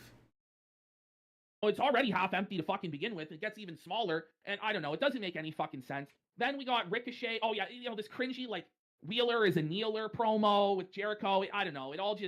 It's just lame. Then we got Ricochet coming Exactly, out. Dallas. What did you think of this, Phil? It was a very apathetic reaction to Ricochet. It didn't seem like anyone cared at all. Yeah, once again, he comes out and his music is so fucking bad. Like, I remember the song from WWE, dun dun dun dun dun dun dun dun, and that was like energetic. He comes out, it's like, oh my god, it kills the momentum of seeing who it is coming out when the music is so fucking bad. And he comes out, and I guess it's between him and Swerve Strickland, and I know Swerve at one point was really big in AEW. I don't know if he still is at this point or not. And you're right, like, it seemed like they wanted people to care, but it didn't seem like the crowd really cared about him. Now, I don't know if he's just debuting or if he's been in TNA, or excuse me, and I almost said TNA instead of AEW. I know, right? So I don't know if he's been there before or not, but I didn't get the feeling like this was a hype segment. This felt like a very mid-card segment of just filler content, and I don't know if that's what they were going for or not. Yeah, I don't know. Apparently, people on Twitter are saying I haven't watched a whole lot of Ricochet. I think he's been there for a couple months now. Okay. Apparently, he's working on an Andrew Tate gimmick. Oh no. It's like, bro, you're not him. You don't have the charisma to pull that. Say what you want about Andrew Tate, but he is a highly charismatic, highly entertaining guy. Ricochet can barely string 3 sentences together. I write. He has goofy glasses on. He looks retarded in his suit. He has scissors in his pocket. For no reason. Did you notice this? I don't know why he had scissors in his pocket. Yeah. General atmosphere is nobody gives a fuck. There's some light boos. Ricochet takes forever to talk. Yeah, Finally, way too long. Way too long of a he segment. gets some heat by taking so long to talk. I see it. He WWE finally doesn't talks. I do. said he has a squeaky, pathetic virgin voice. Shut up, PPP. Well, I love your energy, PPP. Be quiet for now. Yeah, like we just talked about. You hear glass shatter. You hear the dong. You hear, well, you know immediately. You could have been blind since birth. You know immediately who's coming out. Now it's like, oh wow, generic rock music. Oh wow, it's this guy. Okay, cool. Auto Yeah, failure. too long to talk. He says Exactly. a picture is worth 1,000 words, and then he shows this photo of him beating up a bloody Swerve Strickland. It kind of gave like serial killer vibes, I guess. I don't know. I go, is this really the best feud they could do for Swerve, coming off his title run and his big feud with Hangman Page? I mean, Swerve Strickland was, you know, one of the most promising guys in this company, and his world title run didn't really go anywhere. You know, and he had a big feud with Hangman, and now he's stuck in this shitty feud with Ricochet. I don't think it's really going to go anywhere good. Prince Nana jumps him from behind with a chair. I wrote, Buddy's got punked out by a 45-year-old manager. Like, you know, the manager is whooping fucking Ricochet's ass. Then Swerve beats him with a chain, and Ricochet runs away. That was the segment. Wow. Very entertaining. I don't know. I didn't think it was that great. Then we got Sasha Banks promo package. What did you think of this? Did you see this, Phil? I did, and it was, again, confusing. Last time I saw her, she was called Sasha Banks in WWE. I know she had the big falling out where her and Naomi left, and then she came, I guess she did indie stuff for a while, and now she's in AEW. Good for her. I'm glad that she's finding success somewhere else, because it did feel like kind of when she was in WWE, she was part of the 4 Horsewomen, but she was always the one that kind of like took the back seat to people like Charlotte constantly. It was Charlotte, fucking Charlotte endlessly. But I don't know. I haven't seen enough. Like, that promo was good. I don't know what she's going to be doing. I don't know how good her ring work is, how good her character is. I guess we'll see when she's back on in a major plot line. But it was good to see her doing something. She's going by Mercedes Moné now, which I guess is an okay name. Well, her real name is Mercedes, correct? I think that's her real first name. So. But I wrote, she has 4 equally worthless belts, none of which are the World Championship. She had 4 belts? I didn't even notice that. 4 belts. She has, like, the TBS title, which is an AEW title. She has a New Japan title. She has a Rev Pro title, which is some British company. And then she has the Southside Chicago Championship. And it's like, how, like, nobody cares about any of this shit. They show her, like, buying jewelry and that she's wealthy. Apparently, Tony Khan. These are... 20, 30 years, I've always loved Lita. Then the new ones, I loved Beth Phoenix. I like the female wrestlers where it's like, yeah, I can see them winning the title, but I can also see them, like, with China, being able to compete in the men's. Because, you know, it's great that you can come out there in high heels and panties bra match, whatever, but can you actually wrestle?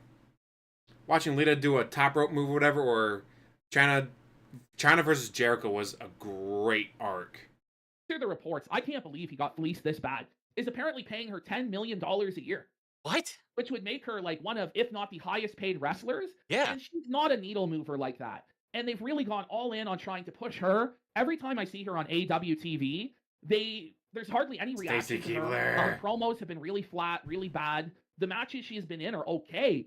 But for the amount of hype and money and attention and presentation and sending her around the world that they put into her, I don't think they're getting a very good return on investment at all. Oh, that's insane. I mean, do you think even the top women in WWE are getting paid $10 million a year? I don't know. No, I don't know if anybody in their company is even getting paid that. But Tony is such a mark, and he's just got unlimited money from his dad that he's just throwing it around like crazy, like he's fucking running a charity or something like that. Yeah, correction, Tony's dad is paying $10 million. We got Hurt Syndicate versus Private Party and Mark Briscoe. Yes. I wrote Private Party are the champs now? What a fucking joke. These guys are like the Diet Young Bucks, like Young Bucks at home. I don't think they've ever had a memorable match or feud or promo that I've seen in all the years that they've been in the company. The tag belts, though, I think look really good. What do you think, Phil? What did you think of these entrances, these performers? Again, Hurt Syndicate seems dead on how they were in WWE, which I'm okay with. Like, I think they were good in WWE. Mark Briscoe, it was good to see him. You know, still... I've been out of wrestling for a while, and when his brother passed away, I think that was shocking to everyone, and to see that he's getting pushes still in promotion and stuff, and he's a good wrestler. I have never seen Private Party before, so this is my first exposure. I agree with you. They do seem kind of like a Young Bucks style, fast-paced kind of spots and, you know, flying around a little bit, but I didn't really understand their characters from the match. Maybe if I'd been watching the show longer, I would have understood who they're supposed to be. The biggest note I took during this match, they have way too many ads on this goddamn show. There's like a ridiculous amount of advertisements trying to watch AEW, and they must have cut the 4 fucking ad breaks or something insane during this match. And like, I couldn't follow the story of the match because it was like, here's a stupid ad, I'm fast forwarding, come on. And it's different, you know, with WWE now on Netflix, the ads are either catered to WWE or they're very quick. Here, it's like very annoying to have to keep getting broken up by this bullshit. And I liked the match, but at the same time, it just kind of felt like a mid-card match. I didn't feel like there was stakes. I didn't feel like it was anything special. You know, it was good to see some of these guys again, like Hurt Syndicate, to come out. And I think it was Benjamin. Did he get the win? I think with a suplex or something. Yeah, that was good to see. I don't know. I just never got into this match. Like a super kick for the finish. Right. Like Shelton Benjamin won with a super kick for the finish. And it's like the super kick has been totally buried in AEW. Like, I don't mind. Like, Sweet Chin Music, Shawn Michaels, it was a great finish. Loved it. Right. But now every match in both WWE and AEW has these super kicks all the time where they trade super kicks, 20, 30 super kicks in a match to the point where the move's been so buried, I was shocked. It was the fucking finish. That is kind of annoying that the super kick is no longer super. It's just a kick. He probably still Lashley wrestles was just not very barely in often, or that. especially Yeah. on Like TV. Lashley was in it for like 2 seconds. They were trying to really hype up MVP coming back into the ring, and he got a lot of ring time. And honestly, I didn't really notice that he hasn't been wrestling. Like, he seemed to not really skip a beat here, which was good. But I agree with you. Like, there's nothing in this match that was like, what's the memorable moment of the match? I can't even think of a memorable moment that's like, oh, that was a really good match because of that. It just felt kind of like a filler, and the ads just killed it for me, where I couldn't stay focused on it. And then you have the tag champs just get beat like that. Right. They're supposed to be the tag team champions, and they just lose like super quick. Like, just get dominated basically on TV and jobbed out. So it just doesn't seem like there's any credibility to them as champions whatsoever. So I gave it 2 stars. What would you give it, Phil? Yeah, out of 5, probably I would give it around the 2 or maybe 2.25, just because MVP was getting there and back and he was doing a good job, but it just was not a very great match in my opinion. Then Jeff Jarrett comes. Oh God, this was definitely the low thoughts point. on all of it, Phil, and then I'll give you my thoughts. This was the low point of the show for me because, you know, back in the day I used to watch TNA when it was brand spanking new and hype, and Jarrett was the face of the company, the king of the mountain and everything. And to see that he's still around, I had no X-Division. clue he was in AEW. So this was shocking to see him come out. I was like, oh my God, he's here. And he's old, all right? To me, he's kind of feeling now like Ric Flair was when Ric Flair wouldn't leave and he just kept hanging around and wanted to be involved and shit. Not that he's that broken down like Ric Flair was, but still, like, he's not looking good. His promos aren't nearly as good as they used to be. And it's him versus MJF in this promo. And they're going back and forth. And MJF has energy and he's charismatic and he's got that charisma. And then you go back to Double J and he's trying with the material, but it just, to me, felt like he was lame. Like, it was just a really depressing segment, seeing that this guy sadly can't really hold up to the modern talent anymore. And to me, it was like, dang, it went way too... Not only does DSP being a hypocrite about ads, guys, remember, if you get YouTube Premium, you don't have to worry about all the ads I show. Thankfully, Raw Phil has YouTube Premium, so we don't got to deal with ads. Too long, by the way. This went, like, real long. It's like the big promo of the show. Dallas, that's not saying much. JFK's in better shape than DSP, and JFK's been dead since 63. And I didn't get that feeling like it really did what they thought it was going to do for this feud. And so many Owen Hart references, too. And listen, I loved Owen Hart in the 90s. I thought he was one of the best wrestlers of the time. It was insanely tragic when we lost him. Why are we still fucking bringing this up in, like, 2025? Like, you know? You know what I mean? And it's like one of the darkest stains on the wrestling business, him dying, and just to be constantly reminded of, just so you know, they every year now have an Owen Hart Memorial Tournament. Oh, With okay. an Owen Hart Championship belt and trophy that they give out for the men and the women. And why Jeff Jarrett is now back on TV is he was supposedly, and I think it's true, really best friends with Owen Hart back in the day. So they did a big storyline where he wanted to win the Owen Hart Cup for his friend. And he got a lot of support behind him, and the fans bought into it to a degree, but then he ended up falling short. Ugh. And now what they're doing is they're trying to do this like John Cena, like one more title run saw that for live. Jeff Jarrett. Ouch. But Ugh. Jeff Jarrett ain't him. Right. Jeff Jarrett's not John Cena. What are you Right. saying about Jeff Jarrett broke 1,000 guitars and never drew a fucking dime. It's true. Nobody ever really gave a shit about Jeff Jarrett. And I'm saying that as somebody who likes Jeff Jarrett a lot more than most people like Jeff Jarrett. Like, I appreciate what a carny Jeff Jarrett is, what a swindler, what a con man he is. He is that era. He's a remnant of that era, and you got to respect that. You have to, you know? And he comes from, you know, that Memphis wrestling lineage and all that stuff. And his father was a promoter and, you know, he ran TNA. But immediately it's the stink of TNA is on this product. And it's the last thing that AEW should be doing is putting Jeff Jarrett on TV in 2025. It doesn't matter that he's one of the best talkers that they have, which is sad that this is one of the best promos that they have. It's sad. MJF at one point was the breakout star of this company. And he had a really good run, Phil, where he was a really good heel. He was cutting really good promos. He was really hyped up to be the next big thing. And then they just fucking botched it. That Devil storyline was fucking rotten, Phil. They kept him feuding with Adam Cole way too fucking long. He's totally ice cold now. It's just, it starts off like MJF says that the true legacy of Jeff Jarrett is he's the last thing you see before your company dies. Why would you say this? I know. This is a total burial of the entire company. It's like, you know that you work for AEW, MJF. Right. And we know that you've signed this massive 5 or 7 year deal now. You locked in long term. It used to be he had a gimmick where he teased he was going to go to WWE. Okay, He was not gonna be the on Great in Bidding person. War Holy shit. 2024, and he should have went to WWE. I think he really, really regrets not going, especially seeing what they've done with Cody now and what they're doing with Pentagon now. MJF really would have, he's a WWE type wrestler. He's a promo wrestler. He would have done great, and they would have given him a good push. But now he's sitting here with Jeff Jarrett. He calls Jeff Jarrett an alcoholic. He's talking about Jeff's wife. And this is the thing about MJF is he's so reliant on these shoot promos, on all this insider stuff, and he always has to, and it's like, bro, you don't have to do this, nor can you, nor should you, every single promo rely on all this shoot stuff. And just being reminded, by the way, about Karen Jarrett and how Jeff stole Kurt's wife from him, like that was a dark day in wrestling. And it's like, I really don't like seeing her on TV at all because I don't like what happened with Kurt Angle. I like Kurt Angle. I think it's fucked. the promo, it went on a really long time. Way too long. I was getting so bored, and I was like, dude, it's depressing. Actually, I was getting depressed by the end of it. I was like, can we just go to something else, or actually have them fight instead of just these two guys talking for so long and just kind of showing off what I'm thinking is probably going to become the Achilles heel of this company, is that they've got guys like Jarrett still being pushed to the forefront. MJF, who used to be the face of the company, now in this position. It just makes them look bad. Yeah, I mean, I enjoyed it because I like these promo battles, and I wish that AEW would do more promo battles, but I guess this is one of those examples as to why they don't, because it just didn't really work, and I don't think anybody's invested in this. Anybody really cares. I feel like it's a waste of MJF. I think he did cut a good promo. I think Jarrett did the best with what he could do, but this just shouldn't be happening. It just shouldn't be happening. I mean, I hope that didn't go public, Jorge. That was... When you're doing risky shit like that, yeah, accidents happen, but holy shit, they should have done more to make sure that something like that didn't happen. Texas death match promoted between Hangman and Christopher Daniels on Collision. I just wrote why. And if you saw the match, you'll still ask why, because I saw the match. So I guess this is Christopher Daniels' last match, and he's retiring after this match. Wow. But they didn't bill it as a retirement match. Christopher Daniels hadn't been seen on TV in years. They didn't do any sort of angle towards it. There's no build at all, and it's a Texas death match. Why? I don't get it. I just don't understand what the fuck they're doing. It's just for no rhyme or reason whatsoever. In fact, Thriller in chat's right. Like, what does this feud do for MJF? They say Daniels is a producer. Why? Why did this have to happen? I don't know. He wanted a retirement match on a random Collision in January 2025 for no reason. Okay. Then they promoted Ishii versus Okada. Nobody gives a fuck. Yeah, it was so weird because Okada, I had heard so much about the Rainmaker, right? He was a big... I'm pretty sure some people care about it, which is why they did it. You may not have cared about it, but I'm sure others did. That's like, guys watching this TV show and they did a storyline I didn't care about. Oh, they're idiots. Like, you may not have cared about it, but I'm sure others cared about that storyline. And guess what? That's what wrestling is. It's a story. It's, again, as a lot of people say, soap opera of hot, sweaty men and hot, sweaty women. Shit over in Japan. Again, I haven't watched AEW. I didn't know he was part of AEW. And they're like, oh, it's a match. He has a title. Another title. Oh, another. What is this? The Continental Championship now or something? Continental Championship, which again, they do another tournament for it because they want to be Japan so bad. But I question whether Tony Khan has even ever watched New Japan.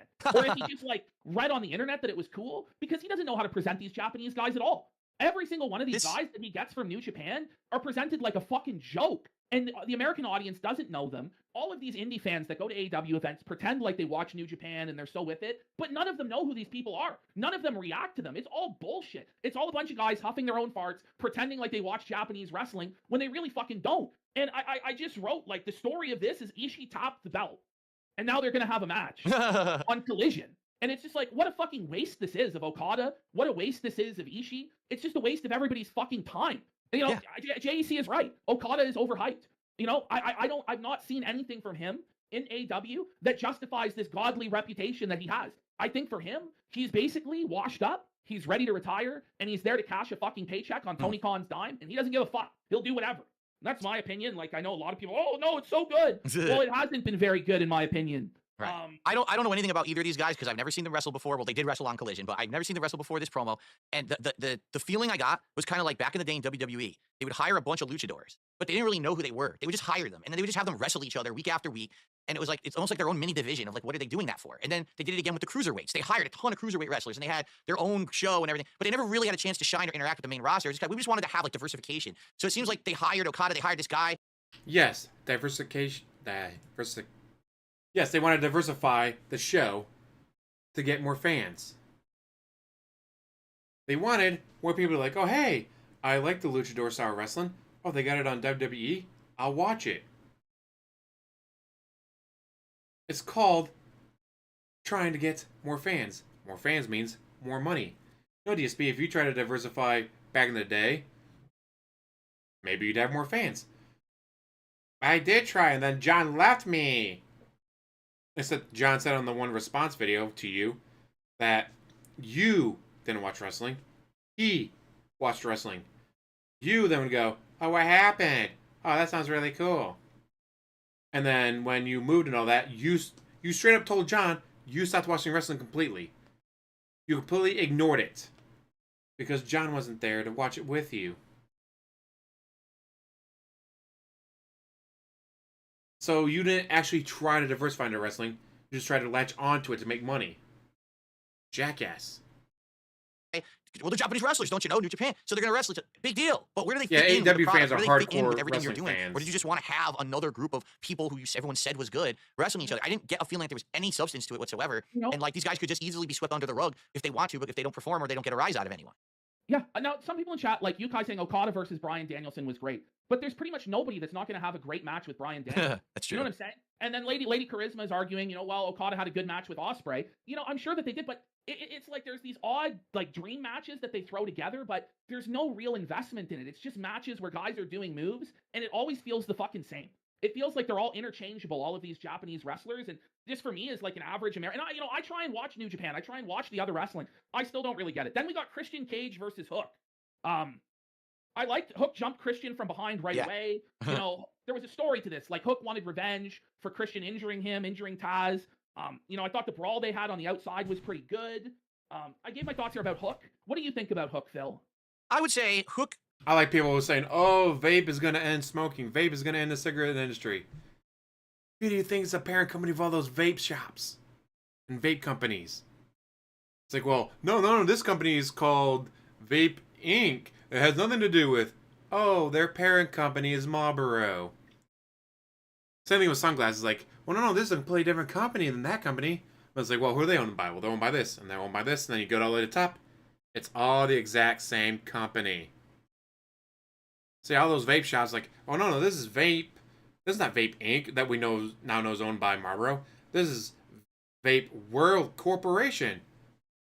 That's owned by the company that owns Newport, which is owned by the company that owns Marlboro, which is owned by the company that owns Winston, which is owned by the company that you go all the way back. It's all the way up to the top.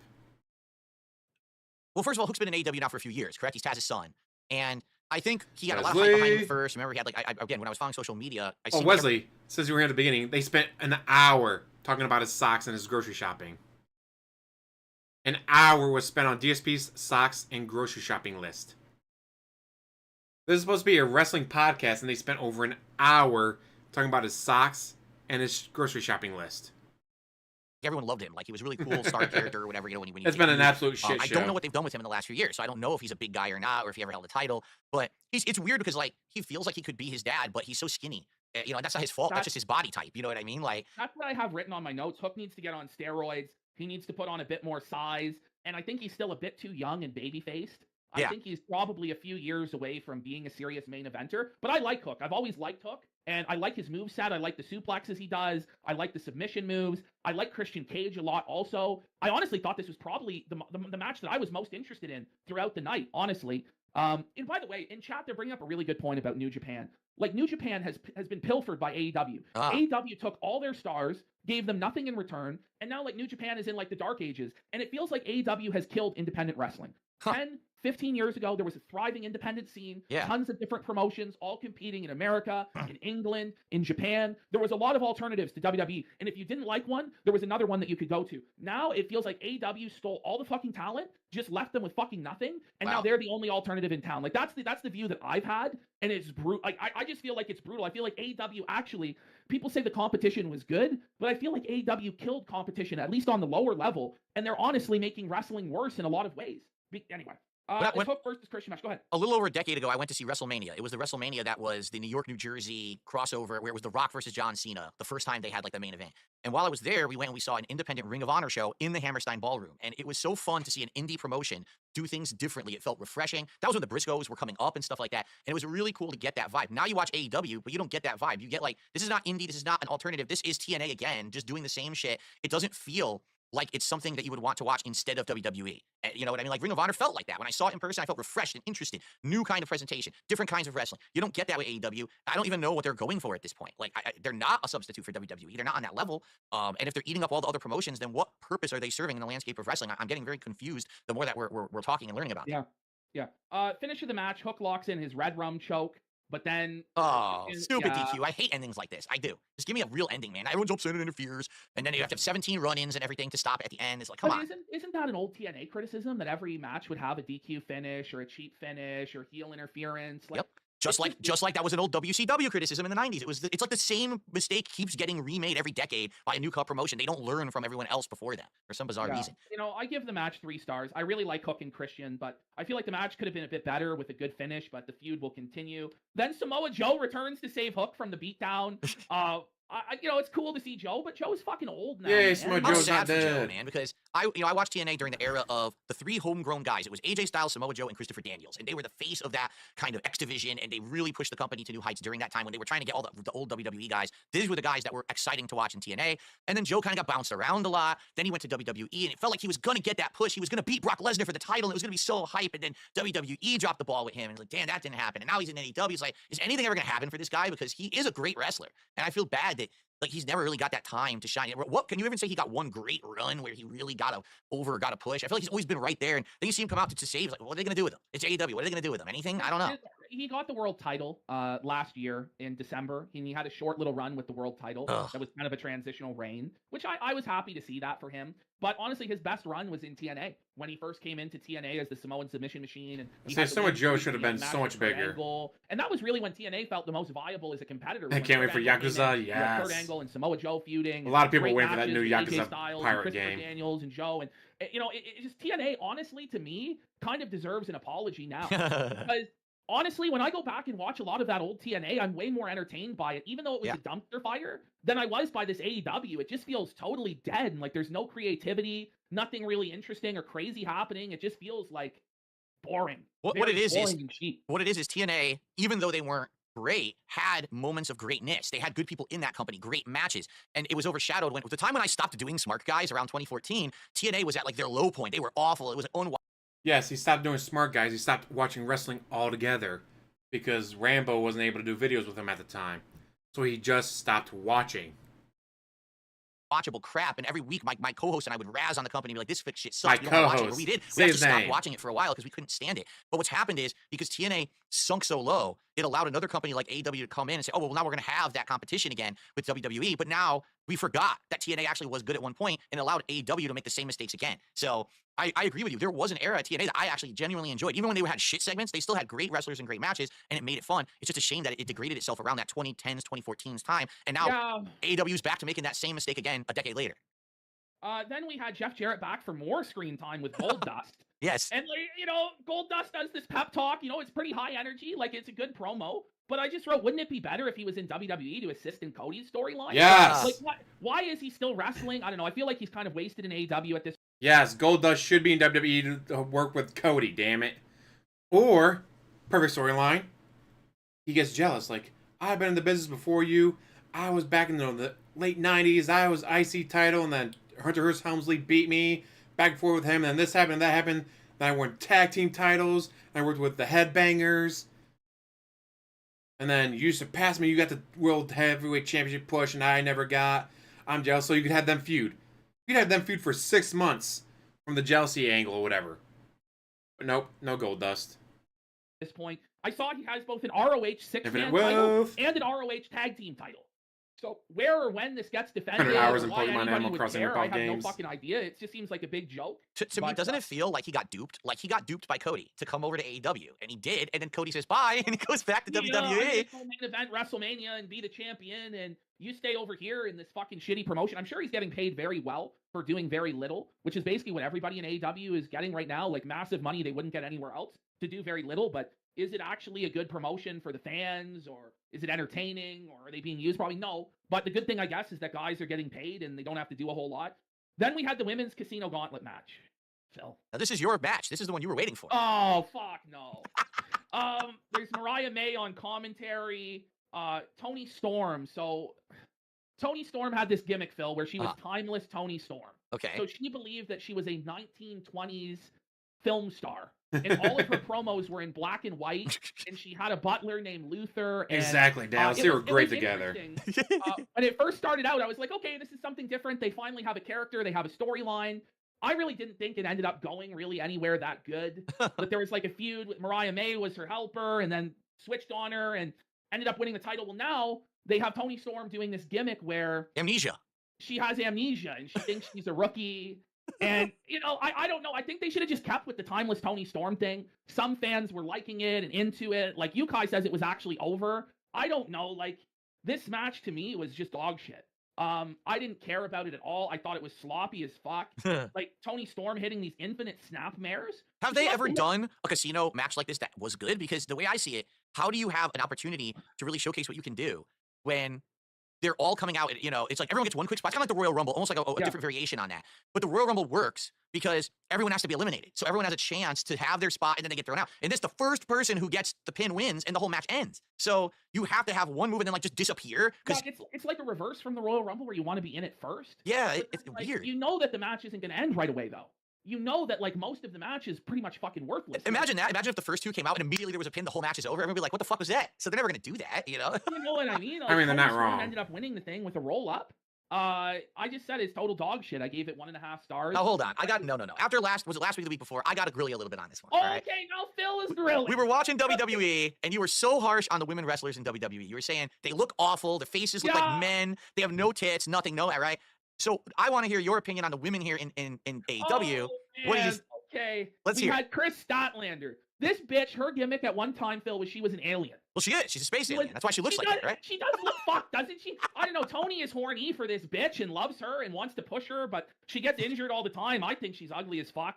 Then you got Jamie Hayter. I don't know. She's decent, I guess, but like, I wasn't getting erect, you know? Then there was Megan Bain. She was flat as fuck. Julia Hart. Now, I was getting a bit horny for Julia Hart. Did you see Julia Hart, Phil? She's weird because fires me up. Wasn't she? I mean, maybe I'm misremembering. Was she part of the House of Black storyline? Like originally, she was supposed to be a cheerleader, but then the House of Black recruited her, and she turned evil, and she had like a weird tattoo on her fucking face and shit. It's like a weird plot line.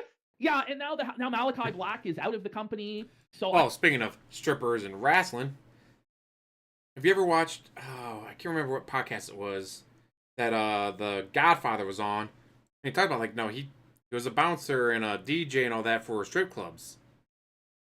And when they would go to a city, it's like, all right, now the Godfather's coming out tonight. We need some hoes for the hoe train. He just go to a strip club like, hey, who wants to be hoes in the hoe train for Monday Night Raw tonight?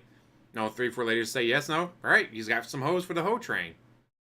And then when they did the Good Father thing, it's like, I hate being the Good Father. Fuck this. I'm out. He went right back to being bouncer and DJing for strip clubs.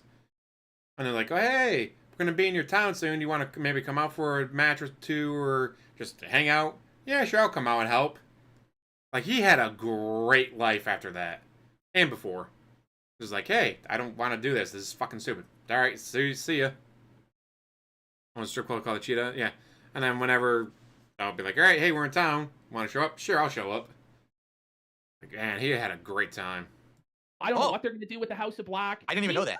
I don't know. They've had all sorts of issues with him in both WWE and AEW, especially AEW, where he's just refused to work matches. He's refused his booking. He's like chosen to sit at home rather than job. When he first came into AEW, and I've always like had high hopes for him that he would be good in WWE or he would be good in AEW. When he first came in and he was feuding with Cody, I was like, oh, this is pretty good. Where is this going?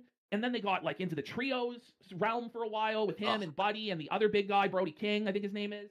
And they just have never really coherently pulled off that storyline for a sustained period of time because of, I don't know, backstage diva antics or injuries or whatever. So I don't really know what the fuck they're doing with Julia Hart. Yeah. I guess Fat Chick Girl says they're making the fat tattoo guy, Brody King, the new leader of the group. I don't know. I think Brody King has a decent look, but I don't know. Maybe get Julia Hart away from that faction. I think she has a lot of potential as a women's star. But speaking of the women's division, this week, like, really bad news for AEW. It looks like Britt Baker, who's their big homegrown star in the women's division, I guess they're saying everybody in the locker room hates her. She's on her way out. And, you know, one of the biggest iconic AEW moments is that, you know, her bloodied in the match with Thunder Rosa. And she really was carrying that women's division for some time. So I think of her as one of the pillars of AEW. And so if she goes, like, again, it's just another, you know, original talent that they have just being shafted and pushed to the side. Tony Storm, you know, she's flat, no tits at all, no ass at all. Why people are so obsessed with Tony Storm, I don't know. It was weird, like when she was in WWE. Now I would follow social media and people would be like, "Oh, you got to go to her OnlyFans," and I'd be like, "What? Like for what? Like what are you looking for? I don't." Terrible. I never understood it.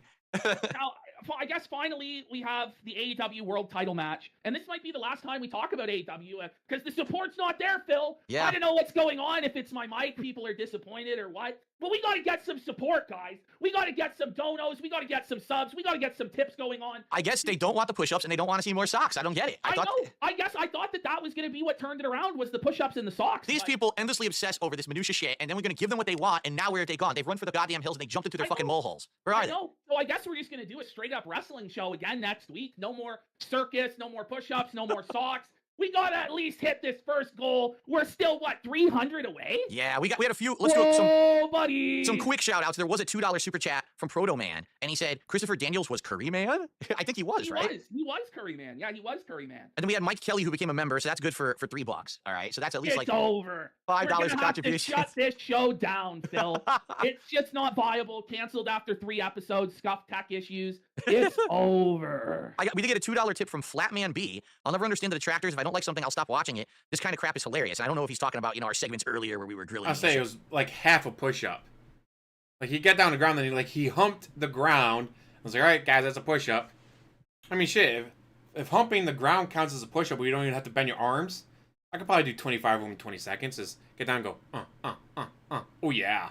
Shit like that. But, yeah, I mean, I don't get him either, but hey, and then take a nap. we're trying to be funny. We're trying to roll with it. We're trying to have some fun with it, which is what people have seemed to want me to do for many, many years. And now I'm a lot more open to it. I don't really give a shit about the stupid memes anymore. I'm like, let's have some fucking fun today, Well, I think John here might be right. Don't cater to the detractors. Cater to the Phil fan. Well, and we let the Phil faithful down. I don't know. I'm going to have to do some practice. Hopefully the mic's not fucked up. I don't know. When we were talking in the green room before, you thought it sounded fine, right? yeah, listen, and this is the thing. I'll say this, all right? Some people have been saying, don't you get it? PPP is really hate you, and he's sneak dissing you, and he's saying, and I say that I try to express them. You guys don't understand. We talk about it before the show. It's not like you drop secret shit on me to haze me on the fucking show. We're having fun with this. Show, Phil. So much fun. You gave it away. The wrestling show is scripted, Phil. How could you do this, Phil? It was supposed to be a shoot, brother. Oh my God, these people, I don't get it. Now we have the kayfabe cope. Phil's exposing the business. It's over. It's over. All right, let's finish this and we'll do Raw quick. Yes. AEW World Title match. Give us your thoughts on it, Phil. Well, first time that I'd seen Hobbs in a match, I had seen him on social media years ago when he was just starting to get his push as part of Team Taz, but I hadn't actually seen him in a match.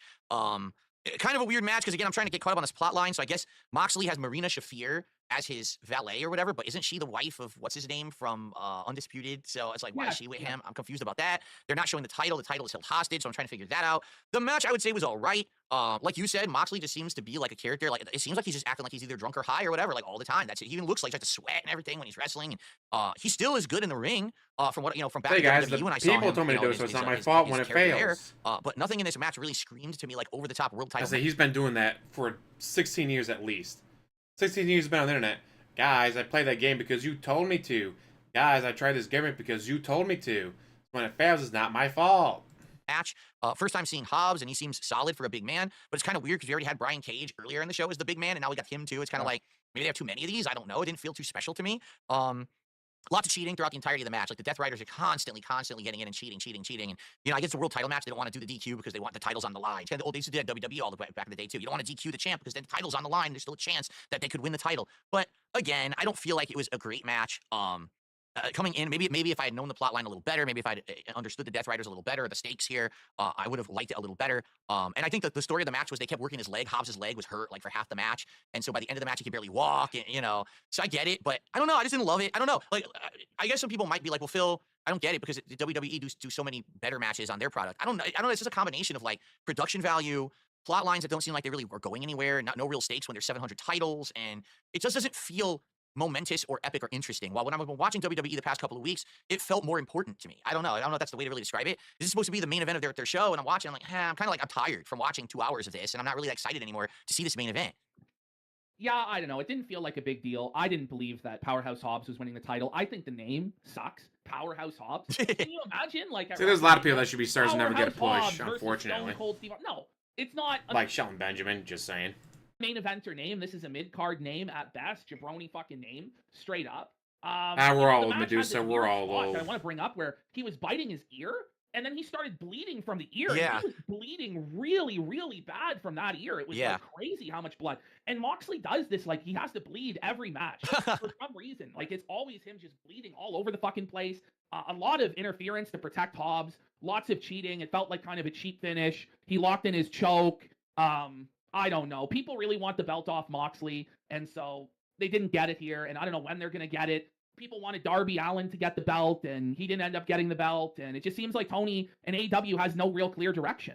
It just seems like they're just doing stuff for the sake of doing it, and it's just nowhere near as good as WWE right now, and it's a real shame because they had an opportunity to be a competitor. I don't even get how, like, they call this one, the show was called Maximum Carnage, and they were acting like it's a big event or a pay-per-view, but it's not. It's just a regular show. So I don't get the impression that anything eventful is really going to happen at the show, even though they're trying to promote it like it is. I'm maybe because we're smarks, right? Because we're not dumb, we get it. Maybe other people get fooled. Is, Phil, everybody who watches AEW is a Smark. There's nobody who's watching AEW who's like... I would say if Shelton Benjamin had won Money in the Bank, that could have been a great storyline with him. But unfortunately, never happened. And with, like, the original concept of Money in the Bank, it used to be, alright, this guy's not a champion. He's never been a champion. Let's make him a champion through this. Now it's like, oh, hey, this guy's been champion twice, but it's been a couple months, so let's give him the title. Like, what the fuck? Mr. Oh my god, yes! Alright, so we'll go with Mr. Perfect, Shelton Benjamin, Razor Ramon as top 3 guys that should have won the World Heavyweight, but never did. In my opinion, anyways. Man. How are you going to be called Mr. Perfect and then never win the championship? Like a casual wrestling fan. Fuck. You know what I mean? Yeah. Everybody watching AEW reads dirt sheets and is smart to the business. And, you know, it's hard to book a product to those people because they've seen everything and they get fucking bored. And I feel like they're very fickle. And, you know, it just seems like Tony doesn't have a clear direction at all. And it's just not a very good show. I give the show overall a 4 out of 10. I was going to say like a 2 out of 5, so I think we're pretty much on the same level there. That's exactly what I was going to say. It was like below average show. Very below average, very cheap show. Blue Boo did a $5 super chat here. I just want to shout it out quick. He said, we need to see DSP wearing a Powerhouse Hobbs big black and jacked shirt. How would you guys feel about me? Let's get Phil on a muscle shirt that he ripped. Let's get some support for Phil. Let's get some. He won the World Heavyweight Federation Championship in 1988, so he's won the world title before. So I was like, wait a minute, Andre the Giant's won before, hasn't he? Yeah, he won it in 1988. It was the first and only time he held the title. Some donos here, guys. Some kick subs, some tips. Come on. Let's hit this goal for Saturday night's main event, brother. Right. Yeah, he got let's stripped quickly. That would be a shame. I mean, Saturday night's it. main event is lined up to be the big show this week where a lot of title matches are happening. But, you know, we got to set the goal. Well, come on, guys. Let's get some support going for that so that we can have the full picture next week of what's going on with WWE. All right, let's do the Monday Night Raw review. Real fast. I watched Collision, okay? But I didn't watch Collision. I skimmed through Collision, and here's why, okay? The opening match was Hangman Page against Christopher Daniels, as we've talked about in this Texas Death Match. And let me tell you something. That match was so representative of everything wrong with AEW in the business right now. It was a plot line that made absolutely no sense. So I didn't even understand what the story of the match was. You got Christopher Daniels out there way past his prime. This guy used to be like one of the most like skinny, fit guys. You know what I'm saying? Like he was never jacked, but he was always like really cut and nice body for the athleticism that he had. You know, he's kind of like me back in the day. When in my 20s, I also had an Adonis-like body. But let's be honest, we're both in our 40s. He's probably, what, 50? I'm pushing 60. I don't even know how old he is. And I hate to say it, he's got the man boobs going. And it's very disturbing to see a guy like him, you know, trying to go out there and perform, and he just doesn't look the role anymore. He's still hitting the spots and stuff, but it's kind of sad. And the one thing that actually disgusted me, it was barbed wire. There was insane amounts of blood and gore in this match. Like at one point, Hangman has the barbed wire in Christopher Daniels' mouth, and he's pulling the wire back, and there is blood squirting out of his face. And I'm like, why are they doing this? Like, well, listen, I like that. Some of the storylines they've done in wrestling with those titles is just fucking. There has to be a meaning behind it. We make it a big stakes match. Big feud or something, a throwaway Saturday Night Collision. To go to that extent, to have barbed wire in the mouth, and then what does it leave for the other guys to do on the show? Yeah, You've the whole done show everything sucks. There is to do.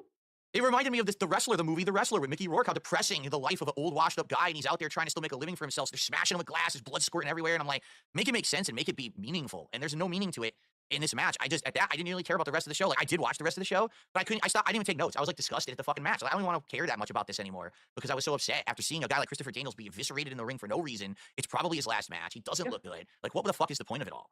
And he's old, man. And the thing, they get these old guys doing this stuff that they don't need to be doing. You know, Sting is in his 60s, and they had this guy jumping off balconies last year. Poor Sting. And you know, it was cool to see Sting jump off the balcony, but holy fuck, man, Sting's in his 60s. Right. It's lucky that Sting wasn't fucking paralyzed for life doing half the shit they had him doing out there. Same thing with Edge. They had this guy jump off a steel cage. He fucked up his legs. He was out for a long time. You know, and the guy had fucking neck surgery and was nearly paralyzed over a decade ago. Is doing all this crazy shit. It's just reckless and nonsense for no good reason, and somebody there has to tell these guys no. Right. But nobody ever tells me there's no boss over there.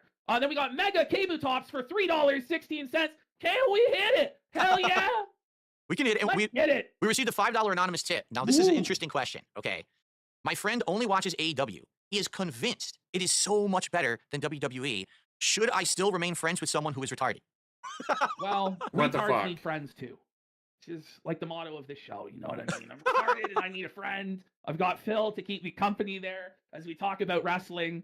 But yeah, I don't know. The guy's just flat out delusional. I mean, there are people who just hate WWE just because it's WWE, but a lot of the wind went out of those sails when Vince left. Yeah. And I just feel like now there's not the same baggage attached to WWE, and it's now more so the cool brand. And now, you know, Tony Khan is holding Phoenix hostage. Now he's holding Ricky Starks hostage. Starks has asked for his release. Tony Khan won't give it to him. I thought Ricky Starks was okay. At least Ricky Starks was trying, but he got buried by Edge at one point, which also looked bad on Edge, that Edge was seething. And then MJF was burying Starks in promos too, because he really was like a poor man's Rock, but Yeah. at least he was trying. Gotta get those anonymous tips to get the goal, guys. All right, WWE Raw, January 20th, 2025. Show is from Dallas, Texas. Opens with Cole hyping the main event. It's going to be Seth Rollins versus Drew McIntyre. It's sold out. There's 15,000 fans in this building. Glorious drone shots of the whole crowd. Yes. There couldn't be more of a contrast, right? Exactly. Between that WWE show on Monday and AEW last night, could there? Such a stark contrast. 15,572 in attendance. I'm sure that's a lot more. American Airlines Arena, amazing arena. Feels professional, feels over the top, you know, great production quality, and again, feels different. Feels like you're watching a different product. Like it's not even in the same category as the pro wrestling you would have watched if you were watching AEW. So, and by the way, Spawn Killer with a $2 super chat. He says, you should watch Darby Allin. He is crazy. I know of him. I've seen some stuff of him on social media. Obviously, he wasn't on AEW this week, you know, in the matches that we watched, but you know, I would like to get back in line with everything. So maybe eventually I'll see some of his stuff. We'll have to see. I don't know if he's one of these crazy spot monkeys or not. He is. He's like the ultimate spot monkey. He's Oh. trying to be like a Jeff Hardy for the modern era. Ah. I've met him, and he's Poor so Jeff small. Hardy. He is so small. He can't be like more than 160, 70. Jeff Hardy could have been bigger than John Cena, as he's said recently, but he couldn't stay off the fucking drugs. Effing chat for Jeff Hardy's career. Poor Jeff. Pounds, soaking wet, tiny guy, but he kills himself. He really does Yeah. kill himself in the ring. He's trying to climb Mount Everest right now. So Oh, I think that's Those kind of drones, why yeah, they those drone haven't shots have been pushed him, is amazing. because they're worried WWE he has might been injure doing it himself no matter great what. lately. Seth Rollins was shown backstage in this blue ski coat and this giant rectangle blue sunglasses. He looks gay and retarded as usual. Then CM Punk shown backstage. Penta versus Pete Dunne is hyped. Rhea Ripley is in the building, and then she gets ambushed by Nia Jax. Yes. Nia starts beating her up. She throws her into stuff backstage. She grabs her by the throat and slams her into the wall about 3 times. I thought that looked good, actually. Her slamming her into the wall. I thought it was a good beatdown. I always wonder with Nia Jax, like, how much is what they were supposed to do and how much is she just doesn't know what the fuck she's doing and fucking everything up. So it's like, was that actually supposed to happen like that, or is she just like I messing don't around? know. She's sloppy as fuck in the ring, man. She's sloppy. I don't really like Nia Jax. Nobody seems to like her. Security pulls her off. Then we have commentary as Wade Barrett and Michael Cole this week. Yes. I like this, actually. I like Wade Rhea Barrett on Ripley, commentary. I think yes, he did a good mommy. job. I feel like it's better with Cole and Barrett than it was with Cole and Pat McAfee. Yeah. I felt like it was more balanced. What did you think about this, Phil? It feels more like a balance. You're absolutely right. When you have Pat McAfee and Michael Cole, it kind of could sometimes sound like stereo. You know what I mean? With this, you got someone, he's got the British accent. He's got the know-how from the business, being a former pro wrestler. So I like that better, especially because he's homegrown, too. He's someone from the company. He's not someone they pulled from another show or whatever to be there. So I did enjoy him on the commentary. I think he added a good amount. Then Jey Uso's music hit. Wow, is Jey Uso ever over? I can't believe how into him the crowd is.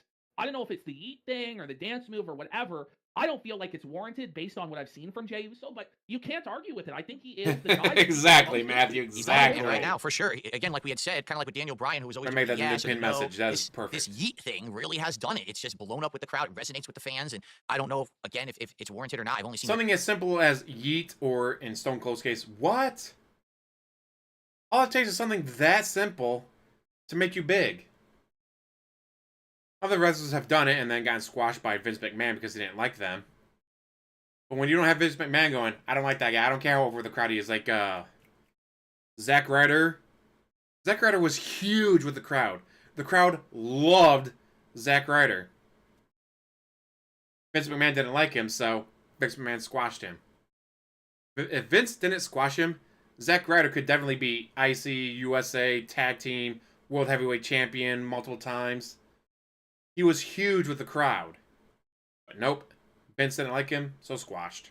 very little of him. It's confusing to me because I hadn't seen it until last week or 2 weeks ago. But yeah, he is white hot with the fans right now. I would assume he's selling insane amount of merch. I saw like 2 ads for his merch during the show as well between the segments. So At one point, Cole's dancing with him. I thought that was so corny and cheap, but then Barrett called him out on it on commentary. I was like, okay, this is good. But yeah, the atmosphere of all these people going crazy. Yeah, especially when for Zach Jay, it really was doing it with like online stuff and all that They behind the had scenes nobody that was that Vince over. was Right, making under yeah. Behind the control. crowd that got people into it like this. And it really set the tone. It really set the tone that this is the big leagues. This is a big promotion. This is a hot promotion that people are into right now. They've been putting on good shows. And, you know, Jay starts cutting his promo. Again, I didn't think the promo was anything special or good, but the people are so into it. they So eat it up. Eat it right up. when they're that into it, you can't really argue with it. You know, it's working. So, you know, even though I'm a hater of Jay in a way, and I'm detracting on him, I can't really take away from it because he's so over. Then It's a performance art. It's not just about the athleticism. It's about a performance, and he's got the performance that's winning the people over. So, you know, more power to him. Then we had Gunther come out. He's in his suit. He's got that like European look with the loafers, with no socks on, kind of this traditional heel look. And he comes out, and again, I feel like he cut a really good promo that was in line with everything he said. He called Jay like a funny little man. A dork. He called him a dork. And, you know, he says that he believed him when he said, you know, what he was saying. But then he saw how Jay walked out there looking like a dork, like the company mascot. And he says, you know, it doesn't matter. You may as well be facing Jimmy Uso. He says, you don't bet on yourself. I don't believe you. You are helping other people. You're furthering your cousin. You're furthering Cody. You don't take care of yourself, which is, it's true. And like all of it was, as opposed to the promo that MJF was cutting, where it was all like shoot stuff and, you know, your wife this and you killed these companies that. This was all in kayfabe. Yeah. And it all made sense, his criticisms within kayfabe, and he was kind of right. And the line that I really thought resonated was when he said, Jay, your words and actions don't align, but Right. mine do. Right. And that's what I like about Gunther is that he always is that character, and he's always in alignment with what he should be doing. He says and does exactly what that character should say and do. So I really like him. And he says on Saturday he will expose Jay as a flash in the pan that shouldn't be in the title picture. Yeah, He's the Zack flavor of the Ryder. week guy, and he's not going to last. I thought it was a good promo. Jay says Gunther is right. He's Zack telling Ryder, you like he is many, a is one of those mascot, wrestlers that and the could have been fans way are dictating bigger, his but blood, then and he says Vince he's winning didn't like the world him. title, and then he said, you know, he goes, only one of us is main evented WrestleMania, and it's not you. And then they started fighting. Gunther sucker punched Jay, started beating him down. Jay turns it around, super kicks Gunther out of the ring, and Jay stands tall. Which, if you know WWE booking, whoever stands tall on the show Is going to lose. is usually going to lose, especially when it's a babyface standing tall like that. Probably Jay is going to lose at Saturday night's main event. I can't see him winning, but with how over he is, maybe it is his time. Maybe it would make sense He for might him to be. get the belt, but I don't I'm know. waiting for. Would they Royal drop it Rumble. on the I main love event though, Royal or would Rumble. they It's one would of they my have it favorite be like events. maybe an unspecific end or a DQ, and then they set it up for the Royal Rumble as, you know, having the I- real match at the Rumble, perhaps? I think you're probably right with that's the booking that they continue this to Rumble because they only have one more week to pivot to Royal Rumble. Right. So it's a question of what of consequence will really happen at Saturday night's main event. Will there be anything definitive there, or is it all just going to be pushing towards the Rumble? I will say I like the first Saturday night main event show they did, and this will probably be a good show if we get to review it. Come on, guys, let's get some support here. Come on. Phil had no support yesterday at all, guys. Like there was no shows. Chelsea the internet Green, was down. yes. Tony Khan screwed me, man. We're battling through scuffed mic issues, battling through, guys. Come on. Let's get some fucking support. Let's get some subs. Let's hit this goal. We see the New Day backstage, and they greet JBL. I guess JBL is going to be the commentator for their match against Rey Mysterio. Yes. They bribe him with $2 to tell people they're a victim of a conspiracy. And then JBL starts praising Big E, how he's the real force behind the New Day, and kind of burying them. And then New Day walk away. whatever, I'm they're sad upset. about the New Day What did angle. you It's think so of this sad. backstage segment, Phil? I like the segment. I wish that I had known the background because I didn't know. I knew New Day was breaking up, but I didn't know that like Big E was the reason. I guess because he's never. Sadly, I guess he's never going to get better, right? Like I guess that's the thing. He can never really perform in the ring again because of that neck injury. And so I like the plot that they're breaking up, and these guys are going to go off for themselves, and they're mad at him. I don't necessarily get the JBL interaction with the New Day here. Like I don't see the jive between the two groups. Like, you know, JBL is supposed to be like the ultimate heel, the Wall Street Yeah. guy, the Texas businessman guy. And I get it, like they gave him $2 so he doesn't like them or whatever, but aren't they turning on Big E? So if he's the heel, wouldn't he like that? Like, shouldn't he? I you know? don't really know. Like, it was weird to put two heels together in like the same segment. I'll just say, like, with New Day, I've always felt they were super corny and really gay, and it was like farce. They always changed the channel when they were on. I don't think they should have ever even lasted 2 weeks as a faction. When they first came out, everybody hated it. Everybody shit on it. Yeah. They were shucking and jiving. And it was like this black stereotype dancing gimmick. Somehow, to their credit, they got that garbage gimmick over. Yes. They've milked it for over a decade now. Right. But it's just, to me, I never like the unicorns and the rainbows and the ponies and the pancakes. It was not for me, and it was really cringe. Now they're doing this heel. How can you hate the jobber New Day? New Day gimmick, was awesome. which I don't really know. Like, I don't know what to make of this. I feel like they should probably just release these guys. Like, I Yeah, people really love don't Ron like Simmons. Xavier, Kofi, Damn. I could live without. But I don't know. We'll see what they end up doing with these guys if the storyline goes anywhere. But this match that they had with Reeee and Kofi, oh my God, we'll get into it here in a minute. Bailey is backstage. Oh, shout out to Winter Soldier. Winter Soldier did give the sub over on Kick, so thank you, Winter Soldier, there. And the only other thing I want to say about New Day is, yeah, like, I honestly don't know what they're going to do with them. Because, like, it seems like they've kind of run the gamut of what they can do. They were tag champions. Kofi got his time. Xavier Woods was king of the ring. They've kind of done everything they're going to do with these guys, and I'm wondering what the direction is going to be. I'm happy that they're trying something, because now they've acknowledged that Big E isn't going to wrestle again, but I don't know about them having any success doing anything else. When you've done the same, it's kind of like the John Cena thing. When you've done the same thing for so long, and you were kind of PG for the company, it's kind of hard to then break out of that. Like, they're going to lose merch sales and stuff, that they were probably selling to the kids and stuff. So I don't know. We'll have to see where they're going and what their ideas are. They did it once. Maybe they can do it again. Maybe they can really reinvent themselves. Just from what I've been seeing on the Raws that we've watched, they've just been treated kind of like jabronis, like a big joke and an afterthought. And I don't really know if there's anything big planned for them. New Day comes out with the ponies and rainbows entrance, but they say to cut the music. They say they aren't using that theme anymore. The fans start chanting New Day sucks. But then they didn't play another theme. And I was like, well, if you're going to cut your theme up, play the theme. Like, I didn't know what was happening. I have a miscue or something. I don't know. Then they take the $2 back from JBL. The match starts. It's Kofi versus Reeee. These guys have been around forever. Forever in this. Like, Kofi's been love there, Kofi more Kingston. than, like, 17 years probably now. He came in probably around 2007, 2008. Rey Mysterio, he's had a career now probably over 30 years, if not 40 years. He was wrestling back in WCW Nitro. Yeah. All the way through to the modern day. So it is always a privilege to see Reeee. But, Reeee is wearing a shirt because he's old and he's getting fat. He's getting fat. Poor Reeee. JBL, they're Good putting to see him over get on old, though. commentary how long he's been wrestling. And I really liked how they maintained the kayfabe of this where JBL hates Reeee. Yes, And yes. they bring He up- said he's a deadbeat dad to Dom. I was like, dude. I died. I'm like, this is great. And I really like JBL on commentary with Michael Cole.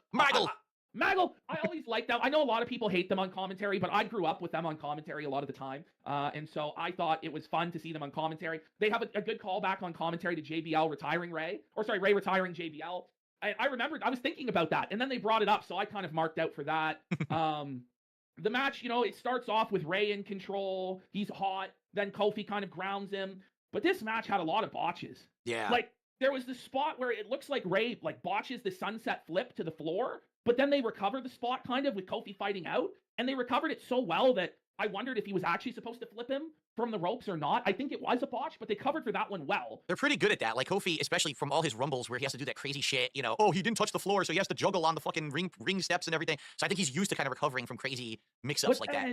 A really bad botch. Kofi botches this power bomb, and it was dangerous. Did you see this, Phil? Did you pick up on that? I didn't. I missed this. Okay. He goes to powerbomb I'm glad they was right on able to floor, drop and the he lets Jamaican go accent and go early, back to and his he actual loses roots of control, South and Reeee, Africa. flips like this and lands really hard and really awkwardly. So it's like two back-to-back botches on the floor. Then Kofi tries for his finisher. Reeee reverses it into the 619, but then Xavier interferes.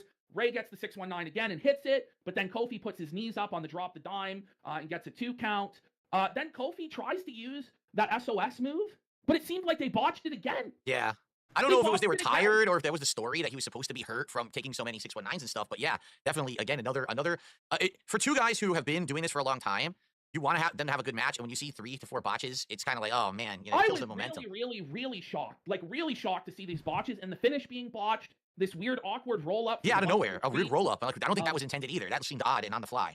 So, normally I would have given this match 3 stars, but I really I deducted a full star for the botches. Really took me out of the match. I was really surprised. I liked the commentary and stuff, but I gave it 2 stars. What did you think, Phil? Yeah, for what it was, I think the best part was the JBL commentary, quite frankly. The match was less enjoyable than having JBL do the nostalgic callback. So, out of 5, I'd probably give it like a 2.5 maybe, but definitely nothing to write home about or anything too special. Yeah, I'd say it's an average especially at his age, you're lucky that Rey Mysterio can still go out there. A lot of wrestlers can't be out there that late. Rey from behind, and New Day beat him down, but the Latino World Order came out to save him. Yeah, when Triple H called him out on that was hilarious. Seems like when they break the 4th wall. Make him a big deal.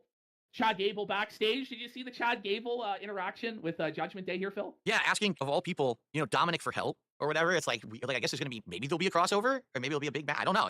It's interesting to see because again I'm just jumping in, so I don't know if these guys have history or whatever. So I hear the talking like, well, is this just that you know, he really thinks he needs the help here. He needs the coaching or whatever. I don't know, but it was fun. It was funny. I wonder where it's going with this luchador expert that he's going to talk to or whatever. Yeah. I wonder who's going to be the lucha expert or what. Then we got Sami Zayn in-ring promo. Yes. And he talks about how he's going to enter the Royal Rumble match. And you know, this is interesting because it gives us another viable contender for the Royal Rumble match. And this year, it seems like there's a lot of ways that they could go with this. And I thought this was a really good segment. I thought this was a fun segment with Sami and Kevin Owens. Sure. Sami making a good point. You know, he's pretty much done everything in the WWE except win the big one. He hasn't gotten that world title. And because of that, this would be his chance at redemption. This would be his chance to make the big main event if he wins the Rumble. And yeah, I think the people are behind him. He's kind of like the underdog at this point. Kind of like, I kind of remember how like Daniel Bryan used to be like that. But Sami's been doing this for a while. And to see that maybe perhaps he'll actually do it if he wins the Rumble. By the way, oh, there you go. I thought you had frozen for a second. I was like, oh, No. Sorry. I just got a phone call there. I just had to let them know I can't take it at the second. But okay. Yeah, we're doing the Sami Zayn's Kevin Owen promo segment there.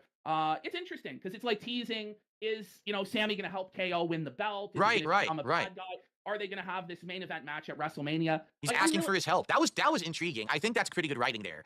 Would Sami help KO so that then they can have a title match at WrestleMania? I mean, he'll have his back if you have my back. It's kind of an interesting thing. Now, you got to wonder, at the Royal Rumble, will this happen? Will they each have each other's backs? Will one of them turn on the other? I can see that happening. Sami helps KO, and then KO like screws him over for the zillionth time, so he can't win the Rumble or something like that. That'd be interesting. They have wrestled at WrestleMania before. I believe it years ago, and then they also had the main event together as tag team partners at WrestleMania. So it's not as though they've never worked together at WrestleMania before, but I could see a lot of fans getting excited for this idea. You know, Sami has a lot of supporters, Kevin has a lot of fans, but I just don't think it's going to end up happening. Yeah. Who do you think wins the Royal Rumble?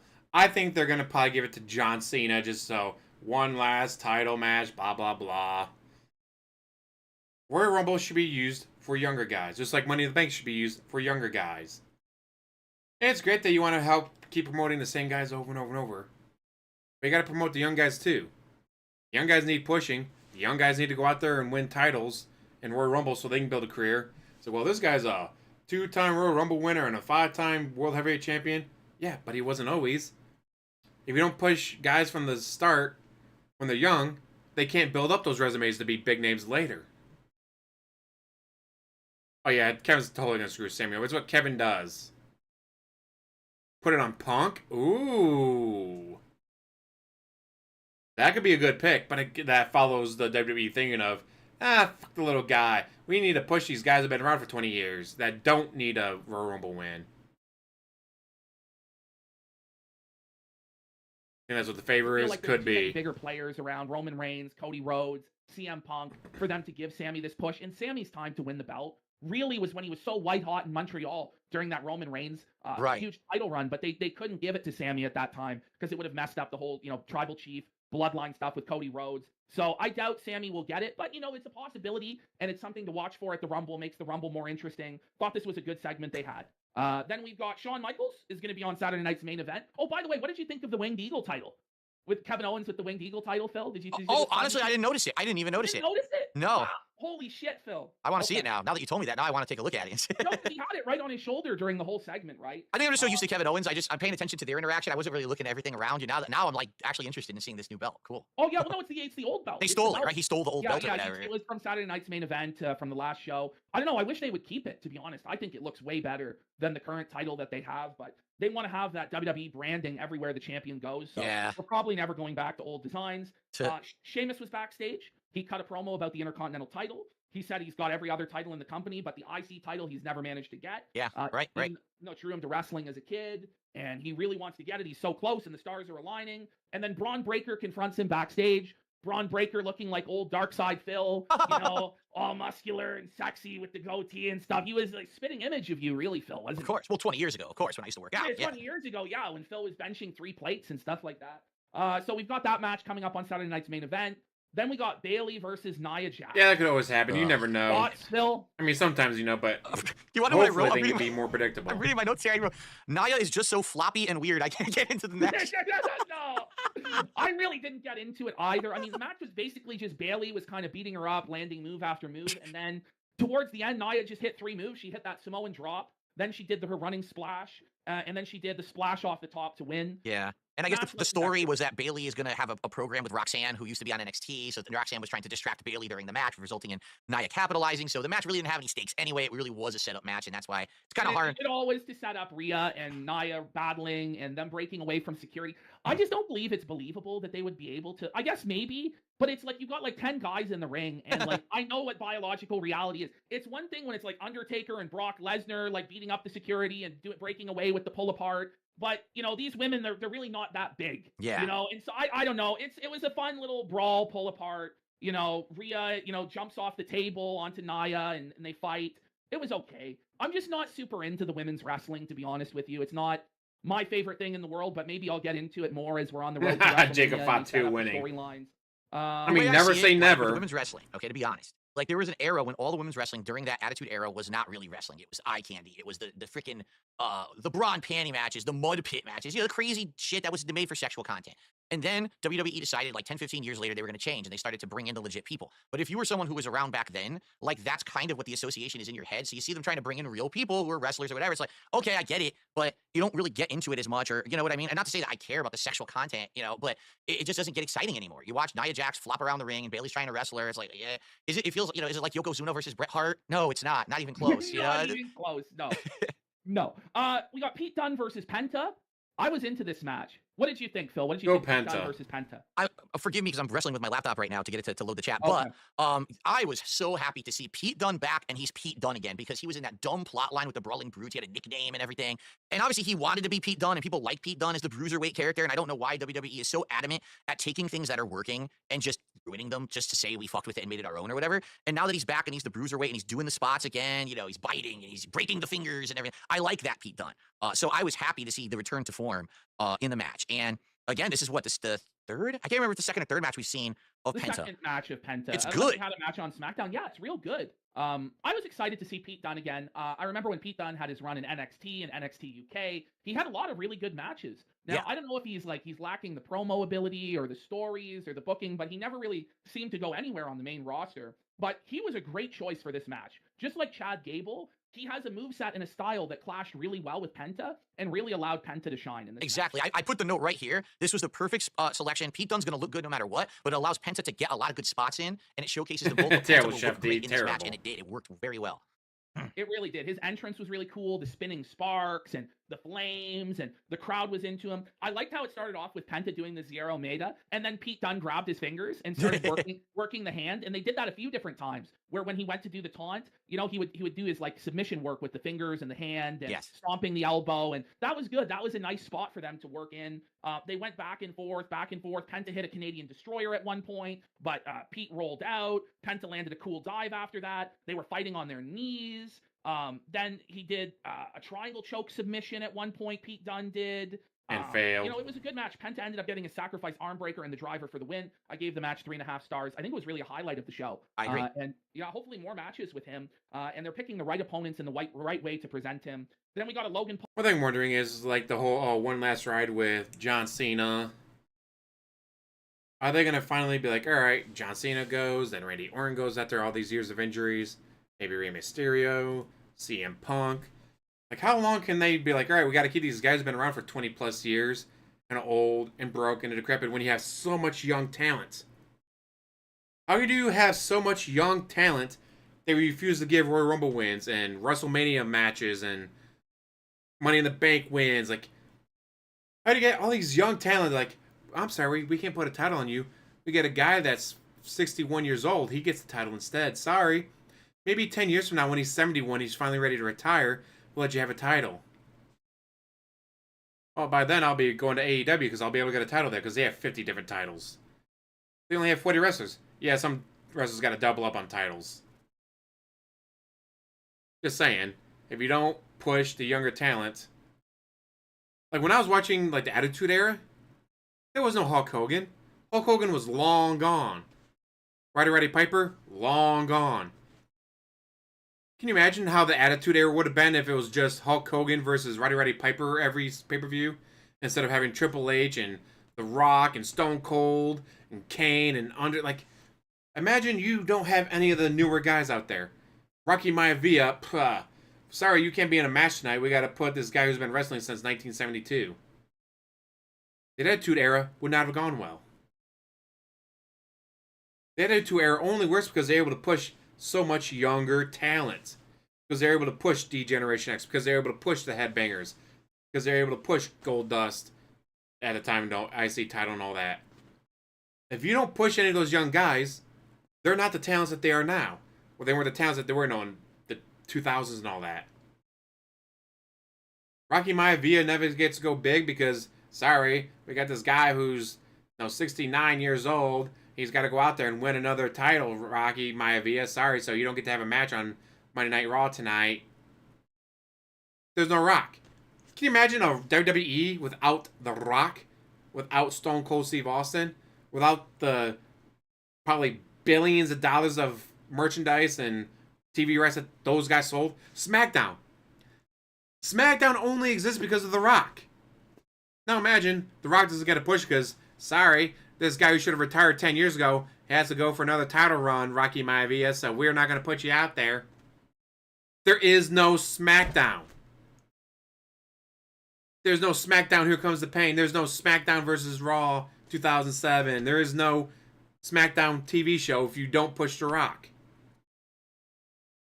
What shows are we going to be missing out? What talent are we going to be missing out on? Sorry, but CM Punk wants another title shot, so you don't get to win the Royal Rumble this year. Or you don't get to win it next year because we got to push John Cena again. Or you don't get to win it again the year after that because we're going to push CM Punk again. I mean, yeah, thankfully they got NXT to have people get some TV time and talent time. But it's not going to be the same. Rocky Maivia doesn't get his push during the Attitude Era. We don't have The Rock. We don't have SmackDown. We don't have Hollywood Rock. We don't have The Rock starring in movies. And I feel like that's what they're doing now, though, is that they're not pushing younger talent. They got to keep the old guys in there. It's like, well, congratulations. You're not getting the next Rocky Maivia. You're not getting the next Stone Cold. Kevin Owens could totally be the next Stone Cold. But, oh, sorry, you don't get to fight for a title or the Royal Rumble or Money in the Bank, WrestleMania. Now, you're going to be on a dark show. You're going to be on a show before the match even, before the show even starts.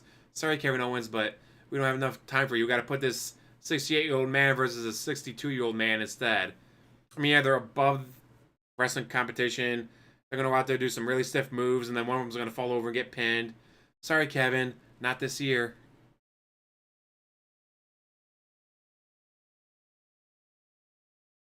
Holograms. Paul promo package. You're going to have So Final here's my Boss thoughts on Logan Rock. Paul. Okay, I don't think anyone likes the guy as a person. Without The Rock getting big, how big is Roman Reigns? How big is any member of the Samoans and all that came from Rocky Maivia's promotion going to The Rock? I mean, yeah, his dad was in it, so that's why Rock was in it. But if The Rock doesn't get pushed over, if The Rock doesn't get big, The Rock doesn't become Hollywood The Rock, do you think they push Roman Reigns or the Usos, or do you think Rikishi and all them are out there doing as big? I don't know. Yeah, Kevin and Sammy are kind of, well, very good point, Matthew. They're getting old too. Like, they've missed their shot. They missed their chance to be the next Rock. Like, they could have been the next Rock and Stone Cold. But, nah, we got to keep pushing these guys who should have retired 10 years ago. Sorry, Kevin. Sorry, Sammy. After all the hijinks he's been involved in online, crypto scams, and fucking going to Well, Japan. I do, but go ahead.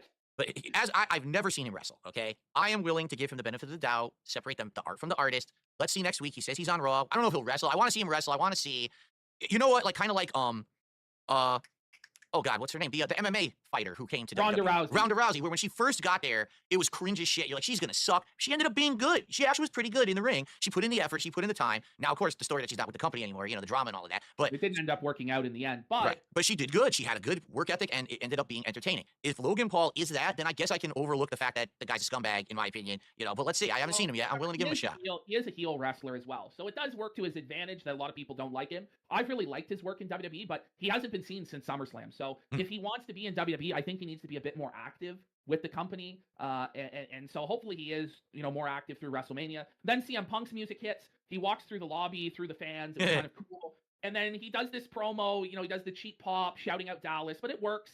And Punk cuts this promo about, the history and the pressure and the spotlight of the moment are going to ensure that he wins, and tosses out 29 other superstars. He says he can't see John Cena throwing him over the top rope. He says Roman Reigns needed his help to settle family business, and there are no friends in the Rumble. He says Seth is buried. Don't even ask him about Sami Zayn. He's not on that level. And then he says he's going to throw Hogan's dusty ass over the top rope and kill Hulkamania once and for all. He got a huge big pop for that. People have been buzzing about it all week, about him saying the stuff about Hogan. What did you think about Punk's promo, Phil? I love the promo. The Hogan thing, again, what I like about this is you don't know if that's what he was supposed to say, or he's the kind of guy that would just say shit like that just to get the rise out of the crowd. So is this actually something that will result in anything, or is he just fucking with everyone? Which is equally hilarious in my opinion. Hogan had the really very, very bad appearance on the Premier Raw 2 weeks ago, and everyone hated on him. So maybe he's just feeding off of that energy. Don't know. But the promo was great. You don't know who his feud's really going to be with in the Rumble, because typically with a guy like Punk, there's going to be a story, right? He's going to be mano a mano with someone big, whether it'll be the person who's surprised in the Rumble, they were going to be in it, or maybe he'll be there at the end. It'll be him and Seth. I don't think Hulk Hogan's going to be in the Rumble, but I did like that he picked on so many top guys that now anyone who he wrestles in the Rumble will kind of feel special because of this promo, and I think it served that purpose and did a really good job. Yeah, I think it was a good enough promo hyping up the Rumble. I don't know. I think he probably went into business for himself on that Hulk Hogan thing. It seemed like to me that wasn't a scripted moment, but maybe that's us getting worked on it. Whether Hogan's in the Rumble, they might have him in it, but I don't even know if he could take a bump over the top rope anymore. I don't think so. No, I don't think so. Back is destroyed. He's had 7 or 8 back surgeries over the years. They'd have to lay out one of those giant stump balloon things for him to land on when he hits the floor, or else he's going to break into a million pieces. I don't know. I don't think he'll be in the Rumble, but it would be fun if he was. CM Punk hates Hulk Hogan. Hogan. A sign of the night segment for good reason, where they were showing off signs in the crowd, which I think is a good idea, because I think we need more signs. If you remember back in the day, there were hundreds of signs in the crowd. Yes. Now there's a lot less. So putting a focus on that, I think, is not a bad idea. Well, I think it's because there was an era when WWE was being so stupid and they were confiscating signs left and right, and people just got turned off from bringing them. Like, I'm not going to fucking waste my time making a sign if some dick's going to come take it from me at the show. So I kind of get it, but hopefully this will turn things around because they're highlighting them again. Quickly, we'll run through the rest of this. Then we had Sonya Deville, kind of got a jobber entrance with Shayna Baszler. Fusion Collective or something. I don't know what the hell they're called. Some weird group. I didn't really get it. And they didn't get a full entrance. And then Io Sky and Dakota Sky came out, or whatever the fuck. It was a tag match. Io Sky won with the moonsault there. So Bailey's not in Damage Control anymore. So Damage Control is just the two of them. I'm so confused. Yes, I don't know. Yeah, they had a big feud about it. It doesn't matter. I give the match 2 stars. It was okay. I never got into it. Then we had the big main event, Drew McIntyre versus Seth Rollins. Seth came out to a decent pop. The fans were singing his song, but he was way less over than Jey Uso. Yeah. They were way less into Seth than they were into Jey Uso. Yeah. Then Drew came out, and he had a very muted reaction. And, I get that he's a heel, but he didn't even really get many boos. Did you notice that? It just kind of felt like... I've got that vibe ever since we started watching Raw a couple weeks ago. I get the feeling at one point he was a top guy. He was the champion. Then he went super heel against Roman. I don't really feel like the people are responding to him the way that they think they will. Like, they think they're going to care he's a top heel, but I'm not getting that vibe 3 weeks in a row now. So... I don't know. The match was pretty good. Back and forth. Rollins went for the stomp and missed, reversed into the future shock, which was reversed into a pedigree, reversed into a clothesline. Rollins got in a crossface at one point. Then McIntyre got to the rope, but his head slipped out anyway, which I'm not sure if that was supposed to happen with his head slipping out or what. Then at one point, Rollins is yelling at Drew for questioning his integrity, and he was spurging out. Then Drew hit the future shock, and then for 2, and then Rollins won with this shitty roll up again. Yes, another roll up. So they're giving Drew this gimmick where he loses by roll up. And that's never a good sign. When you give a wrestler a gimmick where they're on a losing streak, and especially a losing streak where they're getting embarrassed with roll-ups, it's always a bad sign for that wrestler, man. Yeah. So I don't know why they're doing Drew this way. I guess maybe he's not getting enough of a reaction from the live crowd or what. But it was a decent match, but I was just surprised by the finish. What did you think, Phil? Yeah, again, it's hard. When the first week of Raw happened and Drew seemed to be like he was going to be at the top or whatever, I was excited. But now it's week after week, he's getting the short end of the stick. He's getting the one who gets, he's the worst guy in the promo. They screw him over. He loses the match to, it was Jay, correct? In the first week there, Yeah, Jey Uso. And now again, it's how he doesn't seem credible. I missed the year. Someone in the chat just made a point. Alex from Phoenix says he had the feud of the year with Punk in 2024, but he's in between feuds. But the point is, if you're a top guy, you never want to be in between feuds. You want to be going from this good feud to this good feud to this good feud. And it seems like maybe that was the top of where he was ever going to be. And now he's been deflated. I'm not in love with the matches he's doing because I don't feel confident that he's going to win the match. So why do I care? You see? Exactly. I gave the match 3 3/4 stars. I thought it was pretty good, but a weak finish. I think out of the 3 Raw main events, they've all been good. They've all been credible main events with actual finishes. This was the weakest of the finishes. Yeah. I think the weakest of the 3 matches. I agree. And I felt like this was the weakest of the 3 shows that we've watched so far from Raw. It was still a good show. Yeah. I was entertained pretty much throughout, but I'm giving the show this week a 7 out of 10. So we went from a 9 Right. to an 8. Now we're at a 7. And it seems like, though, if they can maintain this quality level week to week or above, this is a show that I look forward to watching. It's a very show that I'm watchable. excited for. It doesn't make you feel like you wasted your time because at least they're going somewhere with some of these angles. I'm very excited for the Royal Rumble. I actually am. Like now there's all these contenders who are believable that they could win. It seems like when they get in the ring with each other, who's gonna, is someone gonna throw someone out or whatever? I guess we have 2 weeks left. Well, let me think about it. We have Saturday night main event, and then we have the final Raw before the Rumble, and then the Rumble is on Saturday. Is that correct? That it's Saturday I think nights the now? Rumble is on Saturday Because they've night, changed their pay-per-views. They used to always be on Sunday. Now they're always on Saturday. And the very good thing about that, here's what I'm happy. No Not one can- always on Saturday. They sometimes do double nights, whatever. Saturday and Sundays. I can't wait for the Rumble.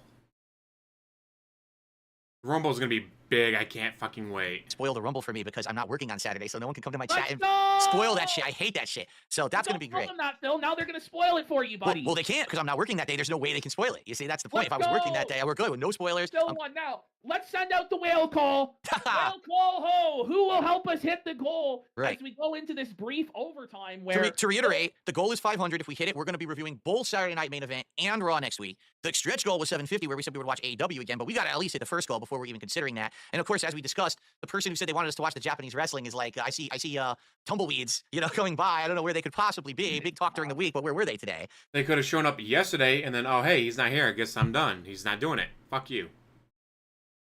Gee, DSP, when you don't do things on the day you say you're going to do them, people may not show up. There was I a don't $2 know. tip here. Can't An fucking anonymous watch the $2 Rumble. tip. They said, I don't watch My favorite wrestling. event. This show sounds like a foreign language to me, but actually, I just can't stop For listening. me, it goes Rumble, Money in the Bank, WrestleMania, SummerSlam, Survivor Series, everything else. Those are my top 5 in that order. What is wrong with me? Maybe you just find us What entertaining. about you guys? What's your favorite maybe you just like events? our personality. Too What are your much favorite AEW pay-per-views? talk today. AEW is whack and not worthy of support. I know this was an all over the place show today. I actually think it was a really fun show for Philomaniacs, and probably the detractors are going to have a field day with it and a lot of fun, I'm sure. It's a great day for the Phil universe, but not a lot of support. We got a sub over on kick from Satanades. One Satanades. sub from Satanades. One sub. So now we're This is halfway to the goal. disaster. We're Officially. halfway there. Can we get a big 50 sub bomb here in the Come on. last moments? I added a Of the prayer emote on program. kick over the last week. Everyone has to start the prayers right now. Where are the whales to get this final bomb on there? Where are the whales? Please. We're begging. We're You should always be at the begging. DSP crying. Can we hit it? Always we go didn't when he do enough cries. begging this week. So last week I started off with 20 minutes of begging. That's right. And we hit the goal. That's right. Now, Ask I mean, and you yeah, shall probably good receive. thing We is he didn't ask hates enough. Asian we do people. less begging, less talking about wrestling, and we make less money. All right, how about this? I got a proposition. If we hit the goal, 500, I will do the 10 push-ups. I will do it. There's no way. Guys, let's hit it, please. Listen, if you're a follower of mine, if you're a fan of mine, But it wasn't a push-up. It was a thrust, like he was having sex with someone, although he hasn't done that in years, I'm sure. let's get these fucking 50 subs right now for Phil to do the push-up. Come on, you know you want This is an iconic moment. Morshoe has gifted a sub, putting us 49 away from Phil doing the 10 push-ups. Come on, this is an iconic moment there. That's To right. see Phil do the 10 push-ups. There, yeah, the show started with an hour of audio problems that You don't like Money in the Bank because of the car crash ladder matches? I mean, yeah, some of the stunts that they pulled during the ladder matches can be kind of iffy. So remember, no, Jeff Hardy doing Swanton on the top of one ladder, pointing a guy through another ladder. I think it's more the concept, for me, is the fact that they had the Money in the Bank, cashing in at any time. RVD doing it like, no, I want to challenge John Cena at one more night, or what was it? Was the ECW one last night? Whatever the ECW pay-per-view was, like the fact that RVD went, no, I'm not cashing in. One night stand, thank you. I'm not cashing in when he's gotten beaten down and he's tired. No, I want to face him fresh, one-on-one, ECW one night stand, and then he fucking did it. Yeah, sure, there's been bigger moments and there's been bigger pay-per-views. People probably don't remember one night stand anymore.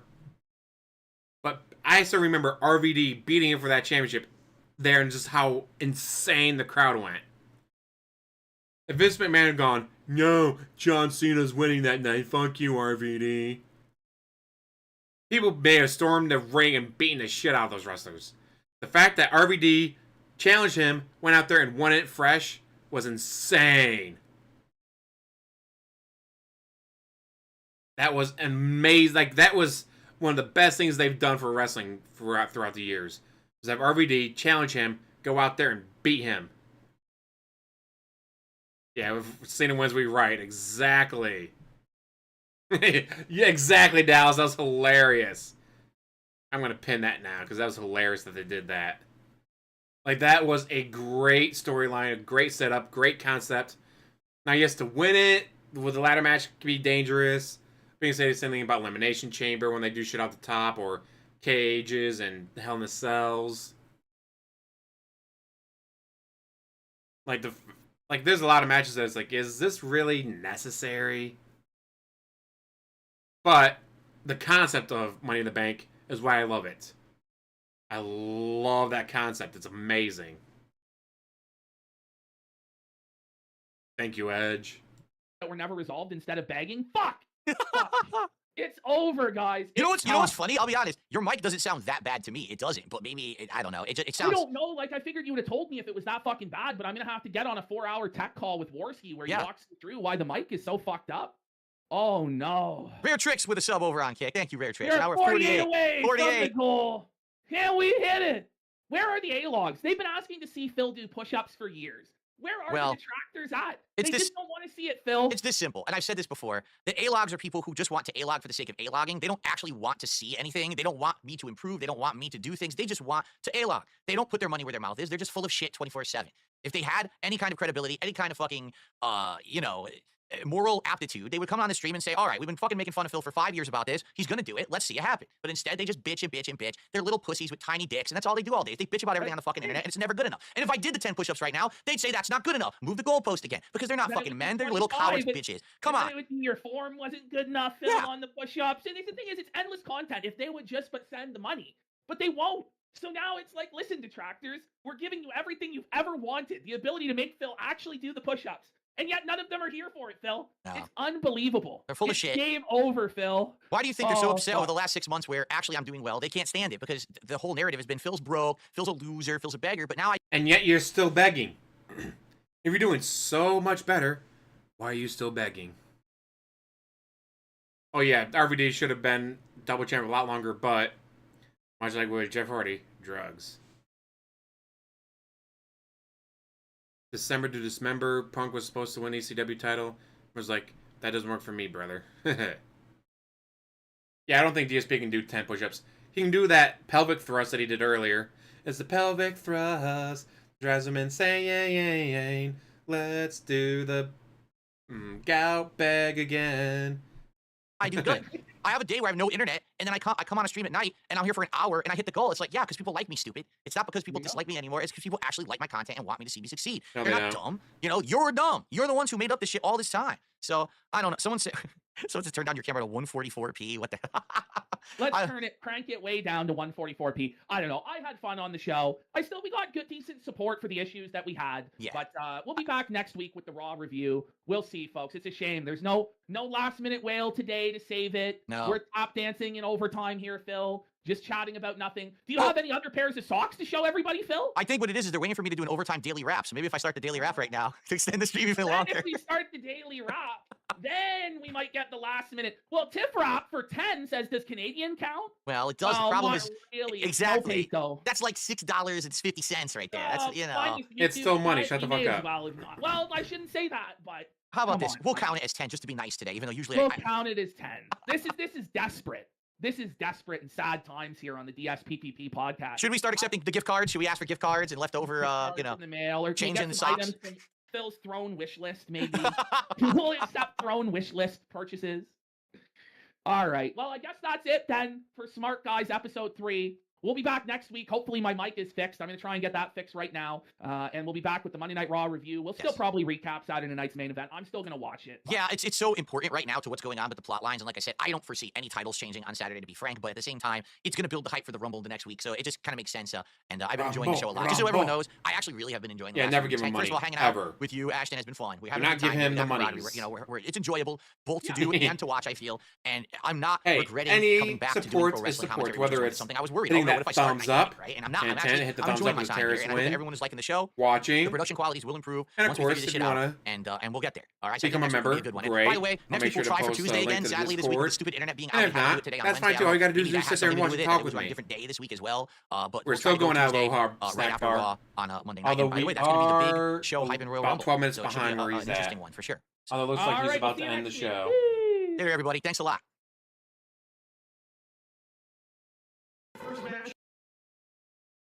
It's only 6 o'clock. Is he not doing more?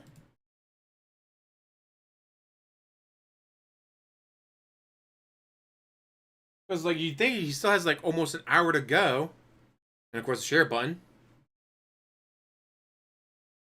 And there's still an hour to go. Or is he just calling in a stream for the night? Is he really not going to do any more? Huh.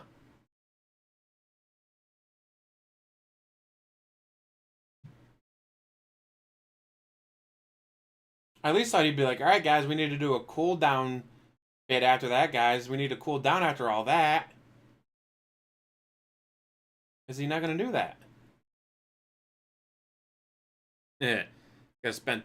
Oh, he is here. People want to do something else. I gotta get everything open. Give me a second. If you're wondering, if you're just seeing the stream pop up, you're like, what the heck? We finished Smart, guys, and I didn't know how late the show was going to run today.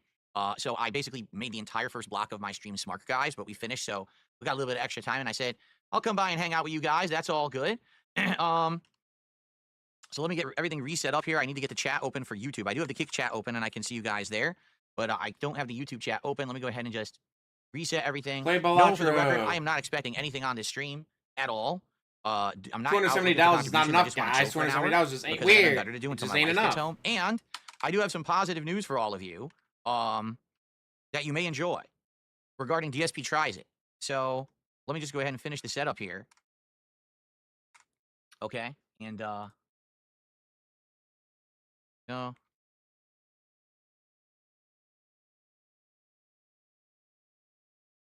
It's good there.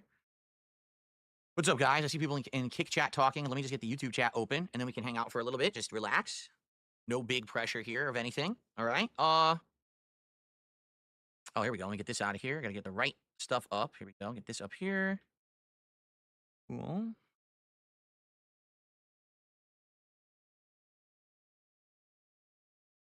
We had all these tech issues on Smart, guys, and come to find out they actually weren't me. And I thought for sure they were me. I was like, dude, I'm fucking everything up, like, badly. I can't believe I'm botching everything. And then come to find out, I guess it was actually, it was Ashton's mic. And I was like, oh, here I am thinking I goofed. And everything sounds awful because I'm using the wrong shit. But I guess for him to understand, something went wrong with his microphone. I don't know what, because usually he never has issues. And it just didn't sound good. And I'm wondering what the setup is that PPP and Worski use for casino. That why would it be different when he's on Smart, guys? That's a little confusing. Like, could it be that Worski is running his mic through a filter or something? Right? I don't know. I think about that for a little bit. Like, why would it be different? Why would it not sound as good on our show? Because people are like, yeah, it sounded really, they were calling it scuffed, but basically they were saying it was way too washed out or whatever. I'll listen back to the archive stream and see. What do you guys think? Were any of you here? What did you think about his mic? Like, what sounded different between that and what was on the casino?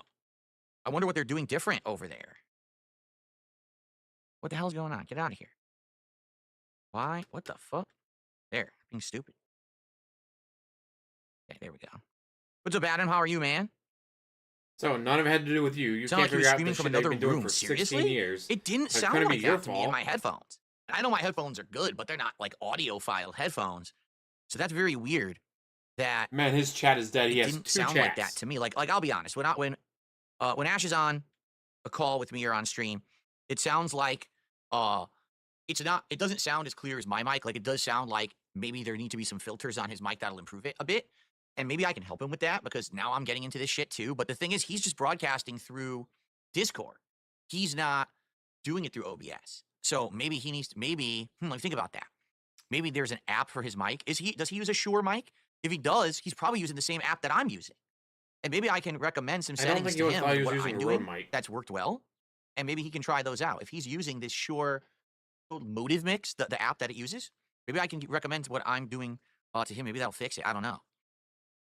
But that I sucks swear he was because using a a lot of Rode people were mic. turned off right at the beginning of the show. They were like, oh, the audio sounds terrible. And I'm like, oh, shit, what did I do? Fuck, I fucked it up again. Like, I'm always fucking up tech stuff. So I'm going nuts trying to course, fix money it. And always come to find fixes out, it actually everything. was his mic or mic settings. I'm like, oh. Anyway, let me post up that we're live. I'm going to hang out with you guys for like an hour. Guys, this is your last chance to give me more monies until the night stream. Then give me more money again. And the thing I hate about his stupid fucking goals, I actually hate, you guys probably watched the video, is that, let's say right now someone shows me he gets $47. And when he starts the night stream at? 0. Like, why don't you start it at $47? That way you have an easier time of hitting the goal. You want your wife not to have to cook when she gets home from work? Well, gee, how many goals would you have surpassed by now? If, alright guys, we got $158. We started a night stream off at $8, so we only need another 142 to go, guys. You can hit a lot more goals, a lot easier to make yourself look more successful, even though it's not. But you would look it and hit more goals faster and easier so you get to eat more DoorDash or drink on stream more or do whatever the fuck you want more. But no, he doesn't do that. Fucking stupid.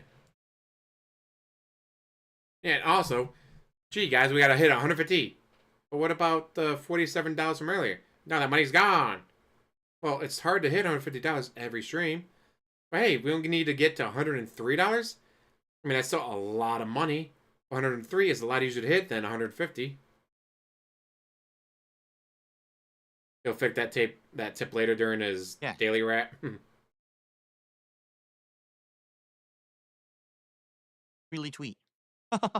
There's birds outside going crazy tweeting. Tweet, tweet, tweet, tweet. They're like right outside my window, way loud. Tweet, tweet, tweet. Holy crap. They're all saying it's the guy. We're watching his Twitch. So I got that live. Here we go. We got this open here. We're good to go just to chill. All right. So let's see what you guys want to talk about. Here, I probably won't record this. What's the point of recording this, right? We're just hanging out. So Satan says, no recording? He's not recording this. Oh, I can't wait for the bagging. You're having a hell of a day and that you've sorted your hellish tech issues. Yeah. Again, for the first time ever, I don't think I sounded like bad. Or not me, but I don't. Well, Super Bonchan says if it sounds fine to you, maybe it's an issue with your OBS. Dude. But here's the thing. It's all going to depend on how it sounded in the archive stream. So if I go listen to the archive stream right now, let me do that, okay? Here's what I'm going to do. I'm going to go over here. Here it is live. Let me click on it. Let me play the archive, okay? So I'll go to the middle of the show.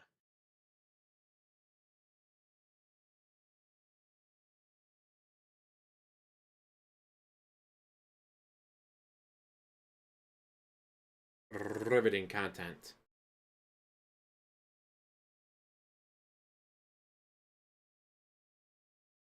So I understand what you guys are saying now. There's an echo. But where in the holy hell is that echo coming from?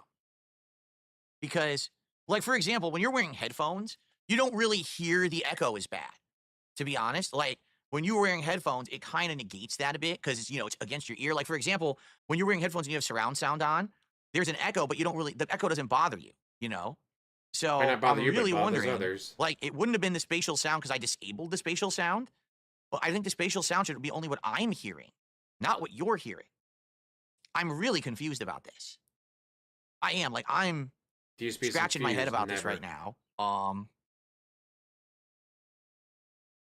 What we could honestly try next week, okay, to make sure that it has nothing to do with the headphones and it has nothing to do with Windows spatial sound, okay? What I could do is have the audio for him play through my computer speakers, okay? And I'll just hear him through there. I won't wear headphones at all. The thing is, I have good filters on my mic, so you shouldn't hear him talking through the speakers. It shouldn't create an echo effect. You're right, I'm listening back and it sounds like he's basically in an echoey room. But I have no idea what caused that to sound like that. At all. Like, there were not 2 instances of his audio playing. So it wasn't that. Here's Discord right here. And this is what was playing, was Discord. And yeah, and here it is. And I adjusted that on the fly to make it the right level. And it was showing as the right level in OBS. So I don't know. Why not test it with him before the stream? We did. Like, we talked for like 20 minutes, 25 minutes before the show.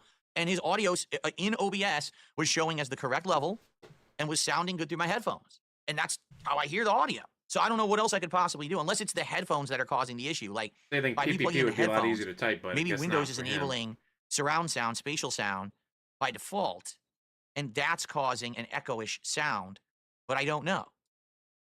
I guess the proof will be if tonight, if he's on his show, I don't know if he's doing his show tonight or when he's on his next show, if his mic also sounds bad and they have to fix it. Now, some people were saying that he was on Kino Casino last night and there was also mic issues on that show. So if that's the case, that definitely, it's not me then. But again, I'm not saying I'm innocent. I'm just trying to get to the bottom of this. By the way, Jasper Kitty's in here. Jasper Kitty, everyone can see you. Down here, there he goes. Jasper Kitty's in the office. Run, Jasper, run.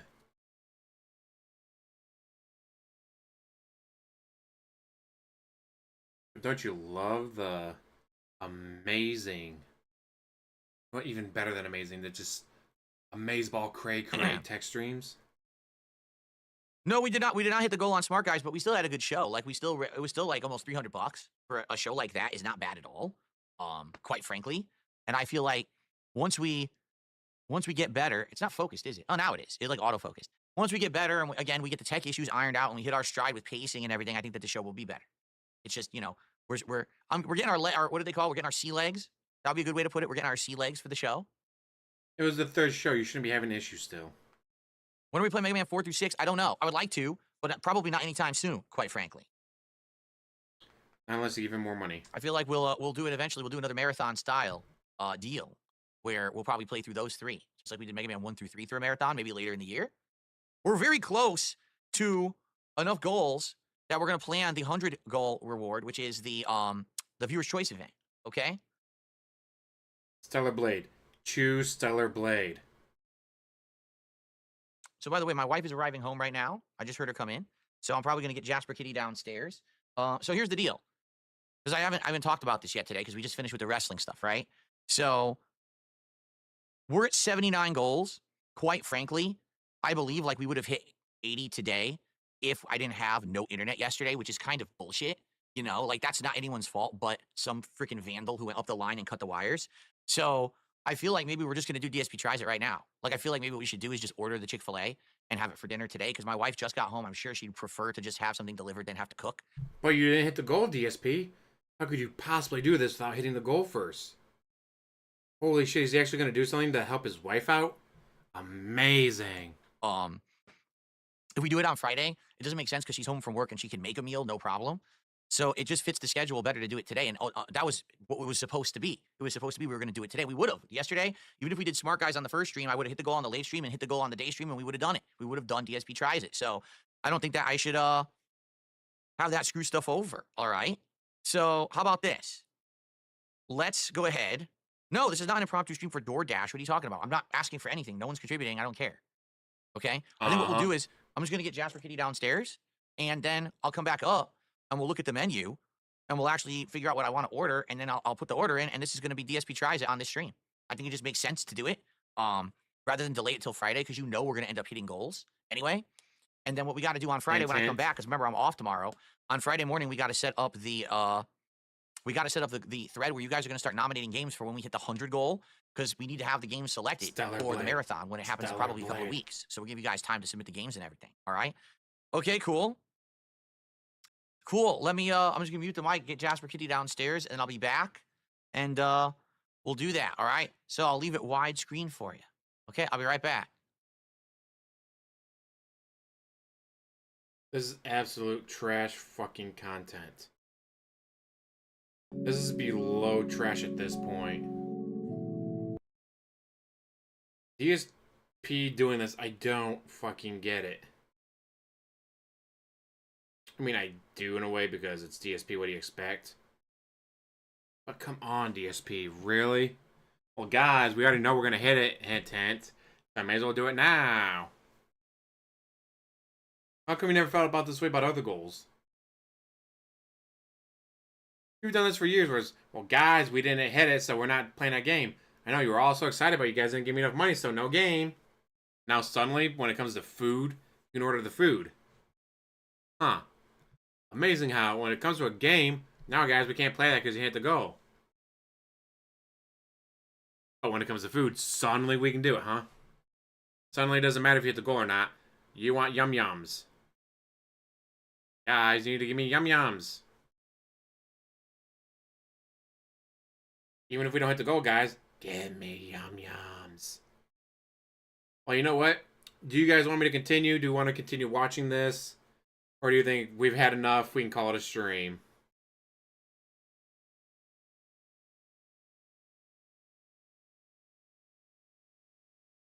Continue the shit show.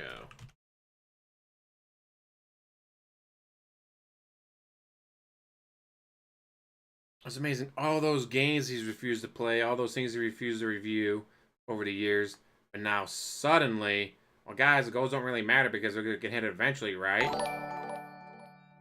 $100 Vanguard. Oh, you're already on the list. Awesome. Don't think about it. Trust me, it'll give you a headache. Because it gave me a headache. Give it 10 more minutes and call it. All right.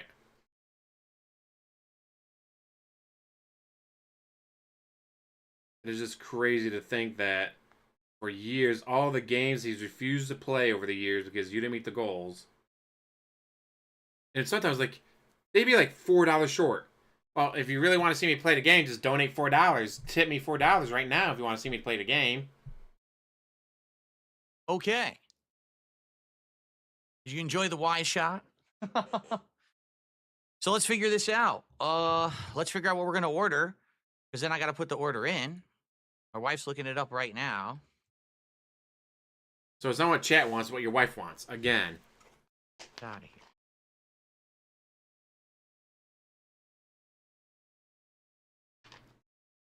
Ooh, and if you guys didn't know, Outsider made new. They've got. That's how you don't play a Bloodborne from his third run. Came out 9 days ago. This is what they've got. Let's see.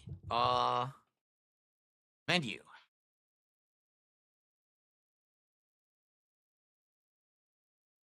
Entrees. So we got to figure out entrees and sides, right? What you guys want me Food to is get? definitely what he wants. Definitely not breakfast. Let's look at entrees first. Here's bus fare.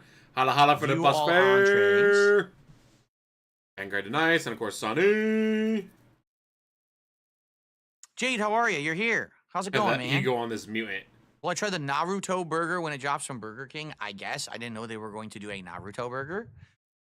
So they have a grilled spicy deluxe. Enjoy the grilled spicy deluxe. Whenever I think of spicy Naruto, I think marinated of grilled chicken fillet. So with Colby Jack, ramen. lettuce, I love tomato, and a ramen. cilantro lime sauce. Ooh. Let me take a look. Let's see if that's available for delivery. If it's available for delivery, maybe I would consider it. Let's see. The grilled spicy deluxe. Let's see. Hmm.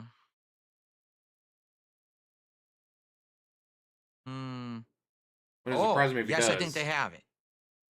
Yes, I do think they have it. Hold on. I got to find it. The grilled spicy deluxe, it's called. There it is. They just added it. Oh my God. Do you want to know how much that sandwich is? Do you want to know how much the grilled spicy deluxe costs? Are you ready for this? $10.39. And you can get it either with Pepper Jack or Colby Jack. It says here you're supposed to get it with Colby Jack. That's probably how I would do it. $10.39. Oh, you're sick, Jade? I'm sorry to hear that, man. That's I hope you feel probably better. for delivery. Sorry Let's see about what that. pickup is. Okay. So $10 for that. What's Like I your said, I want to location? try Toledo. different things. If I order from them, 4.8 I want miles to try different things away. rather than just one thing. So that would be one. And then maybe I should do like the Chick-fil-A deluxe sandwich. So we'll have a grilled spicy and a regular deluxe. And then maybe a side.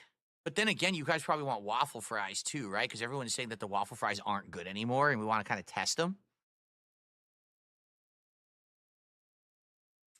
If I go to the restaurant and I pick it up myself, it's $7.05. He's paying over $3 more for the sandwich because he's getting it delivered. They have a club. Oh, I'm not going to get that because we're getting the spicy. He did not make the goal. He's whatchamacallit? just doing it because he wants food. Spicy grilled. Then I could, He I wants could food, get so he's doing it no matter what. the grilled spicy deluxe, and I could get the spicy deluxe regular. We could do both, right? Both. Let's see. That's the DSP, entree. getting the What shit sides delivered do to you they is have? costing you more. That one sandwich costs you $3 more because you're having it delivered. Jackass. So there's the waffle fries, okay? Maybe I should just do a combo. Let's see how much the combo costs. If the sandwich is $10.39 and the waffle fries, how much are the fries by themselves? $4.59. So it's $15 to get the fries and the sandwich separate. How much is the combo? $16.89. So basically it's like $2 extra for the soda. I don't really want the soda. Yeah, I don't actually want the soda.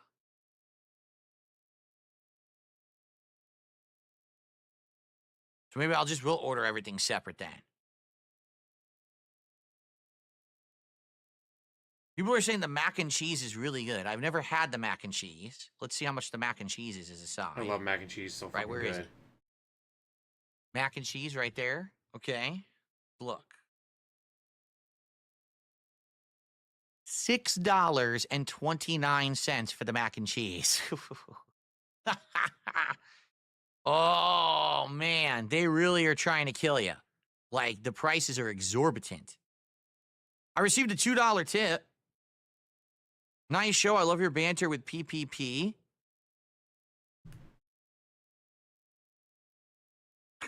Does DSP tries it revolve around your wife or the goals hit? I'm confused. It revolves around if I feel like doing it or not. Live stream, a plant because to die for. some extenuating circumstance This is a happened cool yesterday. Let's be honest, okay? Can we be real? If yesterday I had internet. Well, the thing with tipping is, you're probably right, he doesn't tip, which is why it's like, guys, they drove past my house to deliver to someone else. That's bullshit. Why would they drive by my house? Well, gee, DSP, this person tipped me $10. This person tipped me $0. Fuck that guy. I'm gonna go to the guy that tipped me $10 to make sure his food gets to him hot. We'd have hit the goal already. Because yesterday would have been Smart Guys on the first stream, which wouldn't have counted. Last night would have been Street Fighter. We would have hit it. And then we would have played Dino Crisis today, and we absolutely would have hit it. How do you know? We would have hit 100%. So we would have had the goal. Now, should I screw with my entire week's schedule? Right? Just because the internet was out yesterday? Right? I'm trying to do something nice. I think that we should have hit it yesterday. I know we would have. We would have hit it this morning if the internet had been on yesterday. So I think we should just do it at 79. And yes, this will be the exception. I'm not going to do this all the time, but it makes sense to do it now.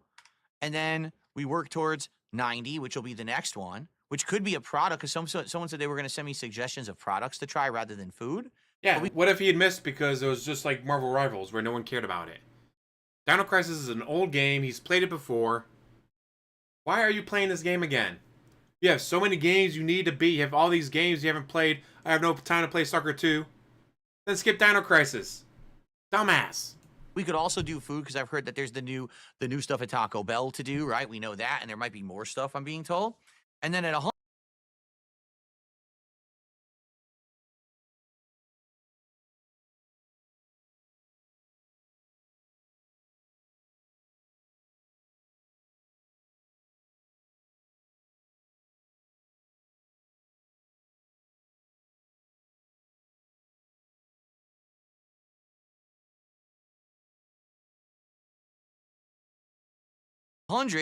We're going to do the Viewer's Choice Marathon, okay? So it won't be DSP Tries It. It'll actually be a Viewer's Choice special event at 100, okay?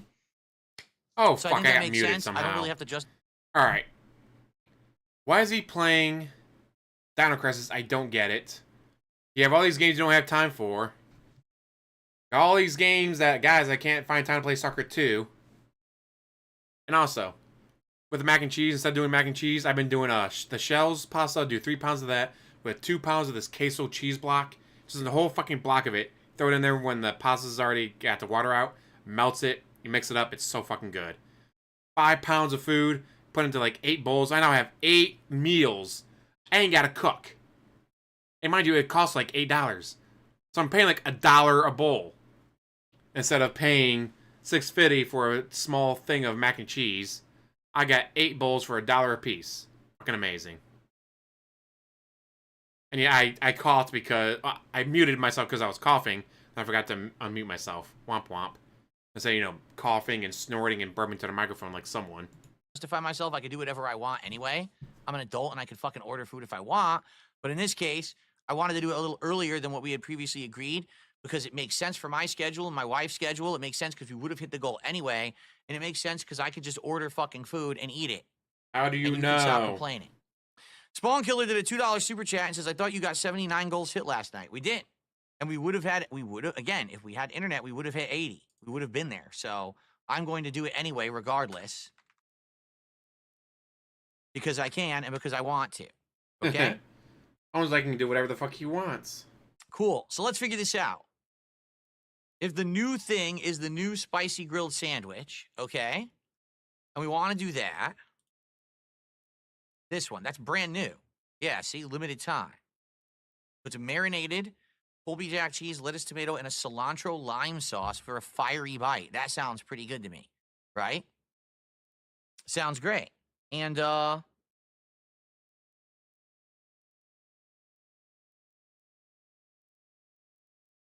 let's do that. And then I want to do a breaded chicken, but what should be the other one that I do? Should I do the spicy grilled and the regular chicken, the deluxe chicken? Or should I go for something crazy like the spicy chicken deluxe? What should I get for my breaded chicken? What do you guys think?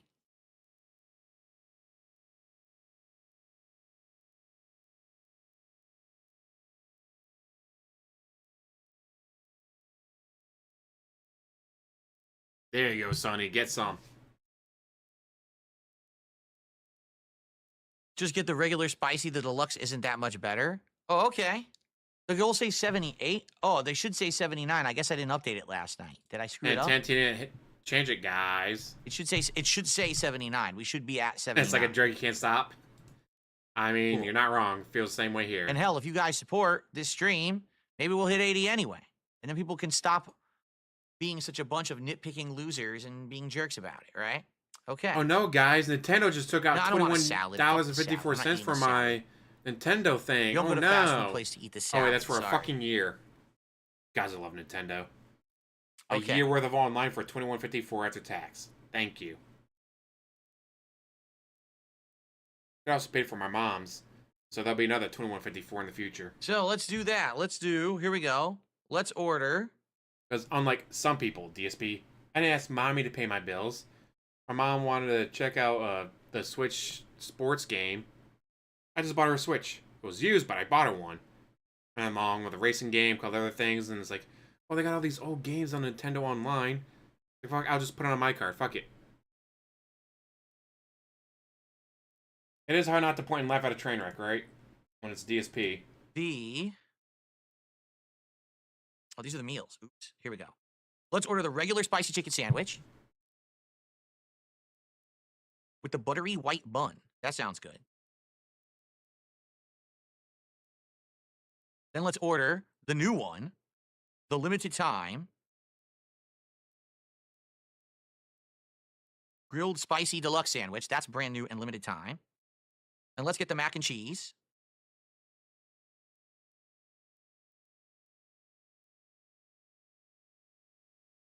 I'll just get the small. I'm not going to get the medium. What's the difference in price? Oh, it's like $1. It's seriously $1. No, I'm going to get the medium then. If it's only $1 difference, I'm going to get the medium then. Okay. Seriously, it's $1. Okay. So now I got to see what my wife wants. If she's going to get something that has the fries, then I'm just going to eat like 1 or 2 of her fries. That's it. Rather than order a whole side. Because I'm already eating 2 freaking sandwiches and mac and cheese. I don't think I need the fries, right? Really, I don't. Probably not. So let me go talk to her about figure that out. And probably place the order. And then we'll just hang out till the food shows up. Okay? That's going to be so fucking boring. See, I'll probably end the Cool. stream then. That's like 3,000 calories. No, it's not. Look, right now, here's the regular spicy. Here you go.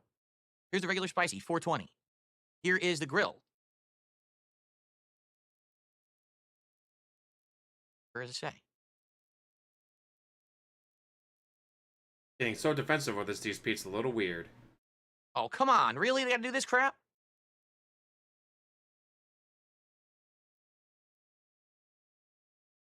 Why are you so defensive Grilled about how spicy many deluxe. Here calories it it is. is? 490. So 490.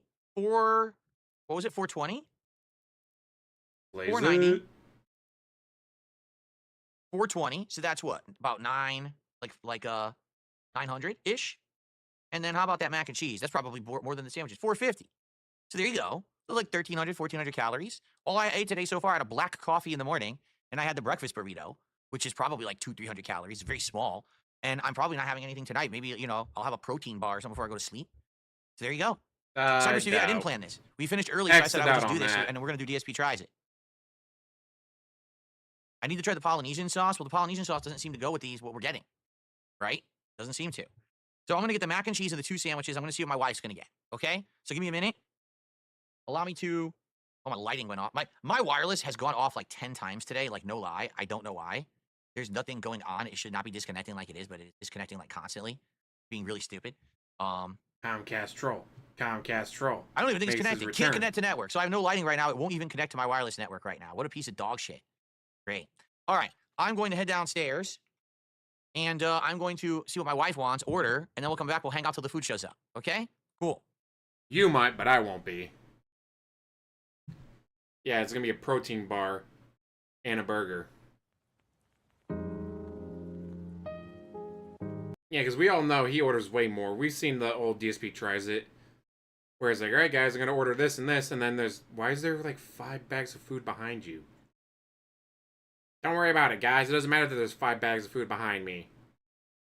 Like, gee, I wonder why he's all... Guys, I'm at my skinniest I've ever been. I've never been this skinny before, guys. Isn't it amazing? I guess when you're not constantly ordering 8 bags of food. But yeah, we're not gonna watch that. We're done. It's been long enough. That's what she said. Yeah, she got home. She worked and then she got home, so it was like, guys, she shouldn't have to work all day then cook for me. Well, then why don't you cook for her? I've been working too. Bitch, you sat there and you talked to PPP about wrestling. You sat there and talked about wrestling. You did not fucking work.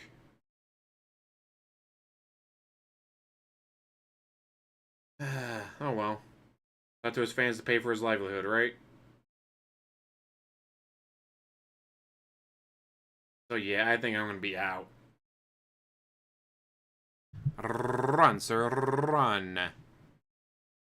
When you ordered pizzas with pan to Reeee. And yeah, she could have picked up, he could have been honey. There you go. Could have been honey on your way home from work. How about I just pick up some Chick-fil-A for us? Okay. God, he's an idiot. The worst Truman Show ever. Man. Oh yeah, guys, with that, I'm going to call it a stream. I'm going to call it a night. Thank you guys for watching. Holla holla for the $dollar support. From Vanguard to Nice, and of course Sunny. It's been a long stream. Been a good stream though. Got to make fun of him. And unless something pops up, it should, knock on wood, should be more Soccer 2 tomorrow. Hopefully nothing pops up, we'll be good to go. And as always, like, subscribe, comment down below, and have one hell of a day.